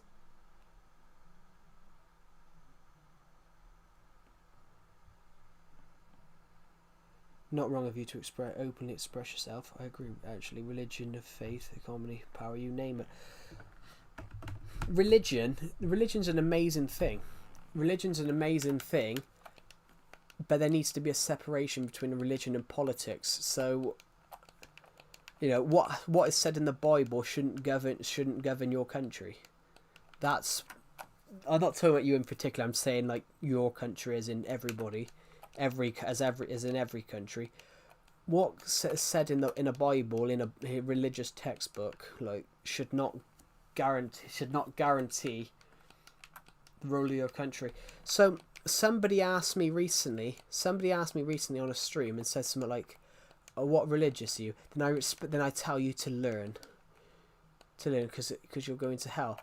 And I was just sat there like, "Oh, I'm going to hell, am I? Because I'm not religious?" I'm like, but then you've got to be under the thing that I believe in heaven and hell in the first place, which is kind of true.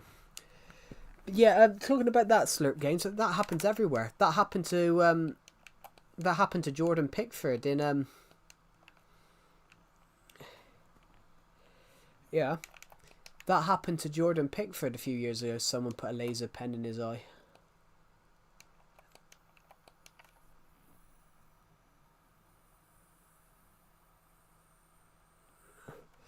That's the thing, though. That's the problem. A lot of people think that everyone thinks that God will come in and provide for them.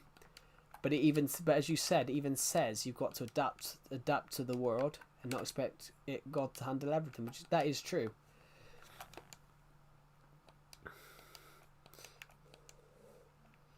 I read something a while back.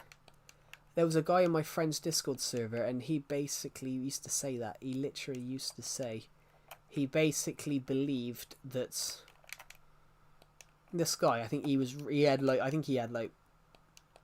schizophrenia, but he basically believed that he was better than everyone. He basically turned around and literally said he wants to win and win and win. He wants to beat you. He wants to eat you. And there was a guy, and he was deeply, deeply religious. But he basically, I think he's got an ego, so I think he thinks that he's...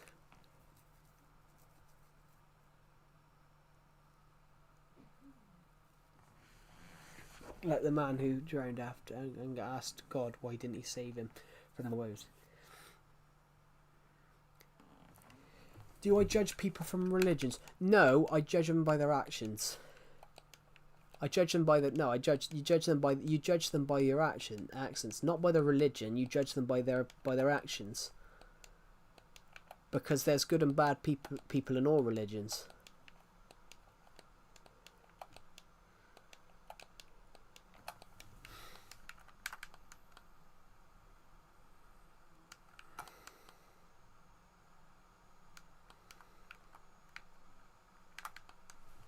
But some people like that. But then that's the thing, though. That's the thing, though, because some religious textbooks are completely different. There is a religion where it says you can behead people that don't believe the same thing. There's generally a religion out there. I won't say which one it is, but in one religious textbook it says something along the lines of you can something along the lines of you can behead non-believers. It basically says people that refuse to believe the same things as you can behead them. And that's why people are quite judgmental, those Slurp Games, because when you read something like that, turn my mob sound volume down.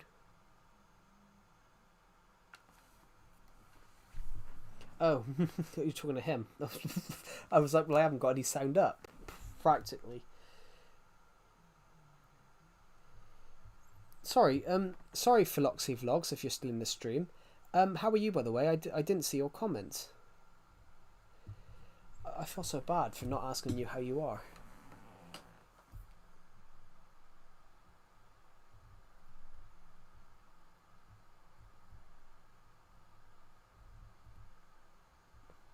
Oh no, you're going, Joe. Oh, thank you. Lamine Yamal diagnosed with incurable condition.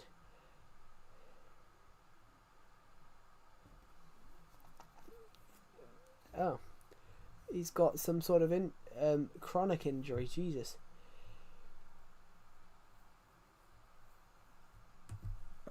Yeah. So, how is everybody on this stream?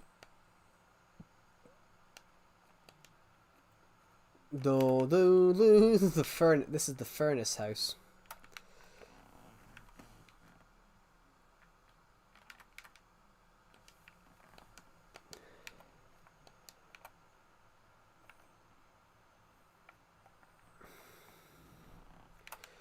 Yeah, but that's not the problem though. Some players do get injured though. Yeah, but you got to think though. Slurp MC, you got to think. Lamine Yamal is 18 years old. You know, he's been played a lot of football. When you're 18 years old, you know, when you're young, you do get injured a lot if you're playing a lot. Yeah, he's probably got growing pains as well because 2 years ago he was like 5'6". He's probably got growing pains as well because you know Lamine Yamal's picked up is grown like 4 inches in. Lamine Yamal's grown like 5 inches in 2 years. He's probably got growing pains as well as part of that injuries.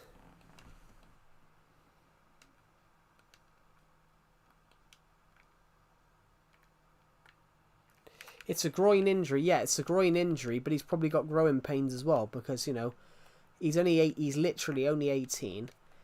He's played nearly 70 games of football. Most 18-year-olds haven't played 70 games of football in their career.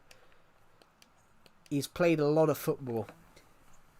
So he's probably got growing pains as well because, you know, that's the thing though. You're going to think Lamine Yamal. I mean, Yamal is 18 years old. He's been playing for the Spanish national team since he was 16. 23 games. 23 games for the Spanish national team, 6 goals. He played 1 for Barcelona B in 79 games. So he's played over 100 games. That's just 79 league games. So, here we go. He's played 117 times for Barcelona. He's played 117 times for Barcelona and 23.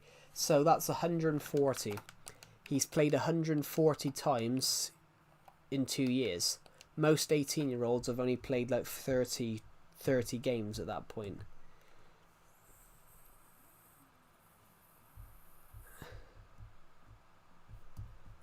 If you get what I mean, most young people are eased into football.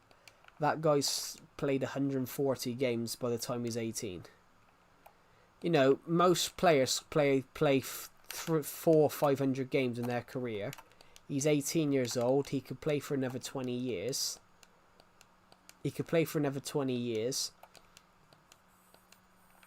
Hello, Clowny. Welcome to the stream. Imagine winning the Euros when you're trying to still finish high school. Lamine Yamal shocked me because that guy's 5 years younger than me. Lamine Yamal is 5 years younger than me. You know, he would have been 12. He would have been 13. He would have been 13 in COVID. Watching somebody start playing league football that's 5 years younger than you is quite the shock. Watching someone start playing league football that's literally, you know, professional Champions League and league football that's 5 years younger than you is quite a shock. I was a spy for Halloween today. He was a spy. Cool. The one thing I don't like about Halloween, guys, is the costumes people do now. I don't like people dressing up as, like, you know, superheroes or, like, bunny rabbits, because I don't think that's Halloween. Halloween's meant to be scary. And, like, seeing people dress up as Star Wars characters, I'm like, that's not what Halloween should be, but it's become too Americanized, guys. I love Halloween, but it's become too Americanized. If I get a knock at the door, I'm not answering.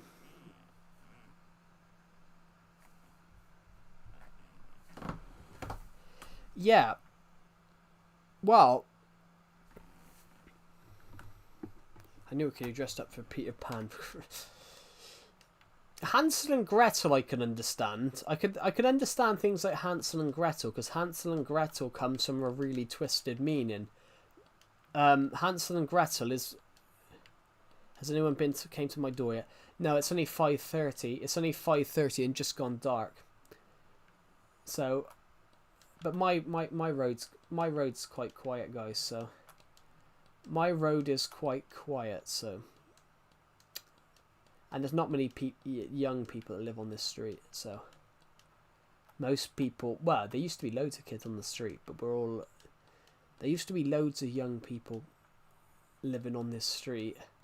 But now most of the young people lived on this street are now like 18, 19, 20, 22, 23. So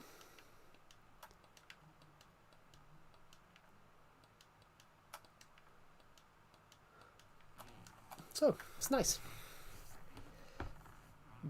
Zombies or goblins, that's true. Yeah. I mean, I love Halloween when people dress up as actual scary stuff, like goblins, zombies, yeah. I once dressed up as Batman. Batman I can understand, though, guys, because, you know, Batman is a gothic... Batman is not really a superhero. Batman is, you know, is a dark gothic character, so I dressed up as Batman once. Are vampires scary? Well, the actual story of them is scary, yeah. Vampires and werewolves, yeah. Because they are the gothic horror. They come from the gothic horror period of what... That was the whole point. That vampires and werewolves are dark story. That is what you would think about when you think of the old horror stories.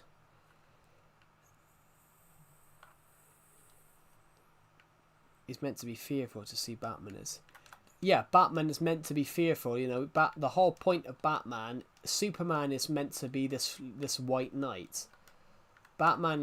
Superman's meant to be this white this great superhero, this I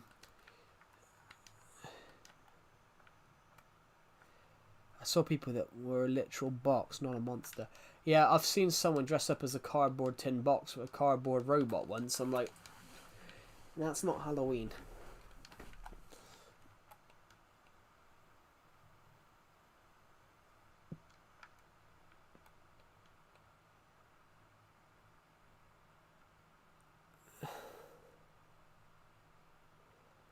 But yeah,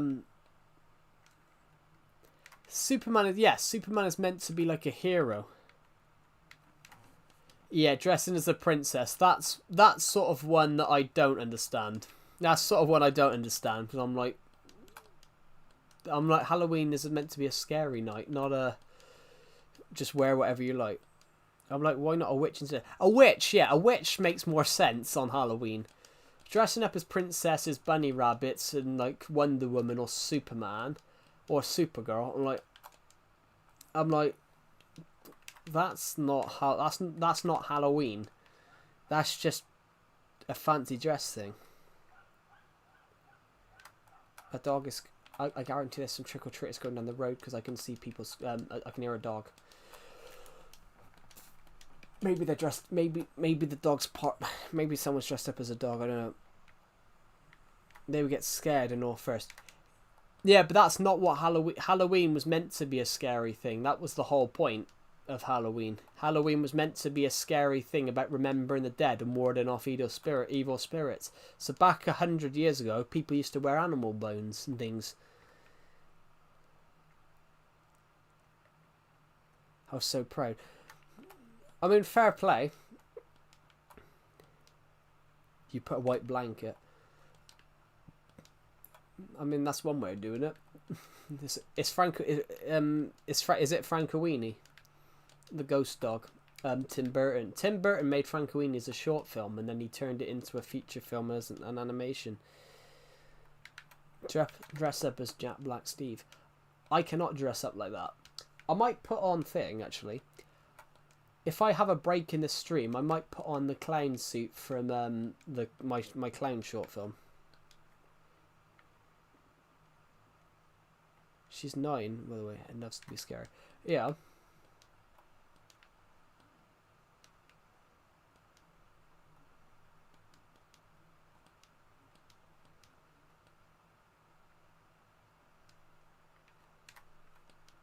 Blimey, you were a young dad when you just said she's 9. Blimey. I ain't fat enough to dress like Steve. Neither am I. Neither am I. Plus, I'm taller than Jack Black. I didn't realize how short he was. I didn't realize how short he was. He's only like 5'5", maybe 5'6". But great actor. Great actor. Very successful actor. Very funny as well. I was in school yesterday in history class, and they were doing this thing where you can wear Halloween costumes, but I didn't wear anything. But there was a furry girl sitting in front of me. Oh God. She'd become a werewolf. Who from Minecraft can you dress up as? I have no idea. We can dress Decepted up. We can dress Decepted up as the Enderman, because Decepted's tall. We can make him a... Well, he's not. Oh, tell you what you could do.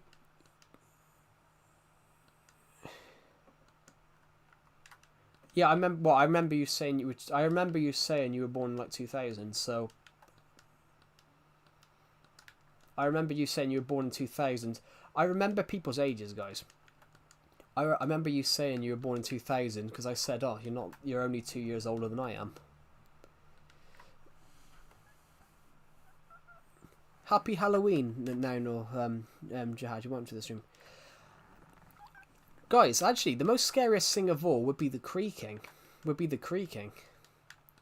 Happy Halloween, everybody. This is Survivor Legacy on Halloween. Yeah.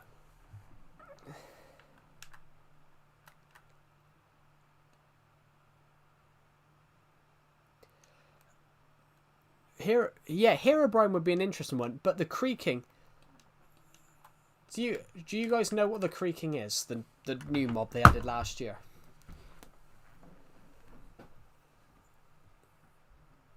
Do you guys know what the creaking is?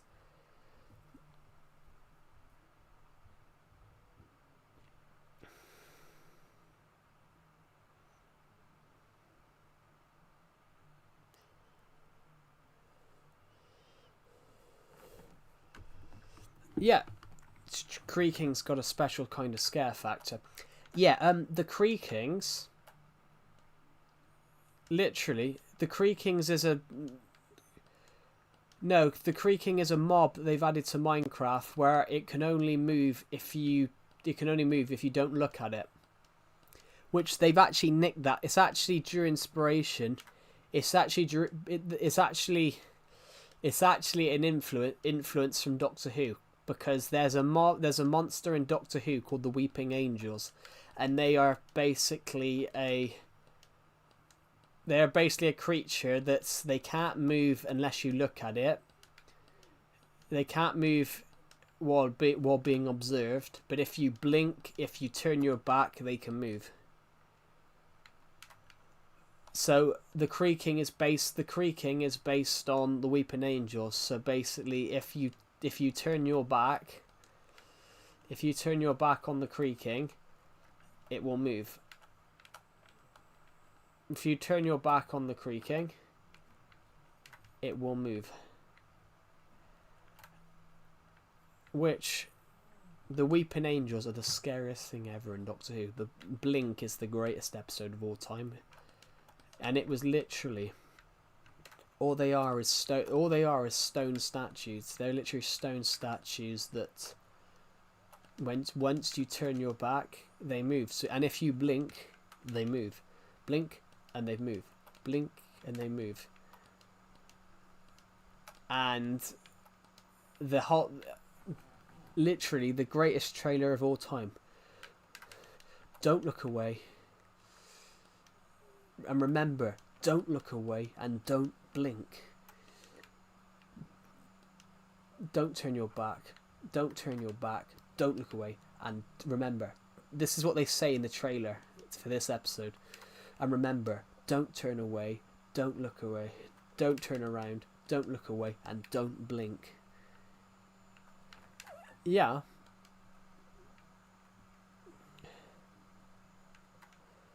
Yeah, the Weeping Angels, the episode of Doctor Who, the Village of the Angels, was very scary. They took it back to an absolute scary feature,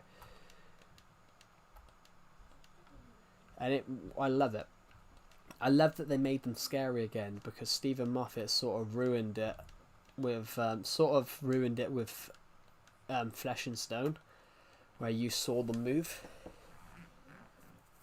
The whole thing is, though, every statue has the potential of becoming a Weeping Angel. So, you know, you could literally be sat next to like a statue of the whole joke in that episode is that the Statue of Liberty became one.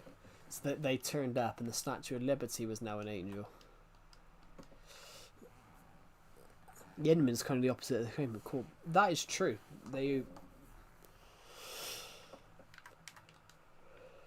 The Enderman is due inspiration from Slenderman.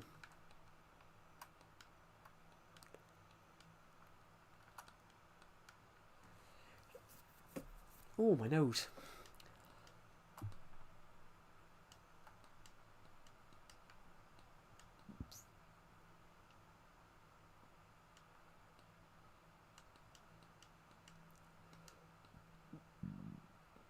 Oh God, is there a Friday? Yes, it is a Friday.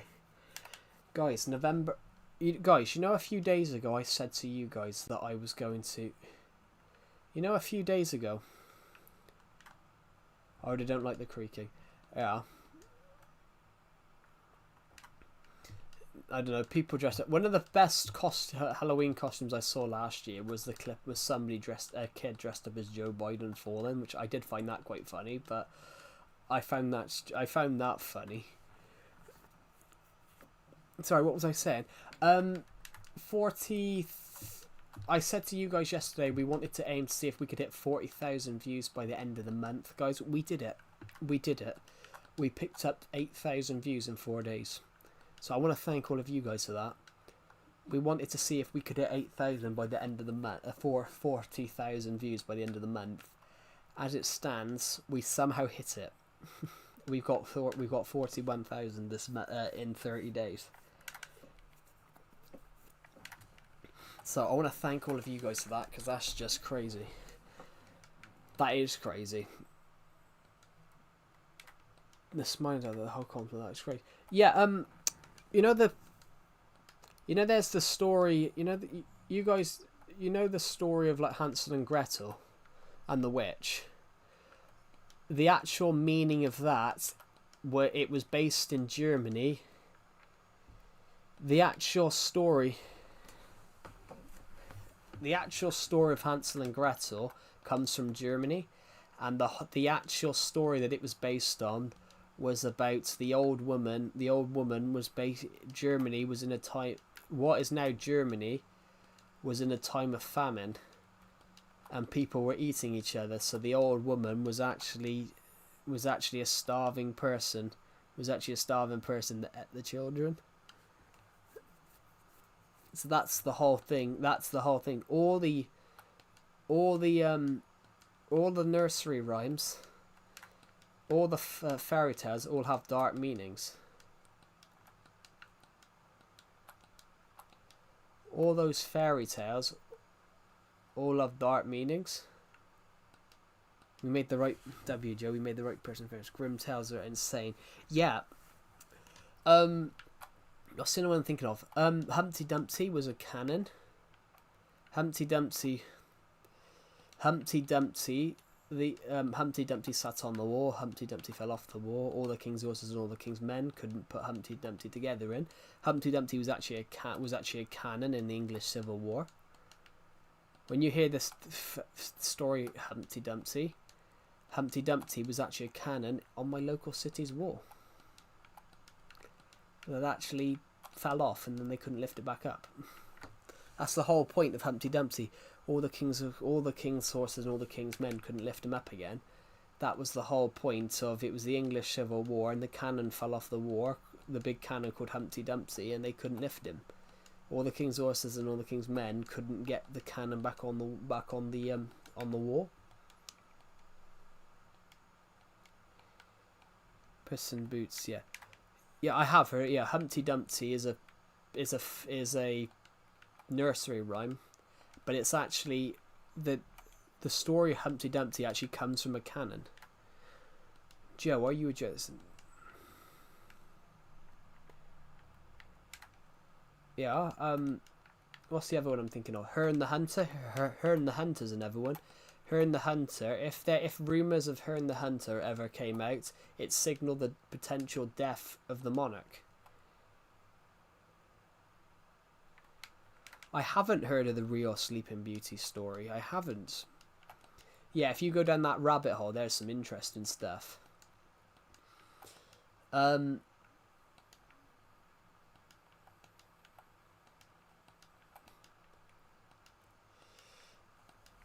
Oh, what's the other one I'm thinking of?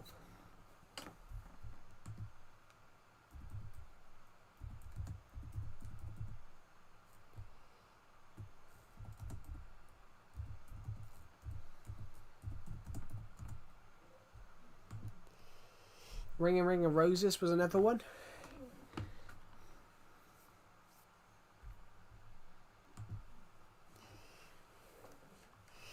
A ring of roses.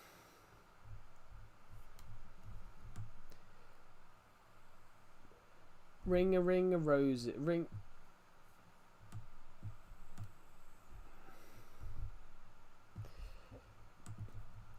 a ring of roses was another one.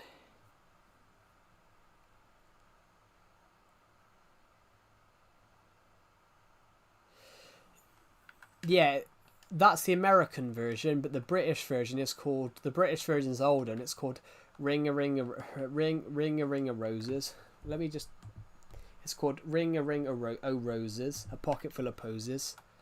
Yeah, Ring Around the Rosie. That's the American name for it. Ring a ring a rosy, a pocket full of posies. A tissue. We all fall down. If you actually look at the true meaning of that nursery rhyme, it's actually talking about the Black Death. It's actually talking about people dying of the Black Death. A ring of posies, a pocket full of posies, because the pocket full of posies, to try and stop getting the Black Death, people put flowers in their pockets, hopefully that the smell would take away the bad smells. Yeah, the ring of roses is actually about the Black Death in the UK, killing everybody. The Black Death, guys, decimated the UK. Yeah. If you go and read about the Black Death, guys, especially to the American audience, when they say about how bad the Black Death was, it killed 200 million people. It basically it absolutely devastated Europe in the 14th century. Literally, the UK population didn't recover for 300 years. Literally, the population of the UK, the population of England was decimated 50%. 50%, half the people in England died. Basically, the population of England was about 6 million. At the end of the population of England was roughly 6 million at the time, and it absolutely got decimated. Here, population of England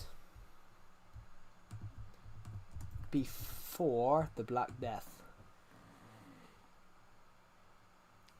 Before the Black Death, England's population was 6 million people. After the first wave of the Black Death, 1348 to 1350, the population dropped 2.6 million. 2.6 million people died of COVID, died of the Black Death. The population of... No, that was the population. So the population dropped almost 4 million. That's just how bad the Black Death was. Yeah, the Black Death absolutely decimated Europe. It's the worst. It's the worst outbreak in history. Because the population in the UK dropped from 6 million to 2.6. That's the equivalent now. That's like 51%. Like, no, in 3 years. In 3 years. That's the it was 3 years. 1348 to 1351. That was 3 years. Literally, the Black Death in 3 years literally destroyed it decimated England. The population of England took 300 years to recover. The population didn't get back to what it was till like the 17th century. I didn't survive the Black Death because I wasn't there. Although my great grandfather probably, my 30 times great granddad probably did though. I don't know. Where is he? Where is my 30 times great granddad? I know he's in the ground, but I have no idea. I don't even know if he had a name. You know, he could have been the king. I could be related to the king. Like, I have no idea. I have no idea. Like, absolutely no idea. Yeah, 1340 to 50. Yeah, it was 1348. No, they didn't wipe... Yeah, what it was... There wasn't another one. It was... Bubonic plague wasn't wiped out. Bubonic plague wasn't wiped out. They had the plague... They kept having plague outbreaks for centuries over because of what was left of the Black Death. But normally they were isolated. You had the Great Plague of 1665, which basically the plague was... The last big plague in England was 1665. Because the last big plague was in London, and the Great Fire of London, where 80% of London burnt down in 1665, practically killed the bubonic plague because a lot of the infected rats died. A lot of the infected rats died in the fire. Yeah. Literally, I don't know, guys, but literally the history. I've always want to know that though. I do want to know that. Oh my god, I love pigs in this version. Look, pigs look bloody normal. Pigs look bloody normal until you see the behind them. But see, look behind. Donkeys floating. Llamas are looking completely different. But I love the pig. Look at the pig. Bollocks, that's not what I wanted to do. He looks like a piggy. And then the rest of him is bones. But yeah, as we talk about that though, guys, like, yeah, the bubonic plague literally 50% of the UK population gone. Do you know what that's the equivalent of now? If you were to take 50% of the UK, imagine if the Black Death were to happen nowadays. Imagine if you were to get something with the power of the Black Death nowadays. Literally, that would be 1 in 2 to get it. That would be 1 in 2 to get it. So obviously, that's 50%. The Black Death. If you were to have if the Black Death was to affect you, was to hit you now, if the Black Death was to hit you now, the population, it would literally it would be 35 million. The UK population is 70 million. The UK population could potentially would drop 35 million.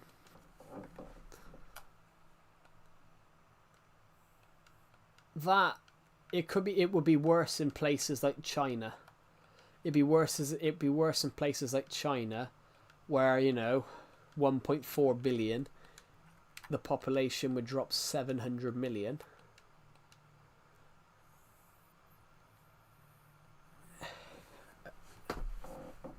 Darkness visible. I didn't read what that said then. Oh my god. I just want to check my Discord server a minute.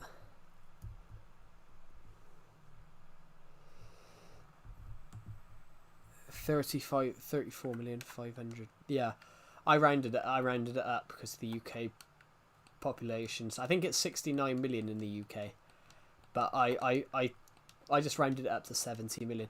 The US would be worse because you're like 350 million, so that would be the equivalent of like 175 million people. Across the world, that would be the equivalent of 4 billion.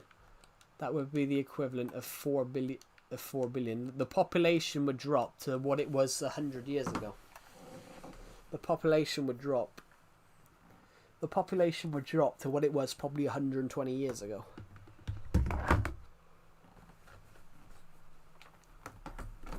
Which is, that's quite a lot.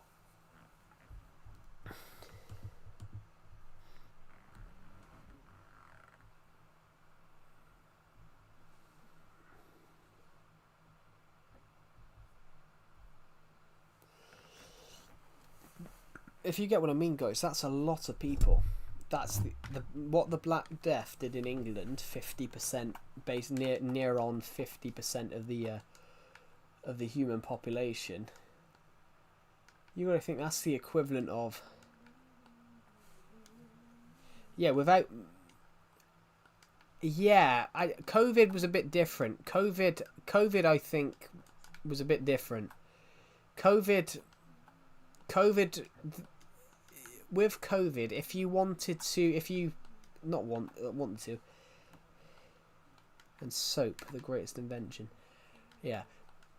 The Black Death was a lot more contagious than the Black Death was a lot more contagious than the Black Death though was a lot more contagious than the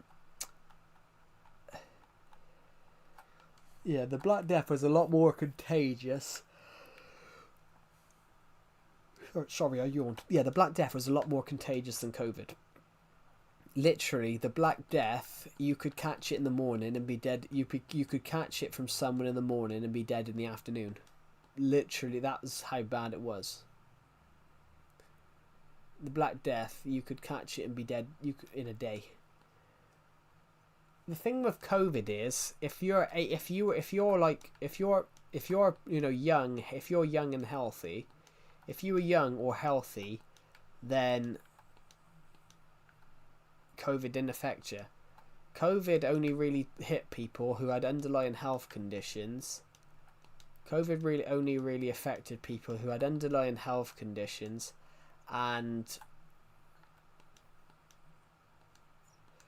COVID only really affected people who had underlying health conditions and who were old.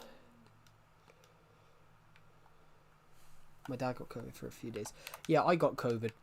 But for COVID to really hit you, most of the people that died from COVID had underlying health conditions, or people were elderly. Some people didn't. Some people did die who didn't have underlying health conditions or elderly, but it was few and far between.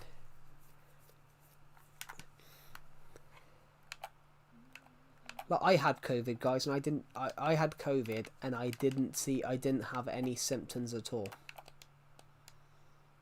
I had COVID and I didn't have any symptoms at all, literally. I could have got on the bus. I could have got on the bus, gone to college, and I could have given it to everyone in there.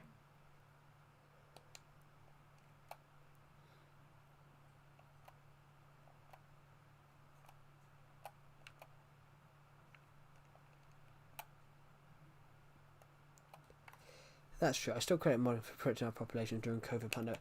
Yeah, that is true. But a lot of people moaned about it though, especially in the UK. You know that you had when we went into lockdown, there was a gym somewhere. There was a gym somewhere that refused. Yeah, we had a there was a gym in the UK somewhere. They literally opened up. They didn't self isolate, no things, and they said no COVID talk. You cannot catch what doesn't exist. That was a sign on the door. You cannot catch what doesn't exist. I had a guy on my stream a couple of months ago trying to tell me that COVID didn't exist, and that how did the people in the UK accept all those draconian rules? And I said because the UK public were trying to protect other people from the vaccine. Yeah, but it didn't exist. I'm like, well, it did exist because I tested positive. And then this guy was American. I think he was one of those ones that, you know, that go to like voodoo dolls and think that stuff, joking, and literally commented on this person commented on the thing.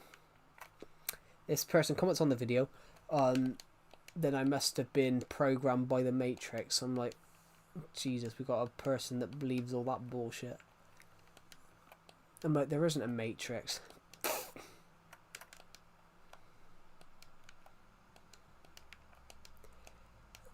I do love that thing though. When people say about the Matrix, guys, there isn't a Matrix.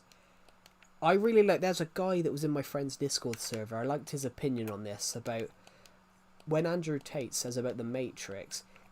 In blaming the Matrix and what was going on to him, he created the Matrix, which was the guy that said that to me and a friend on his server, on my friend's server, was really really interesting, his point of view there.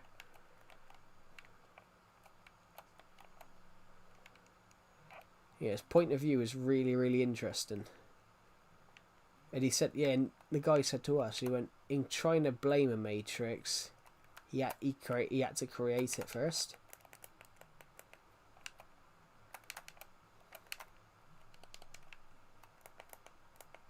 There we go. I wanted to put that parrot down. Should we put him in the purple spot? Let's put him in that. What the hell? I don't want you on my shoulder. Get off. Get off.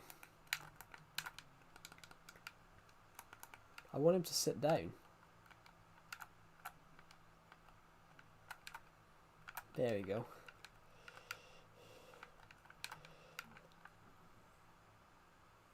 I kept thinking the torches then was yeah, COVID was an interesting one.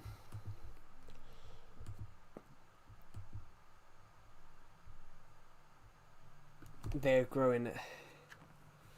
That's it's like the people believing. Whenever anyone says flat Earth theory to me, I said, well, we got mountains. The world's not flat. There's all these people that say that they've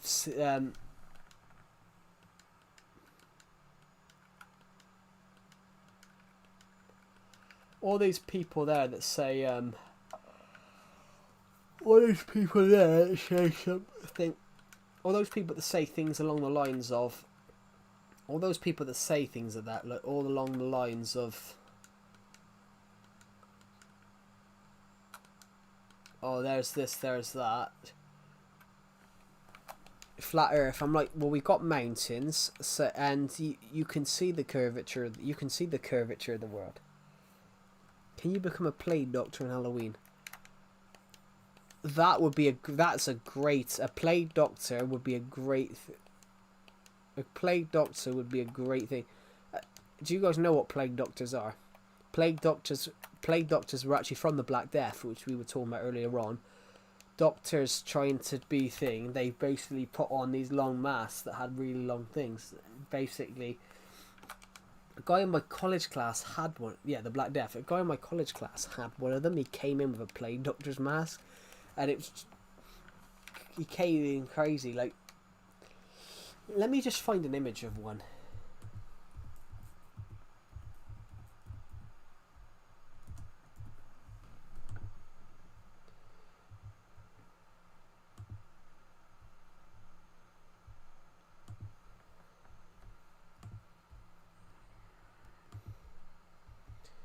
No. I don't want to put. I don't want to copy the image. I just want to copy this image.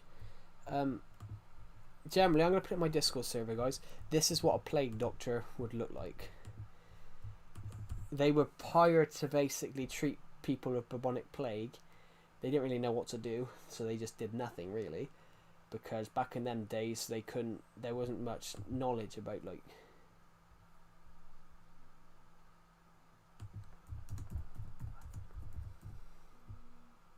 Deceptus just messaged me. Do you want McDonald's? Do you want a McDonald's? You fat bastard. That's how rude is that?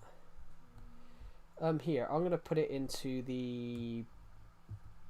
I'll put it in the movies thing. No, actually, no. Scrap that. Put it in the general chat. This is what a plague doctor's mask would have looked like. That's generally what they would have looked like.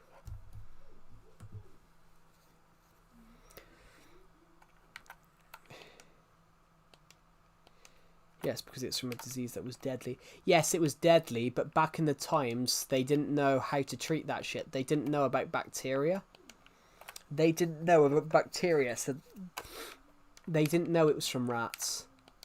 They didn't know it was from rats. They didn't know that because back in them days they thought when talking about what made you ill, they thought it was something called miasma, which stands for bad air.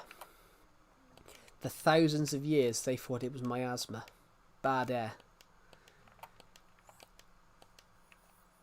For thousands of years they thought it was something called the four humours. They believed that your body had a balance of chemicals, blood, mucus, and things like that, and that if you had an imbalance, that's what made you ill. So they used to do something called bloodletting, where they used to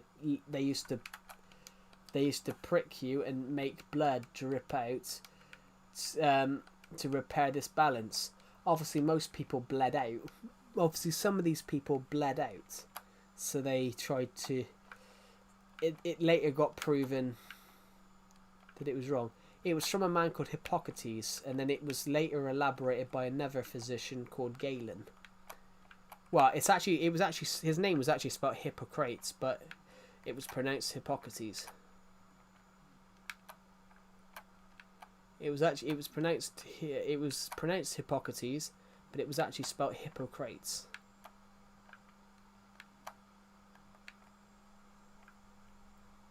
What's your name?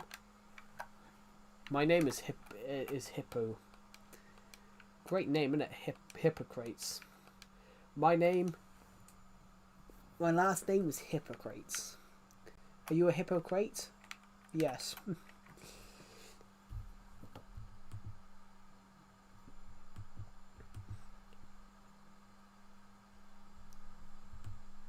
Guys, shall I read out a horror story that I've written for you guys? I've written two horror stories for you guys. I've written two called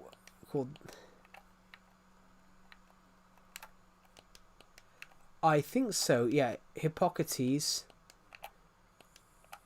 Yeah, Hippocrates was a doctor who basically put a lot of research into illness and what makes people ill, and it was actually Hippocratic Oath. I don't know.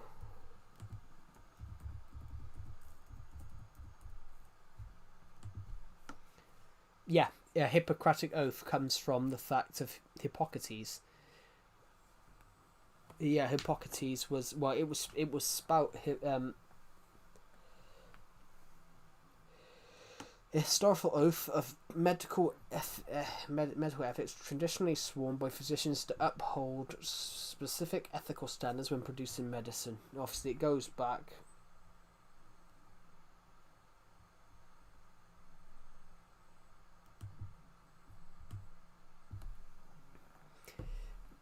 Right, let's go. I gotta open my documents a minute. So bear with me, guys, for a short minute. Let's open my writing tools. Let's go somewhere creepy.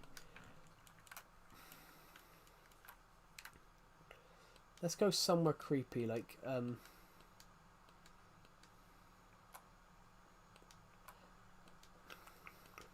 let's go in here. Sorry, there's something stuck in my throat. Right. Right. Okay, we're here. Let's open my documents. So, what do you guys want to hear first? The Ghost of Halligash or the Vampire of London? I think actually which one do you want to hear first? No, no, I'm not using a mod. Yeah, that yeah, it does come from Hippocrates, Minecrafter, the Hippocratic Oath. Yeah, that's where it comes from. No, I'm not using the mod. Sure area. Right, let's just read both of them. The Ghost King of Halligash. It was a time of war, and Emperor Griffiths had been lynched by an angry militor.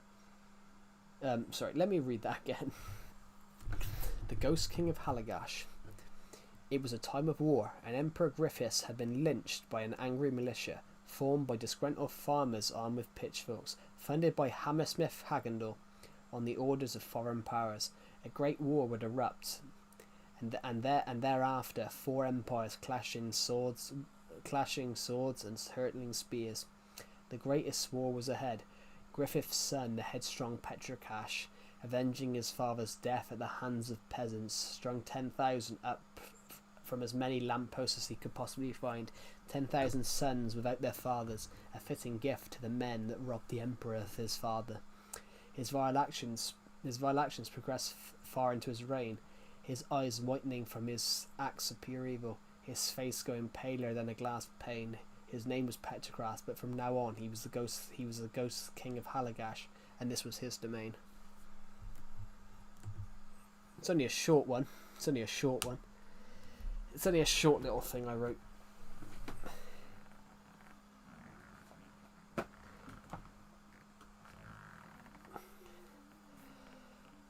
What does everyone think? That was just a short little thing that I wrote yesterday. We have got a slightly longer one. We have got a slightly longer one that I wrote as well. What do you guys think? This one was this one was more of a shorter one, aimed at being more PG. And then we've got another one, guys, that we can read out. The Vampire of London. London, the Kingdom of Great Britain. Sorry, the London, Kingdom of Great Britain. 1770, Lord Agent 1 of Dursba had returned home. He was returning from the colonies. He had met with some men that were hiding the truth of a visitor from the stars. His name was Zygobob. He was from a planet that was far beyond reach. But the church was far from happy. It was ungodly for this demon spawn to have been born from anything other than a wicked wench and a dirty whore. It could have been nothing more than God making a statement about being a supporter of Satan and his agents of evil. Lord One, a nobleman of high stature, knighted for his services to the Empire by our Lord King George, knew differently. London, a seat of the Empire, London, the seat of the Empire, where the roads were paved with gold, where the rivers stank of pure shit and piss, where ships would come and go to the farthest parts of the empire. Trade was going out to India and the Americas. There was something else stalking the streets these days. A foul stench was in the air. An evil presence lurked in the shadows, and bodies of children had shown up in alleyways. Women were found dead with bite marks on their neck. These had been seen in far-off places, but here in London this was practically unheard of. Agent 1 was shown the body, and his response was, "Blimey, we got a vampire in bloody London." Lord One would visit his king, then his JB1 order, as he set them up in a perimeter around London. His plan was to catch this vampire before he could drink the blood of another soul. It was common knowledge that human blood extended a vampire's lifespan by many more years. A would-be victim got away, and told Agent 1 his name was Ethelstan. The revelation of his name meant that he could trace him back through the centuries via the history books. The first mention of him was in 672 in the kingdom of Mercia under King Wulfur, who banished him from their lands. He had appeared throughout Britannia in multiple places over the last 1,000 years. However, it emerged he had actually first appeared centuries before that in a ball of fire that fell from the heavens, where Roman soldiers believed he was a fallen god from their pantheon of gods. Agent 1, however, knew more. Much more. He was actually an interdimensional traveller who got stuck on Earth, so rather than kill this vampire, he actually met with him and helped him rebuild his ship and returned him to the stars. But 200 years later, he emerged again and was incorrectly called Jack the Ripper. His name was Ethelstan on Earth, but his name in reality was Vladimir Krandovich the Bloodhound, and he was a soul searcher. And don't make a scream, but I have to tell you, dear viewers, he's not really gone from this earth. He's really behind you, you know. He's in your bathroom mirror, waiting for pitch black darkness where he will materialise again and hunt dead the last person to gaze into the mirror. So let's hope it wasn't you.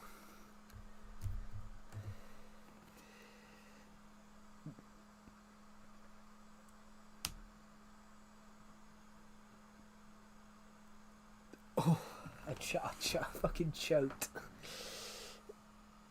Yeah, I choked. Oh.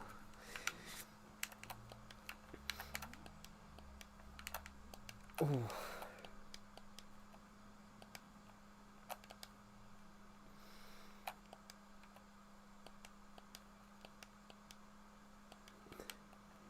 Hello, Aero Vibes. Welcome to the stream. Oh. Sorry guys, I choked on air. You got a lot of candy, cool.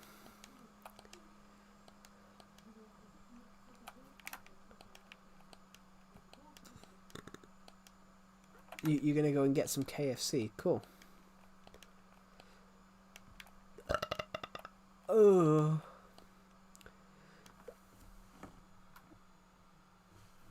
I don't know. I was reading out a horror story that I wrote for you guys on stream, and then I choked.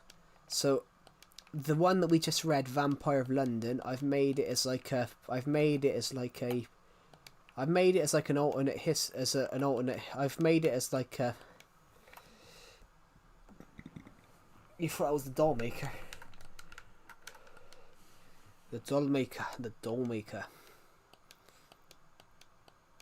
I read the doll maker earlier on, and people could see why it's 18 rated. I read out a little bit of it. I read out the first couple of chapters.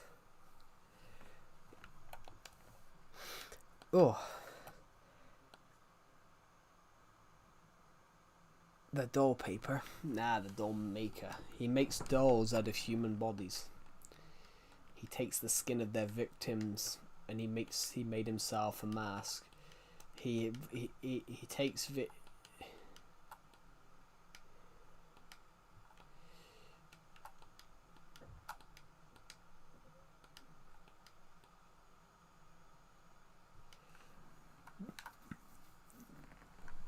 the dollar. But yeah. The Vampire of London was sort of like it was sort of like a fictional. Thank you for reading. Yeah, the Vampire of London was actually like a reimagining of the. It was actually a reimagining of the Dawn of Planet story, except instead of basing it in 2014, I've done a reimagining and I shoved Agent 1 in fighting a vampire in 1770. Which is why I made him an aristocrat.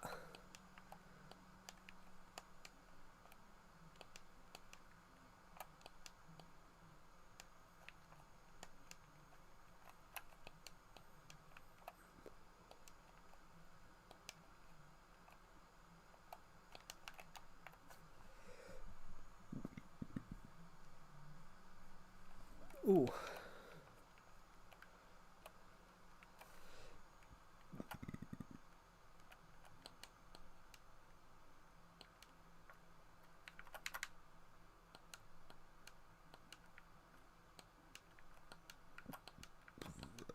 Ooh.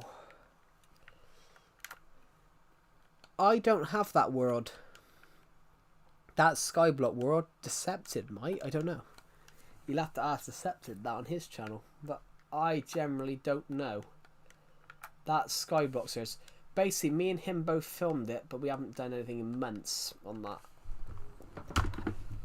I can't even remember why we stopped.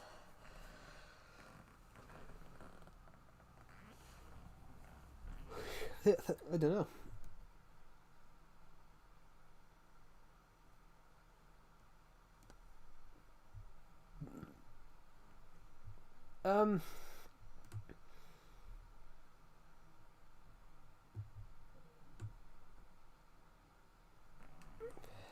I'm getting Discord messages.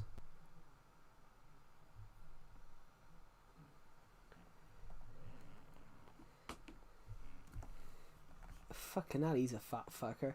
Decepted's just bought a £5 meal deal plus 20 chicken nuggets plus 4 extra nuggets, mayo chicken.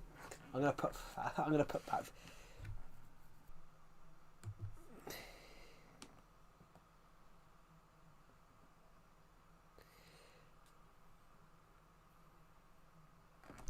Well, it's because it's basically the reason I've done that though is because I based it on myself. I based Agent 1 off a little bit of myself. I based Agent 1 off little bits of myself. So I timed it with I timed Agent 1 with the age that I was 12. So I was 12 in 2014. So I timed Agent 1's birthday similar to mine. Not the same day, of course, but similar. So I put Agent 1's birthday in. I based Agent 1 a little bit off my personality. So I'm smarter than I let on. I'm smarter than I let on, but I hide it behind being slightly clowny. I hide it by pretending to be a little bit stupid. And I like the idea of that. I think that's a cool concept for a story. Whereas you think Agent 1, the main character, you think he's a bit stupid. You think he's stupid. His rule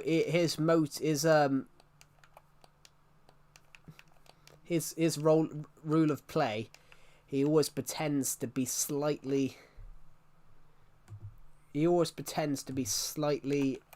crazy. So they say he's the whole point in the later stories, someone does a documentary on him and they want to prove it.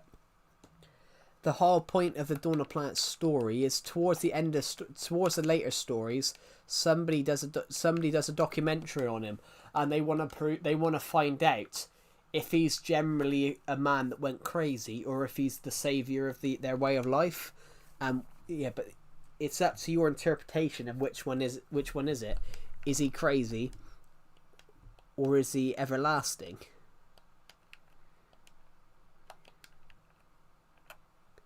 And I like the concept of that.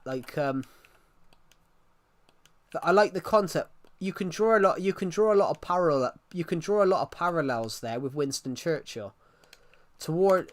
There was points in the early 1930s. Everybody thought Winston Churchill was crazy. There was points towards the end of Winston Churchill's in the 1930s. A lot of people thought Winston Churchill was crazy. And then when Hitler invaded Poland, it was actually Winston Churchill's not crazy. Winston Churchill's actually right. Winston Churchill was 100% right about that Germany was gearing up for war, and nobody believed him. They all called him a madman. And then it all went down like that. And I quite like the idea of that. I've drawn inspiration from that, guys. I've drew inspiration from that.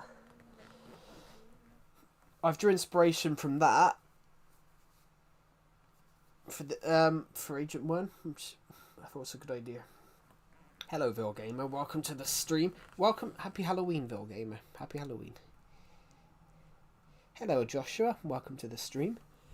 Oh, God. Sore shoulder, everybody.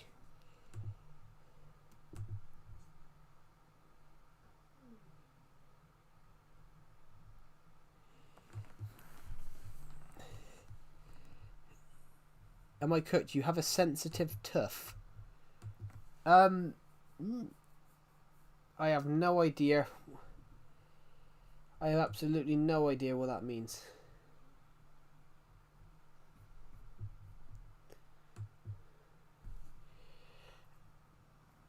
Yeah, welcome to the stream, everybody. Happy Halloween. Are you playing Minecraft Halloween theme? Yeah, I'm playing the texture pack. My TV is mucking up. I need to grab the telly remote and I've misplaced shit the bed. Just put my foot down on the controller. I nearly took my headphones off then, which my headphones are plugged into my laptop. Because I was listening to music earlier on, guys. Let me just find the TV remote, guys. That's very important, because the TV's about to go off in 30 seconds, so I've got 30 seconds to work. And find the remote. Do you use eBay? Not a lot. Bring back so many mirrors. Yeah, I'm using it. I'm using it as well right now. Well, well, I've got the mashup pack on my word. Right, I just found my TV remote, guys. Guys, I literally turned the. No, I wasn't listening to anything. It just happens to be that I left them plugged in. I can hear trick-or-treaters outside. Fuck off, trick-or-treaters. I'm not giving you any sweets or candy, whatever what Americans call it. I'm not calling it... We call it sweets in the UK. I'm not giving any trick-or-treaters sweets, guys, because I've got none. I'll have to start giving them my sister's video games. as a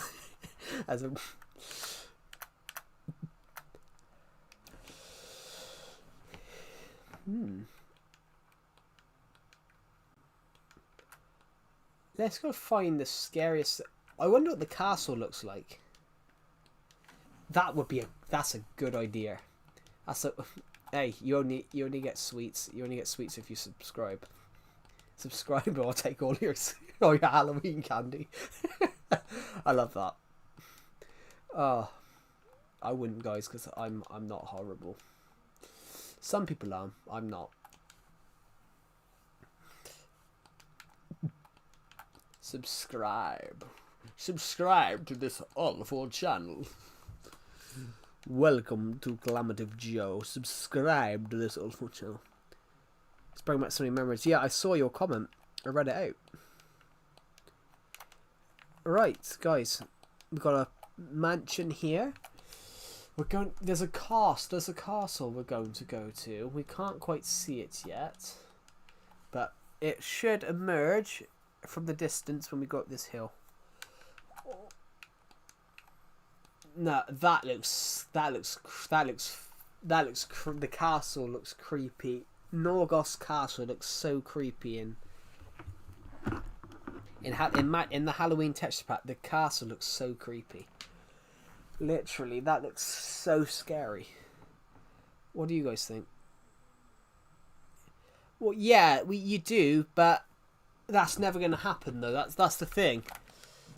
Mojang do good with Minecraft, but it's not the problem with Minecraft is not who's running it, because Mojang basically 4J Studios had no control in what was added into Minecraft.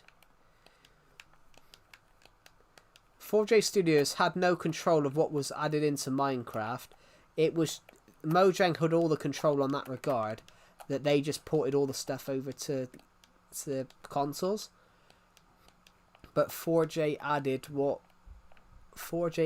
what only added the bits that they could get to work.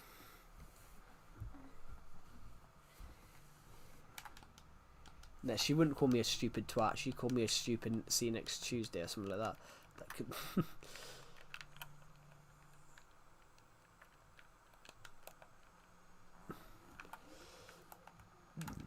That's what she'd call me, probably. Publishers are not producers. That's the thing.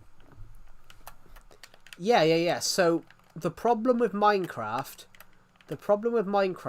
is that they keep trying to push for diversity, and then they forget about the point of the game is not diversity. The point of the game is adding stuff to the game. You diversify the game by adding more, not by adding silly things like I didn't think that Minecraft should have added the diversity skins, because I was like, well, we don't need them. Like, literally no one plays with Steve the whole time. Steve is just the base. Steve is literally the base character. When you buy your own character or you make your own character, that's what you do with it. And like, when they added all those diversity ones, I was like, well, there's literally no point. The whole point of it is that you have them. The whole point was you have them and then you go and change. Oh, Reforge. Yeah, that looks quite good. I haven't seen... Have they announced much more of that yet? But the thing is, though, as well...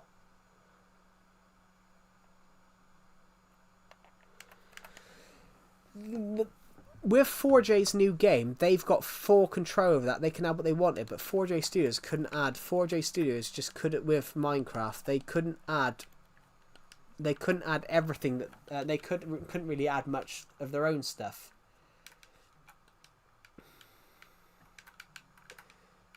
Let's go to the top. Let's go straight to the top, guys. This is our castle.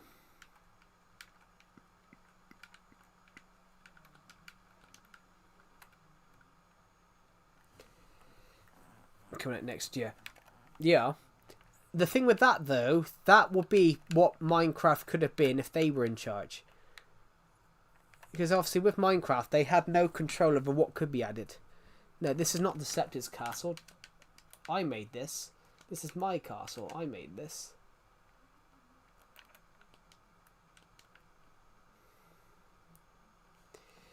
Yeah, I'm not very good at building castles. So this was me trying to make one. These turrets are new. That turret there and that turret there is new. Literally, the back wall of the castle used to literally finish here. The back wall of the castle used to be right here. But recently, a couple of months ago, I added a whole new turret. I added 2 whole new turrets here recently. Well, the only big castle was Windsor in the UK.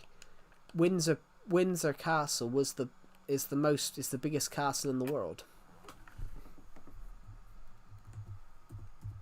I think, anyway.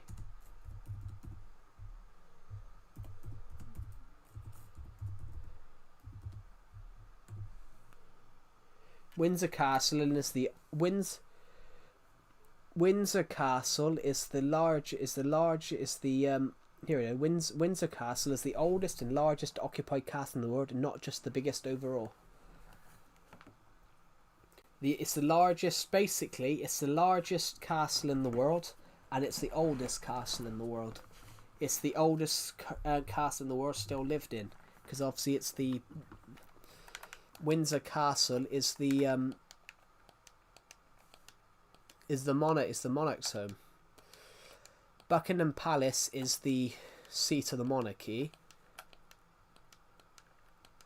Buckingham Palace is the seat of the monarchy, but Windsor in recent years has been the home.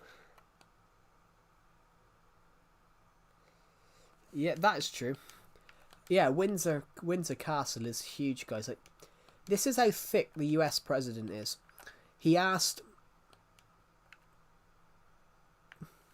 Yeah, Windsor Castle was built for that. Windsor Castle was built as a...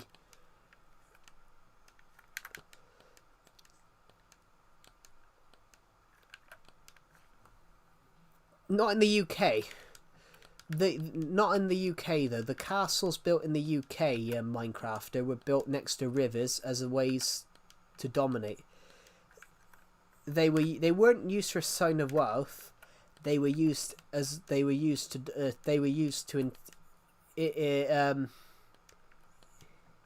what's the right word? Intimidate. Castles in the UK were built to intimidate, so they were built by rivers. Castles in the UK were built by rivers to intimidate. Yeah, castles in the UK were built by rivers and openings to settlements. So Carnarvon, one of the big castles in the UK was Carnarvon in Wales. Carnarvon was built to intimidate the Welsh into submission. After King Edward the First of England conquered Wales, after King Edward the First had conquered Wales, he built castles. Longshanks, you would call him, obviously. Braveheart, everybody. Sorry. Yeah, that's the name of the film. Yeah, King Edward Longshanks to iron his thing as King of England and Wales. He built really massive castles. Yeah. So Edward the First also conquered England, also conquered Wales, and he built huge castles in Wales to intimidate. So basically, one of the castles he built. I went to a couple of the castles he built when I was in holiday, because I was at up in that part of North Wales. So I went to two of them. One of the castles he made it on the bank of a cliff, because you could literally see for miles. And literally, the reason they built it there, and why did they build it there? Because the ground around it was flat. Because it was on a cliff and the ground around it was flat, you could see an invading force for miles. So really, they were made for fortresses. They would, but they have no right to anymore.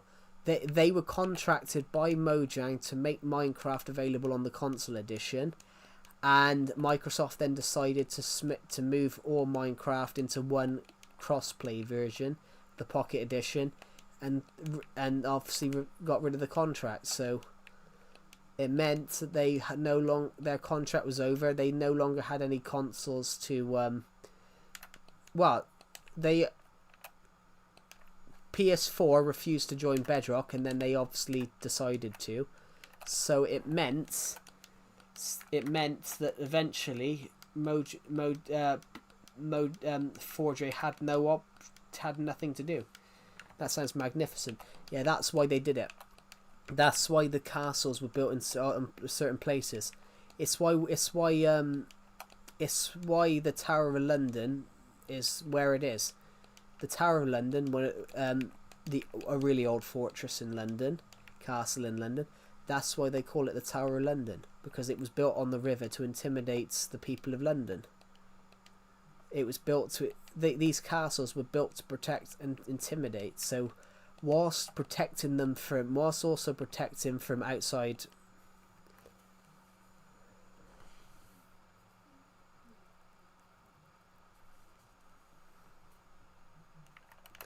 Well, yeah, but Microsoft bought Mojang. 3 years before that.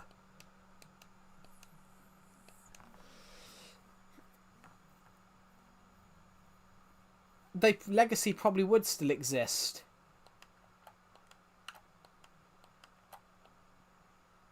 How are you doing? I'm doing really well, Stresswax. Wow, thank you for asking. That's really kind of you. To think your question, what you said, Minecrafter. Yeah, castles in the UK were made to intimidate the people around them, and castles in the UK were made to intimidate the people around them and also protect them. Some of them were similar. So yeah, Windsor Castle. Windsor Castle was made as a royal home, but it was also made.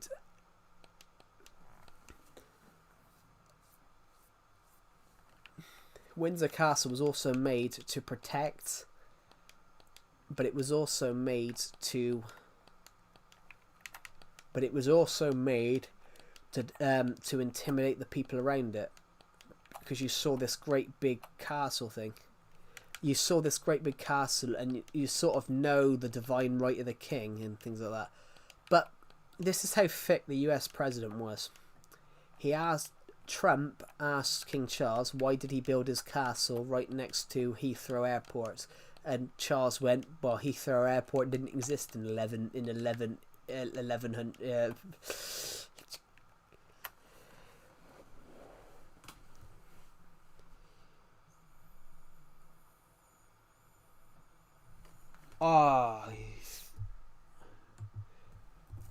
I don't know. I thought Windsor Castle was older than that.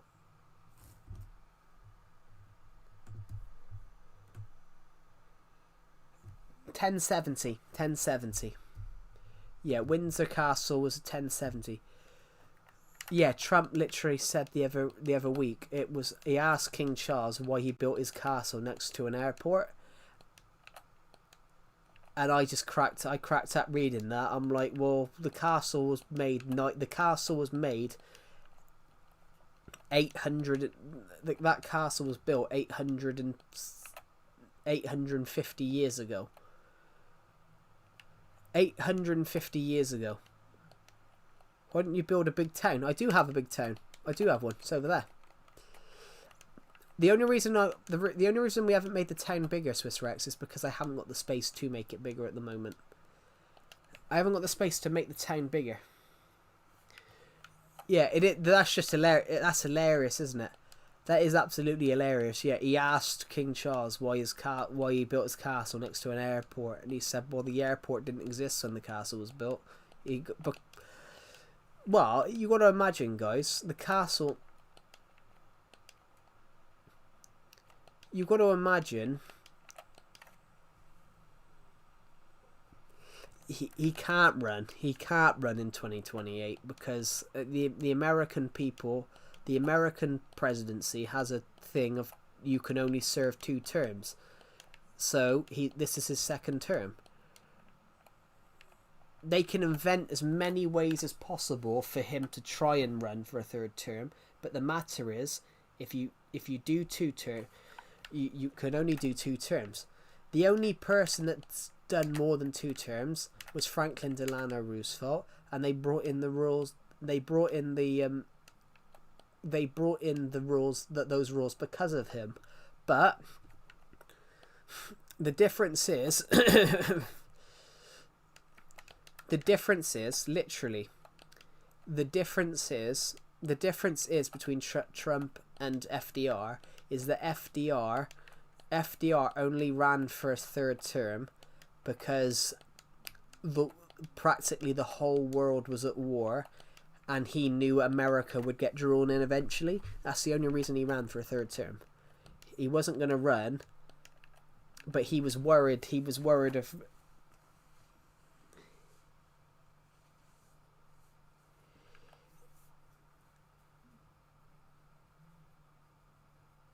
No, he won't. That's not possible. That's not possible. Even if he did that, Swiss Rex, he'd be removed from office within a day. He'd be removed from office because it'd still be illegal. It would, even if he resigned, it would still be illegal.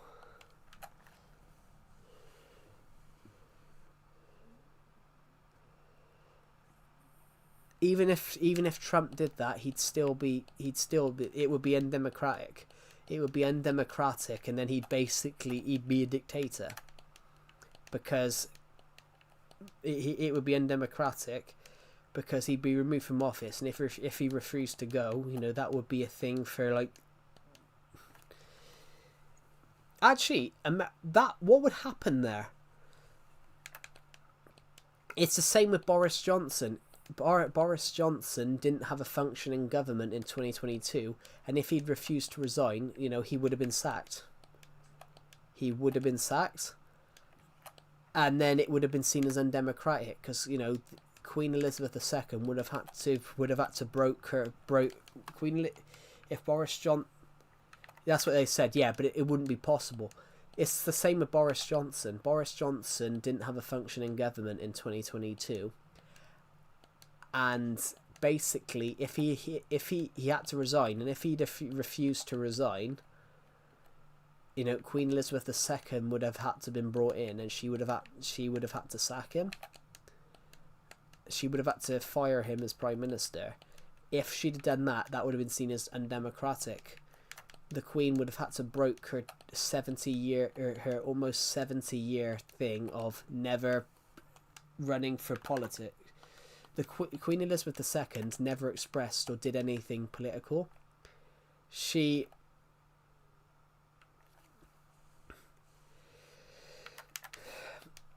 Well, the US states have to do it. So say Trump wants to run for a third term, he's got to convince a majority of the US states to change the constitution.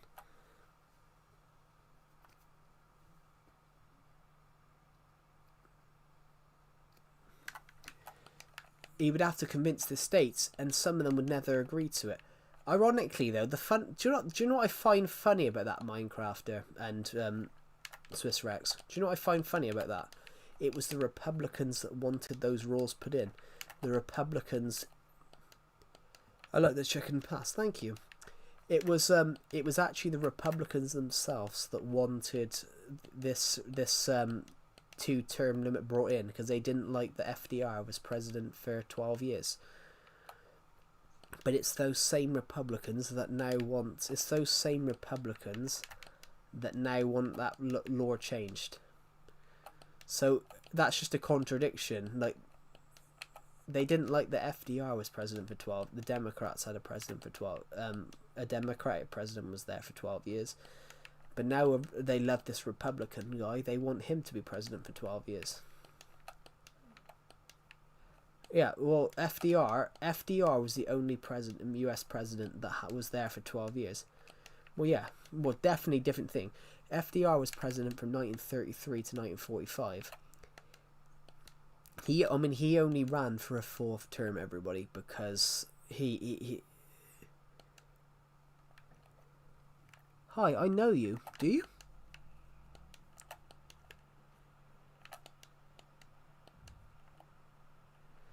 Yeah, what was I saying, guys? Yeah.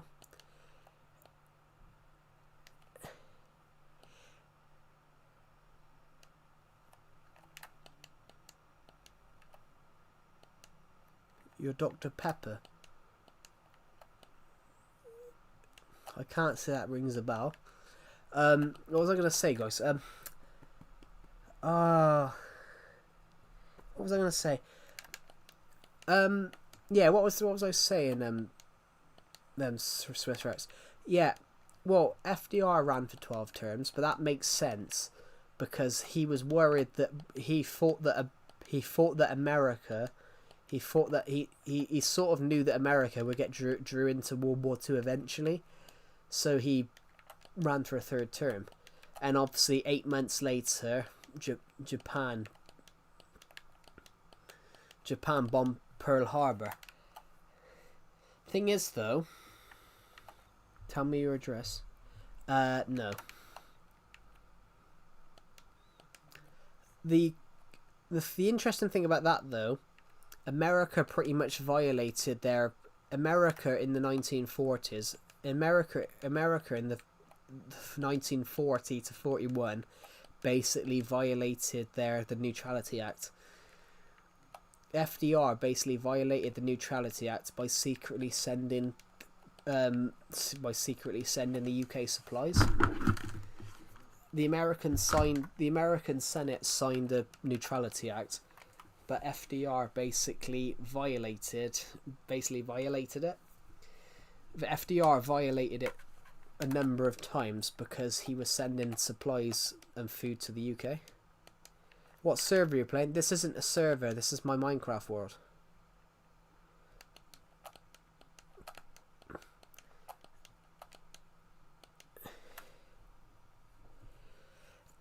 I still don't think she'll win it. Kamala Harris, I just don't think has... I don't think she'll win it.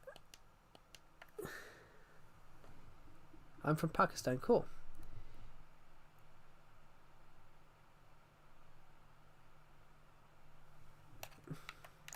Yeah. I mean, he died.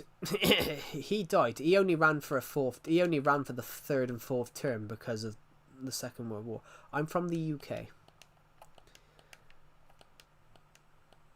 Well, yeah, welcome, Joe. You have a gorgeous day. And you too, fans. Please, thank you, Swiss Routes. Have a good rest of your day yourself. Thank you for watching. I'll see you in the next one. Have a good rest of your day. They didn't really have much choice. Kamala Harris was incompetent. Like, she wasn't a very good vice president for America. But I don't think that's my opinion. The problem with America is you had two options. You had Trump or Harris, and Kamala Harris. The whole point. I watched. A comedian had the same. A British comedian had the same point I made. Kamala Harris was doing politics of joy. She mentioned nothing about what she was going to do to average Americans that were struggling to pay their bills. You know, you knew what Donald Trump was going to do. You know he was going to. You knew that Donald Trump. You knew that Donald Trump was going to. You knew that Donald Trump was going to absolutely, dismantle the deep states. You know, he was going to put tariffs on everybody. He was going to start deporting illegal immigrants. You knew what he was going to do. But with Kamala Harris, you knew nothing what she was going to do. She basically, the whole of her election campaign, to all my American viewers, I was sat listening to some of it on the UK's BBC News. And I was sat there saying, well, she's just talking at her ass. Like, she's not mentioned anything she's going to do. Yeah. And in fact, there's a real... I quite like him. Mark Carney. The thing with Mark Carney, though, he should not have won that election. America, he was not going to win that election. Donald Trump won him that election by putting tariffs on him. Donald Trump basically claiming that Canada should be is not a sovereign nation and should be a state of America. That won him the election. Donald Trump won Mark Carney that election. He won that election because of Trump threatening to annex. Look how deep that's really deep, isn't it? That lake's really deep. Yeah, Mark Carney.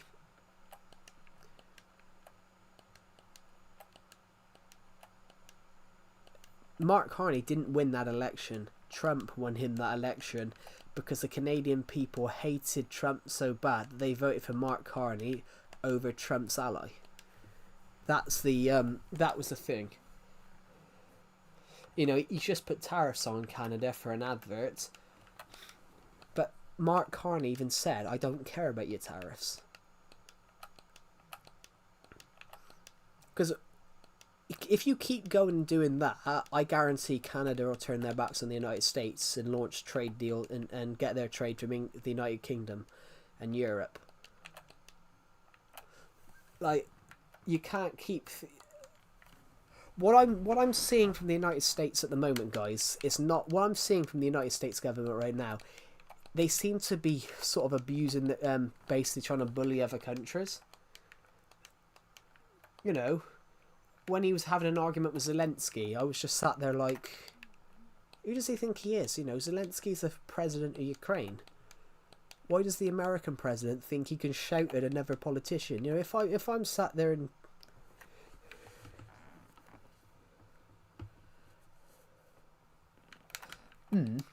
but as a British person, when I heard him shouting at Zelensky, and when I was listening to that, Zelensky was saying the truth. Zelensky said we've had 20 ceasefire agreements with Russia, 200 talks, and they violated each one. And he was right. That's basically what's happened in the last 10 years. And even if you're listening to it, you can tell that Trump wasn't even listening to what he was saying. That was just the thing. Thing is, when he called Zelensky a dictator, who stopped elections, under Ukrainian law, in a war, you do not have elections. But that's the same as the UK. The United Kingdom doesn't have elections during times of war. So so everyone here, say that Great Britain goes to war tomorrow, and there's meant to be a general election next week. If Great Britain goes to war, those elections are cancelled. The UK does not do elections in war. During the Second World War, the UK didn't have an election for 10 years. There should have been a general election in 1940. It got cancelled. Yes, Zelensky was elected for a 5-year term in 2019, but because of the Ukraine war, because the Ukraine war was still on last year, the elections were cancelled because they're at war. The United States is one of the only countries that hold elections during war. The United States is the only country that holds elections during war. So, for example, if America didn't hold elections during war, you know, it would have meant that Dwight D. Eisenhower would have been president for the entirety of the Vietnam War. He doesn't plan to resign. He plans to not run for re-election after the end of the war, because of how long this war's lasted in the Ukrainian, because of how long the Ukrainian and Russian war has lasted, because of how long it's lasted, it would basically right now he would be the equivalent. He would right now say the Russia-Ukraine war, I think, will last for another 2 years.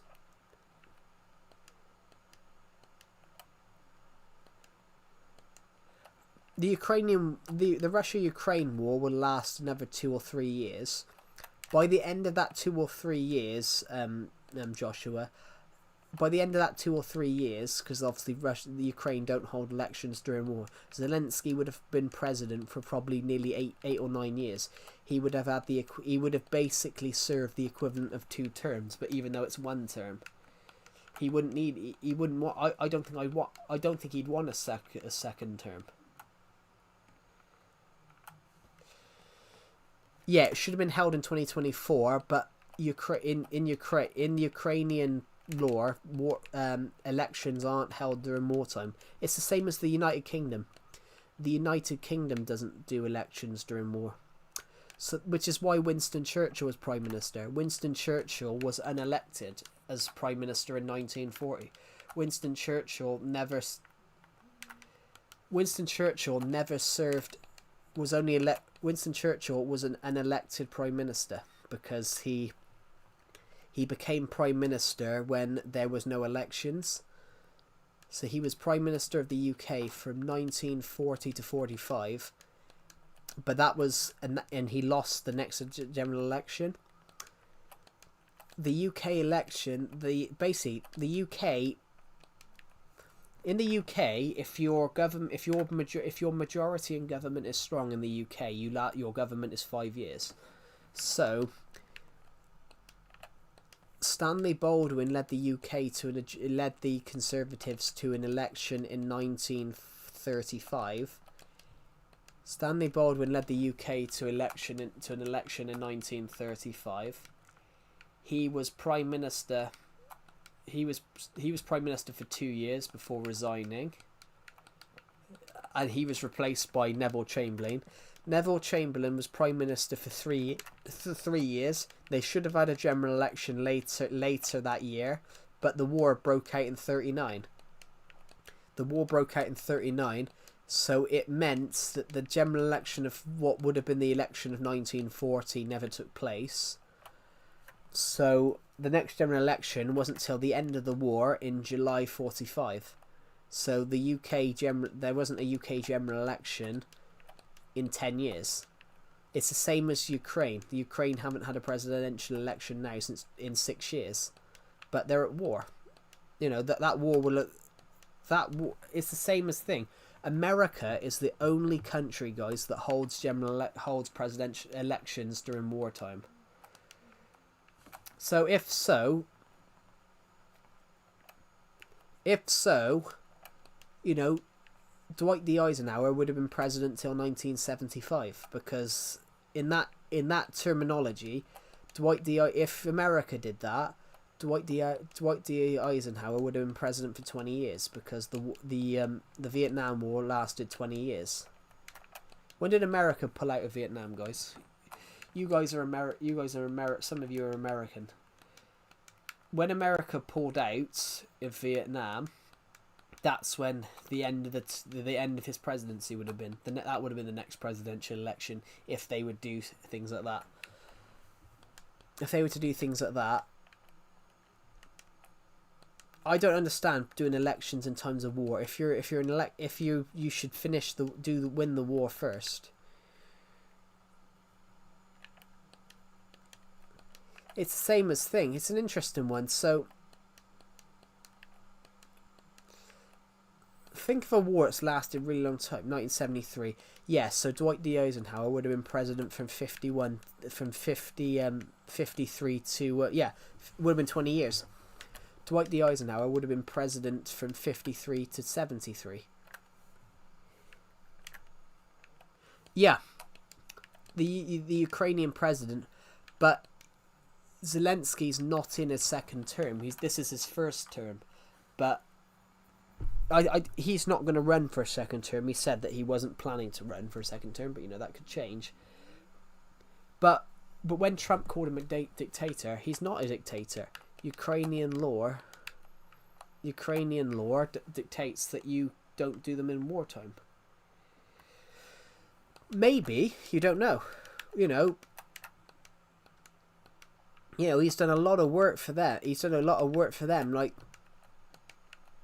they've actually won territory back. For example, Ukraine at one point had 30% of their land was taken, and now it's like 20%.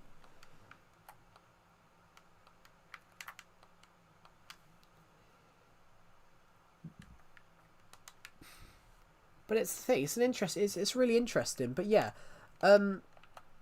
why does America do that, guys? Have elections during war?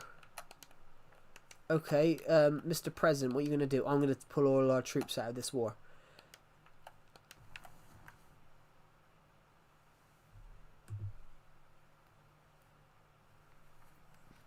So, for example, if that had happened, if America did that, Dwight D. Eisenhower, I think he died in 1968, then it would have been Nixon, because Nixon was his vice president. Nixon would have been president until the end of his term.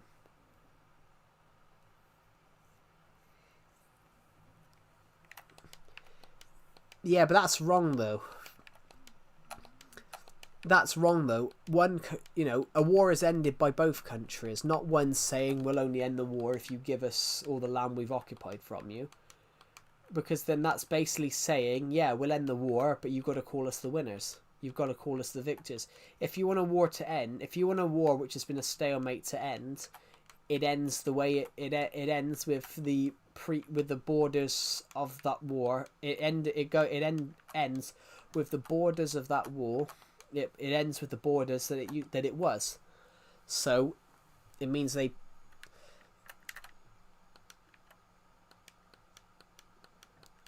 I don't know, though. I don't know.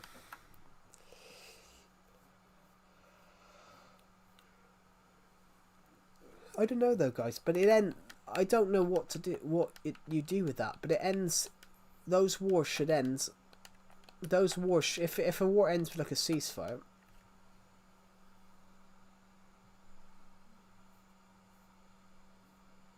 Yeah.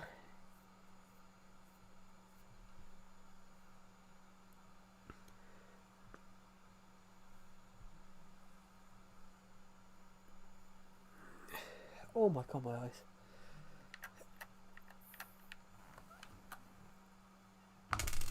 But yeah, like that's the interesting part. So, but that's what FDR did. That's what FDR did. That's why FDR ran for a third term. That's why he's the only US president to run for a third term. Because, well, he's not the only, because other people did. Hello, Crumble Cookie FC, welcome to the stream. But that's why FDR ran for a third term, because he didn't want to change president while this huge war was going on.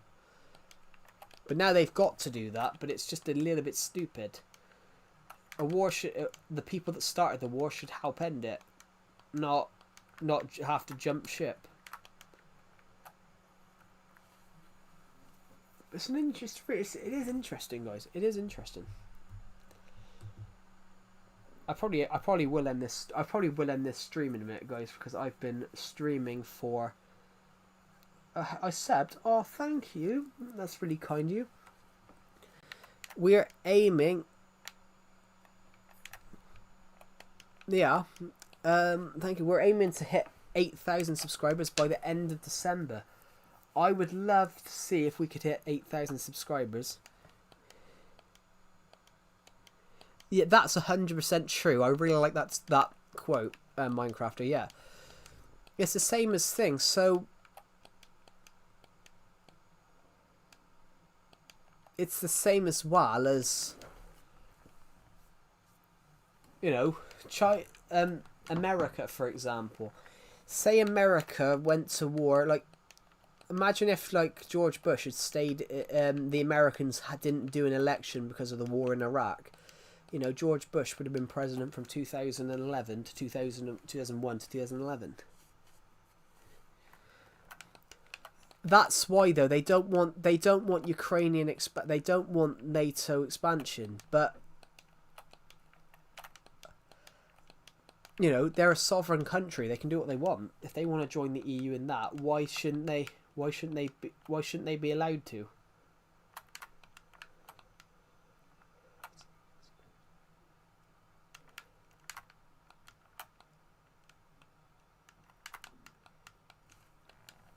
Being part of the EU, if they join the EU, though, you know, they automatically become more European.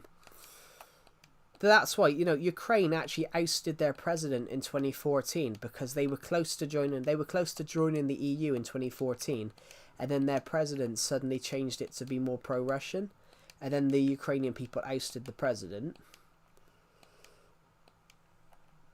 It's an interesting story. But then it's one of those. If they join the EU, you know, they get free travel. They get free travel to the EU.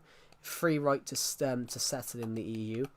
You know, they basically become more European, because Europe is to reform the Soviet Union. I think, I don't know. Well, Ukraine was once part of the Soviet Union, as was Russia, as was some of the other countries. The federation we discussed, yeah, the EU is basically a federation, but basically. It's a union, but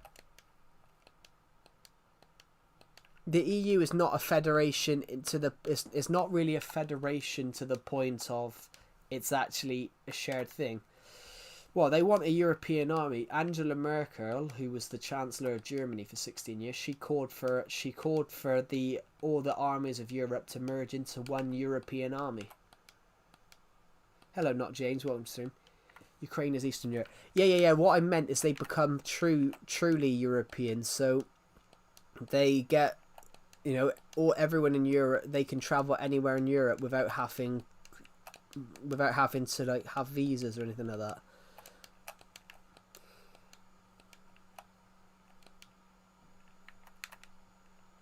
A unified Europe.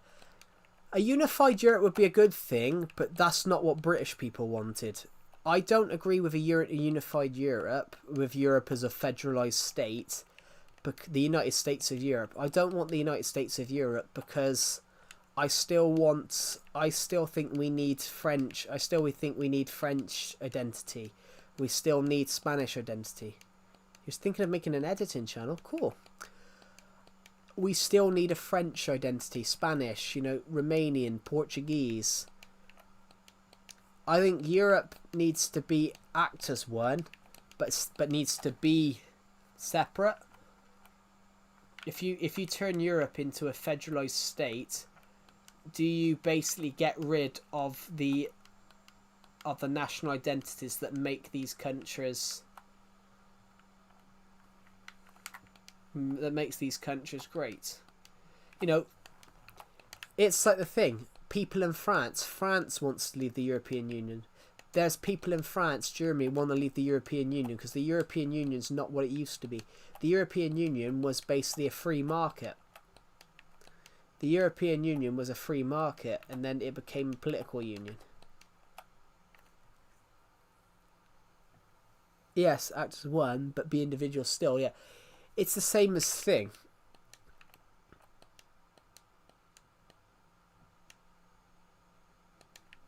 Act as one. So Europe acts as... That's pretty much what Europe does. Europe acts as one. But... Yes, I do. He was put in. He won an election after they ousted their former president because he decided to scrap all their talks about joining the EU to be closer to Russia, which I find quite interesting. But then the Ukrainian people had enough at that point, and then they ousted him.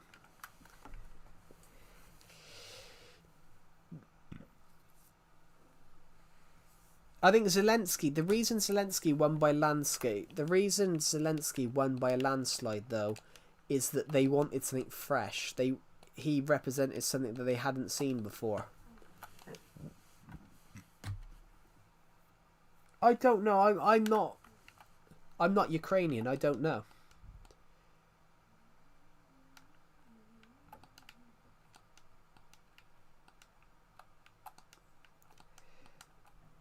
I'm not Ukrainian, so I don't know.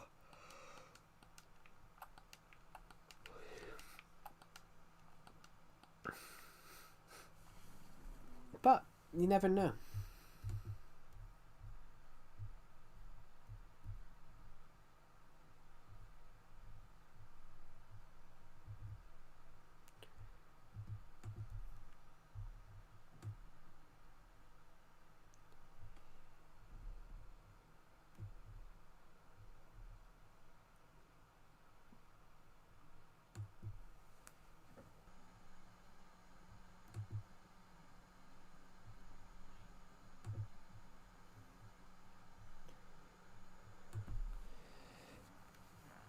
Sorry guys, the stream crashed.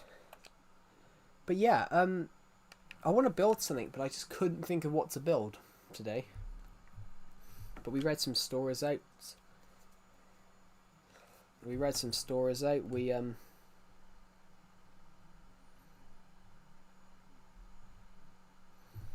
read some stories. Happy Halloween. Hello, that one gorilla. Welcome to the stream.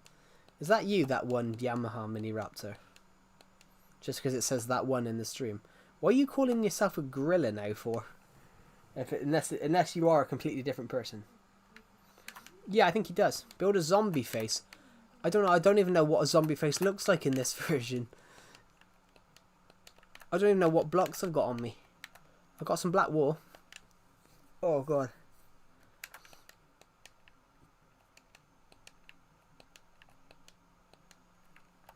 Oh, you make Gorilla Tag videos. It's a VR game. Oh yeah, I know what Gorilla Tag is. I've not heard of it though, but I sort of know what it is.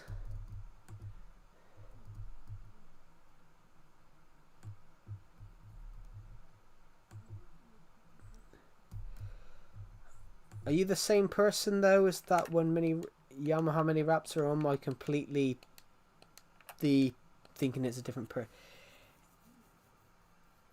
You should make a pumpkin. We could. I've got some pumpkins on us. We can make a pumpkin house. That's something we can do. Well, there's only. I think, from what I know about Ukrainian history in the last 30 years, they've only ever had one term. They've only ever had one president that served more than one term. I'm a different person. Yeah. We got a person that calls himself that one, so I didn't know if it was the same person or not.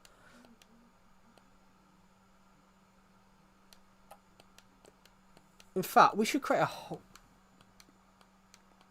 Make a graveyard. I made one in my world. That's a cool idea. Actually, if I ever want to put this up on the Minecraft Marketplace, I wouldn't be able to. I wouldn't be able to. Because it would be seen as a symbol.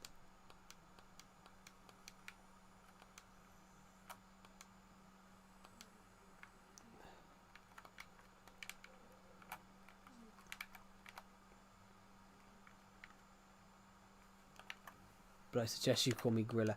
Okay.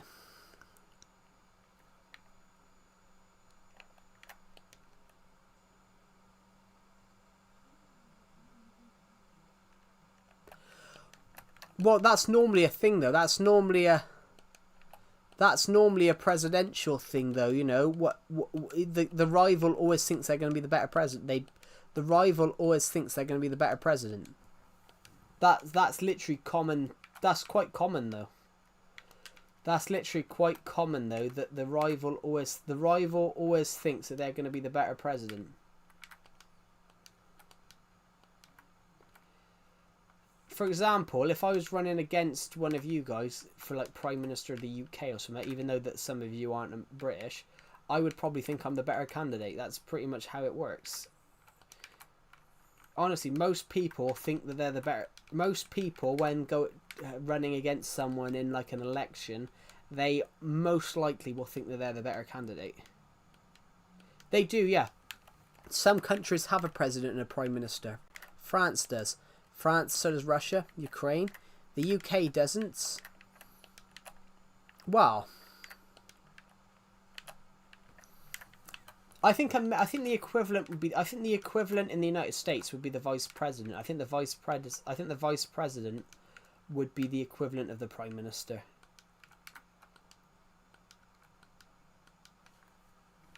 Yeah, 9-10. You don't go for gold if you don't think it belongs to you already. Yeah.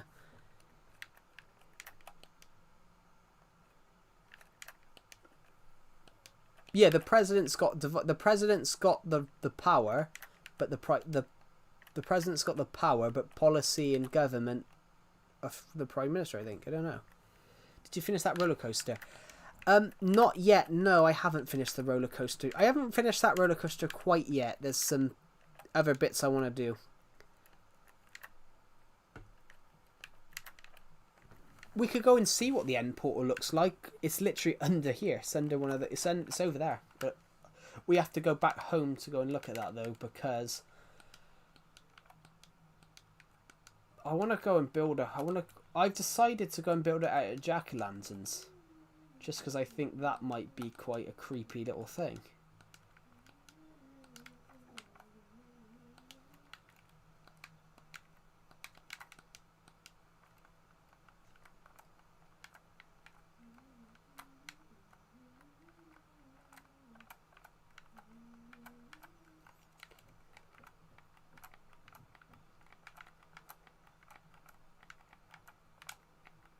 Oh.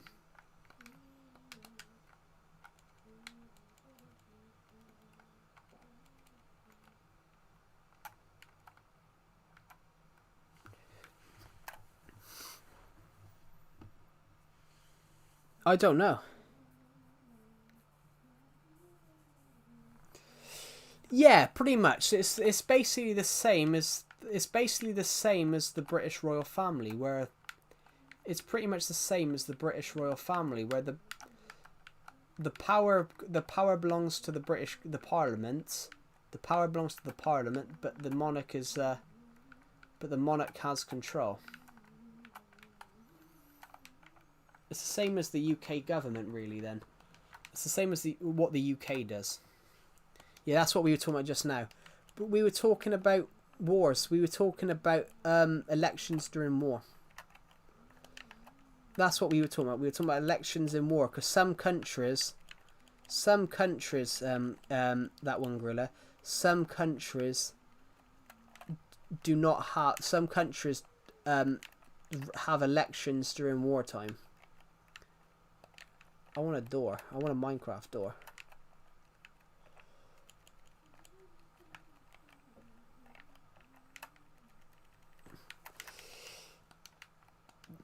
Some countries have elections during wartime, and we were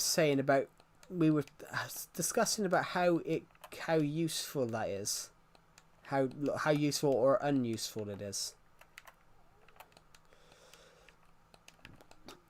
Guys, I'm going to be back there in a minute. I need to go and get a door. Basically, I can't put anything else in that house that we're making. That house that we're making, I can't put anything in that house until I get a door.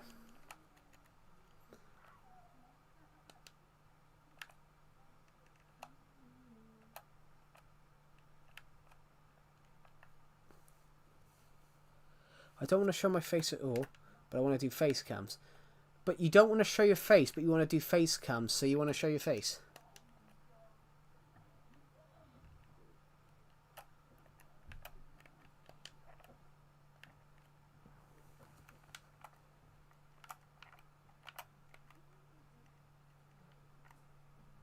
Wear a mask. If you're working alone, wear a mask. I'm Batman.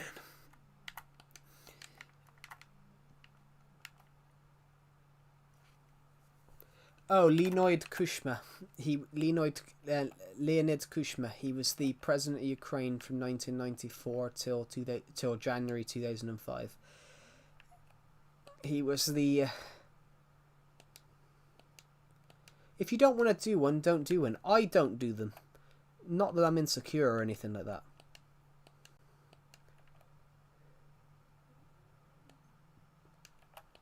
Why? What do you mean by your body saying no? So you don't want to do one and you do, and you want to do one. Is it because you're insecure or something like that? I'm going the wrong way.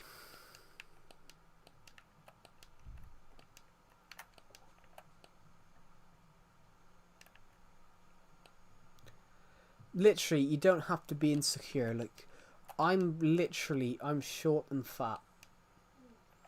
And yet I stream all the time.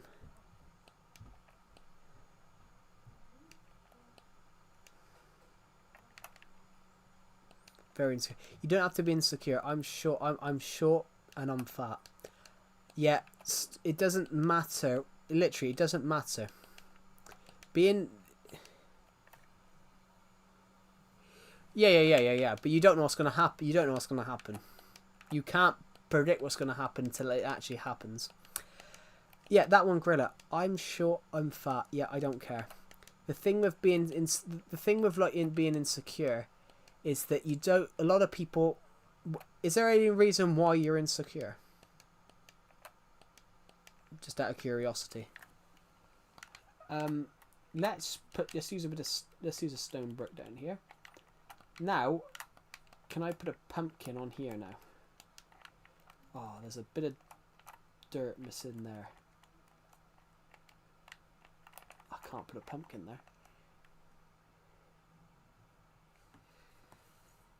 there. I don't like when people judge, but people are always going to judge. People will always judge. There's things that you cannot stop there. That's something that you can't stop. People will always judge, because people judge what they don't understand. But it doesn't mean that what you like. It doesn't mean what you like is invalid. It doesn't mean what you like is invalid. But people don't understand. People judge what they don't understand. But then, if you're insecure about what you like, yourself, if you're insecure about what you like yourself, that's why people find, that's why people judge, because they find it more judgmental. That if you're insecure, that's when people find it more judgmental. But that's when people are judgmental, because sometimes they don't understand what's going on, if you get what I mean.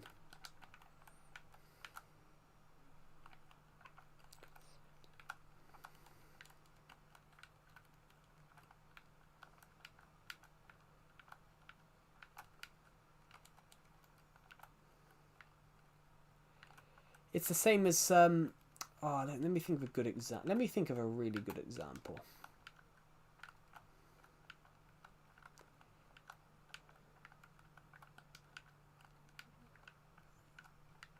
I'm trying to think of a good example. I'm trying to think of a really good example for you, actually. In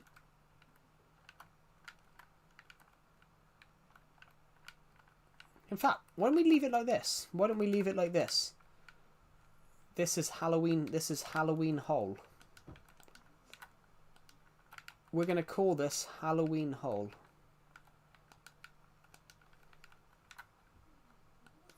Literally, no mobs are going to spawn here. This is going to be called Halloween Hole.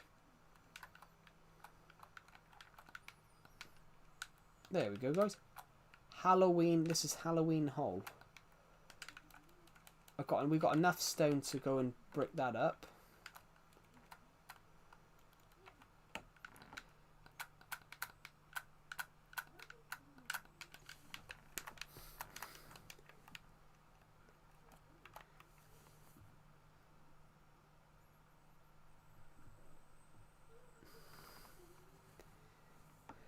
Some things that will help you will certainly change, like Vine to give a presentation despite feeling nervous. Because do you know what I do with that, guys? Because that stuff I find nerve-wracking. I find that stuff nerve-wracking, like having to speak in public. Like, I hate that stuff.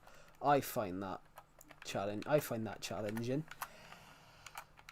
And I will be honest, guys. Do you know what I do? If I'm having to do that stuff, I will always be shaking my knee. So I'll always be tiptoeing and back.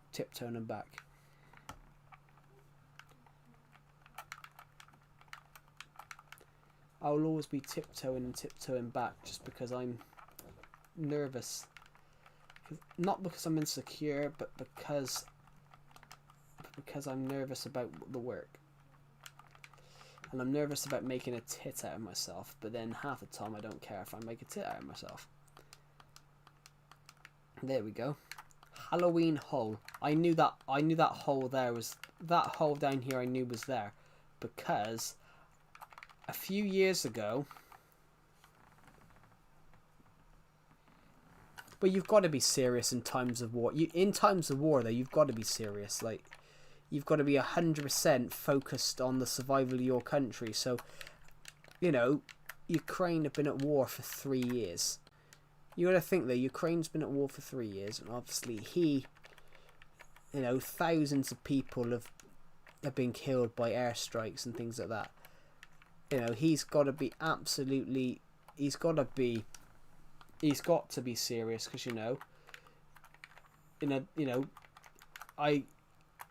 his people are dying. Yeah, he's got to be absolutely serious. He's got to be absolutely serious. People bomb. There was a clip of a residential building a few weeks ago just getting hit. Well, I don't think it's not that he's never liked Russia. It's not that he's never liked Russia. He's been on TV shows in Russia because he was an actor beforehand. But he doesn't like the way Russia treated Ukraine. He doesn't like the way Russia treated Ukraine. So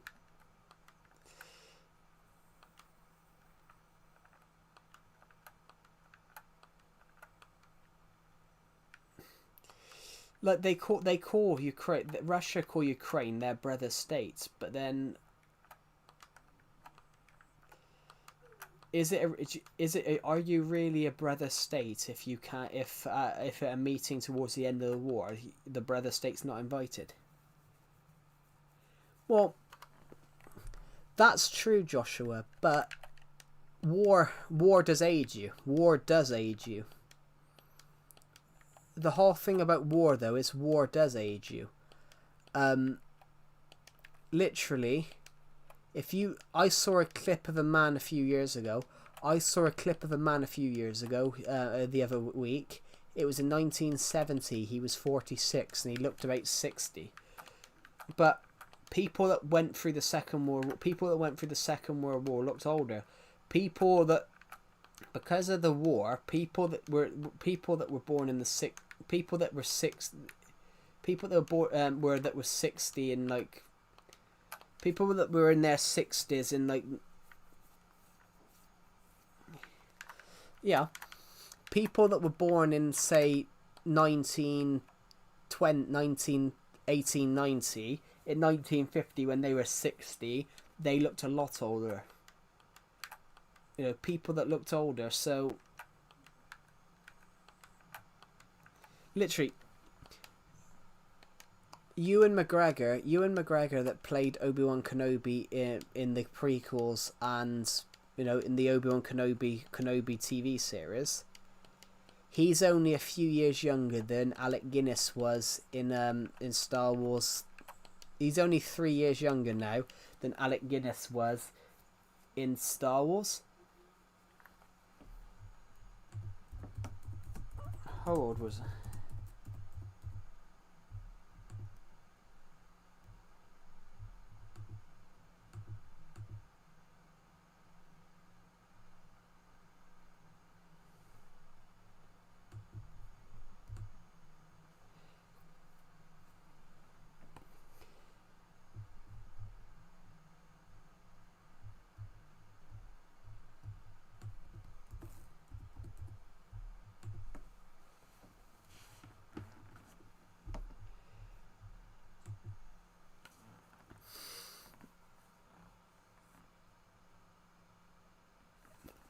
Because some countries can't respect it. It's the same as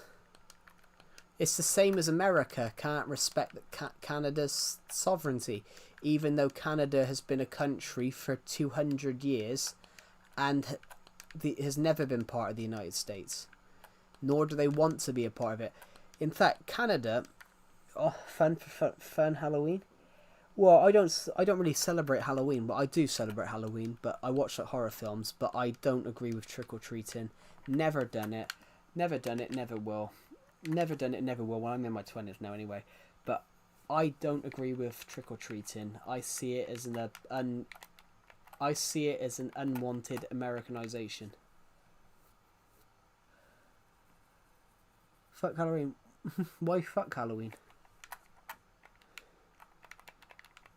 Halloween's a good holiday. It's just been Americanized. Well, Justin Trudeau, interesting one. I didn't like him. I always thought he was a bit. I didn't like him from an outside perspective. I always thought he was a bit dictatorial.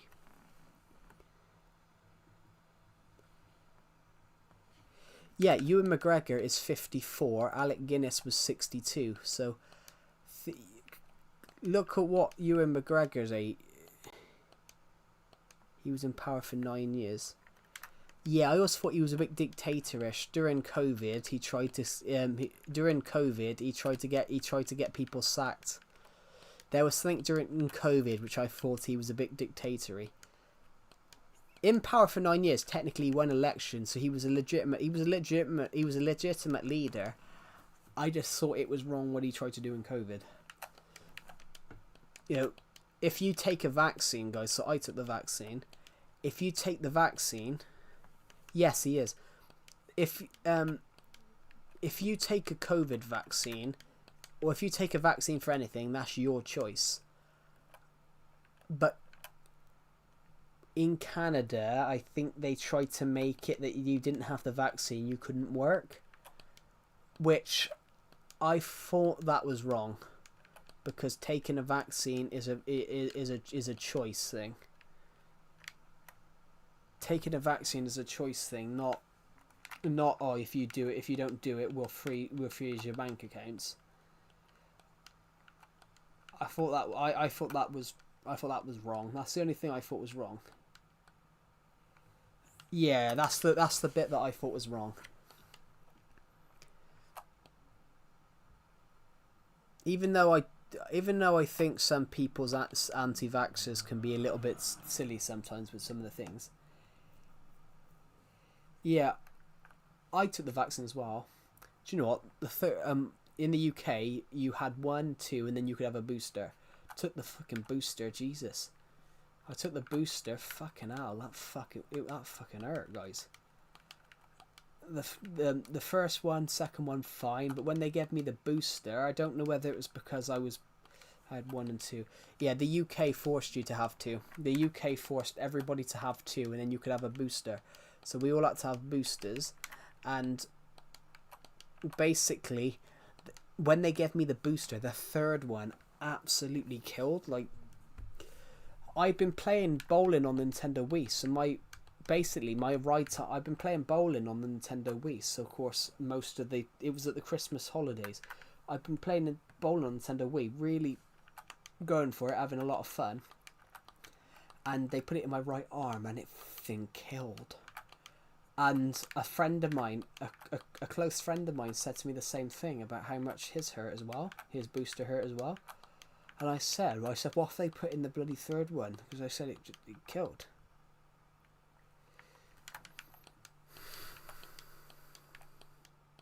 I think JD. I don't know whether he'd be good. I do actually like him. JD Vance, I do actually quite like. I think I resonate with his thing though, because if he is very much from a working class background. I resonate with that. But as a British person, I think he might actually be quite good. But you don't know. But you know, you might as well not even have a vice president, guys. What does the vice president actually do?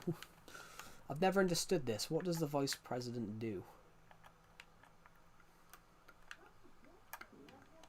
Where's our castle? Castle should be there. No. The castle is our other castle is there.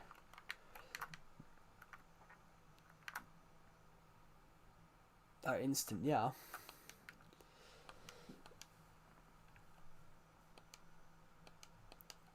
You can find out how good your immune system. You can find out. They do their profession. Yeah, that's what I wanted to know. What do the vice presidents do? Because they're not the president. They can't dictate policy. So what do they actually do? Because the only equivalent that we have in the UK is Deputy Prime Minister. But the Deputy Prime Minister doesn't really do much. The Deputy Prime Minister only fills in when the Prime Minister's ill. Vance is a writer and lawyer. Oh, so they do their profession. I didn't know that. I didn't know what they. I know he's a writer because I got his book. Because I know he's a writer because I got his biography that he did years ago. Which I only bought it because there was a film done on it and it was a good film. I only bought it because there was a film done on it and it was a good film. Obviously, I didn't know who he was.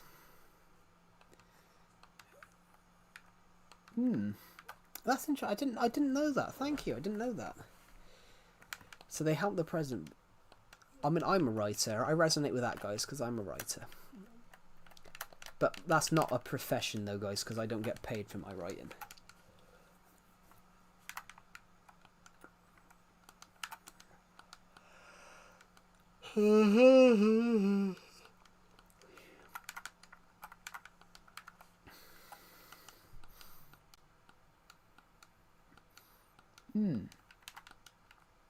Well, because what the UK Deputy Prime Minister does, the UK Deputy Prime Minister also holds a Minister of State, so they could be something like Minister of Prosecution or something like that, Where are we?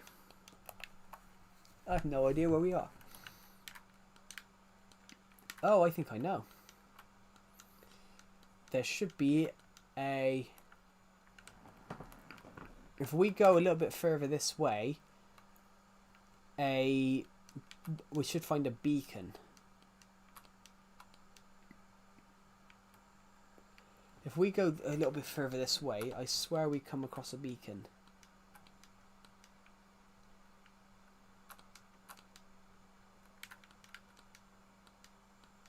Yeah.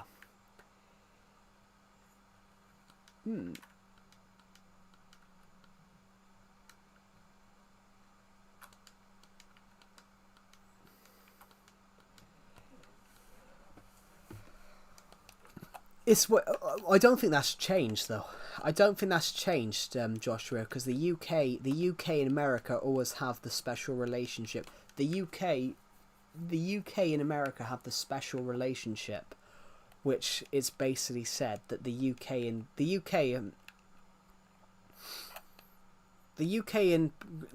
America are like father and son. Great Britain only steps in when America fucks up. Pretty much. That's just a joke, guys, but that's kind of true. The Nether Portal room? I haven't been here in months. The storage room?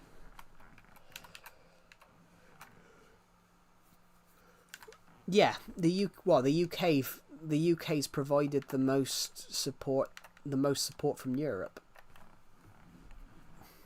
I think. Anyway.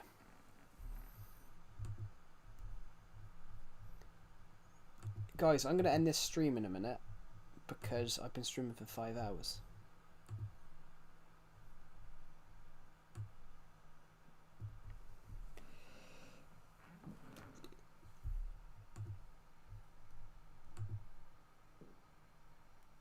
Oh.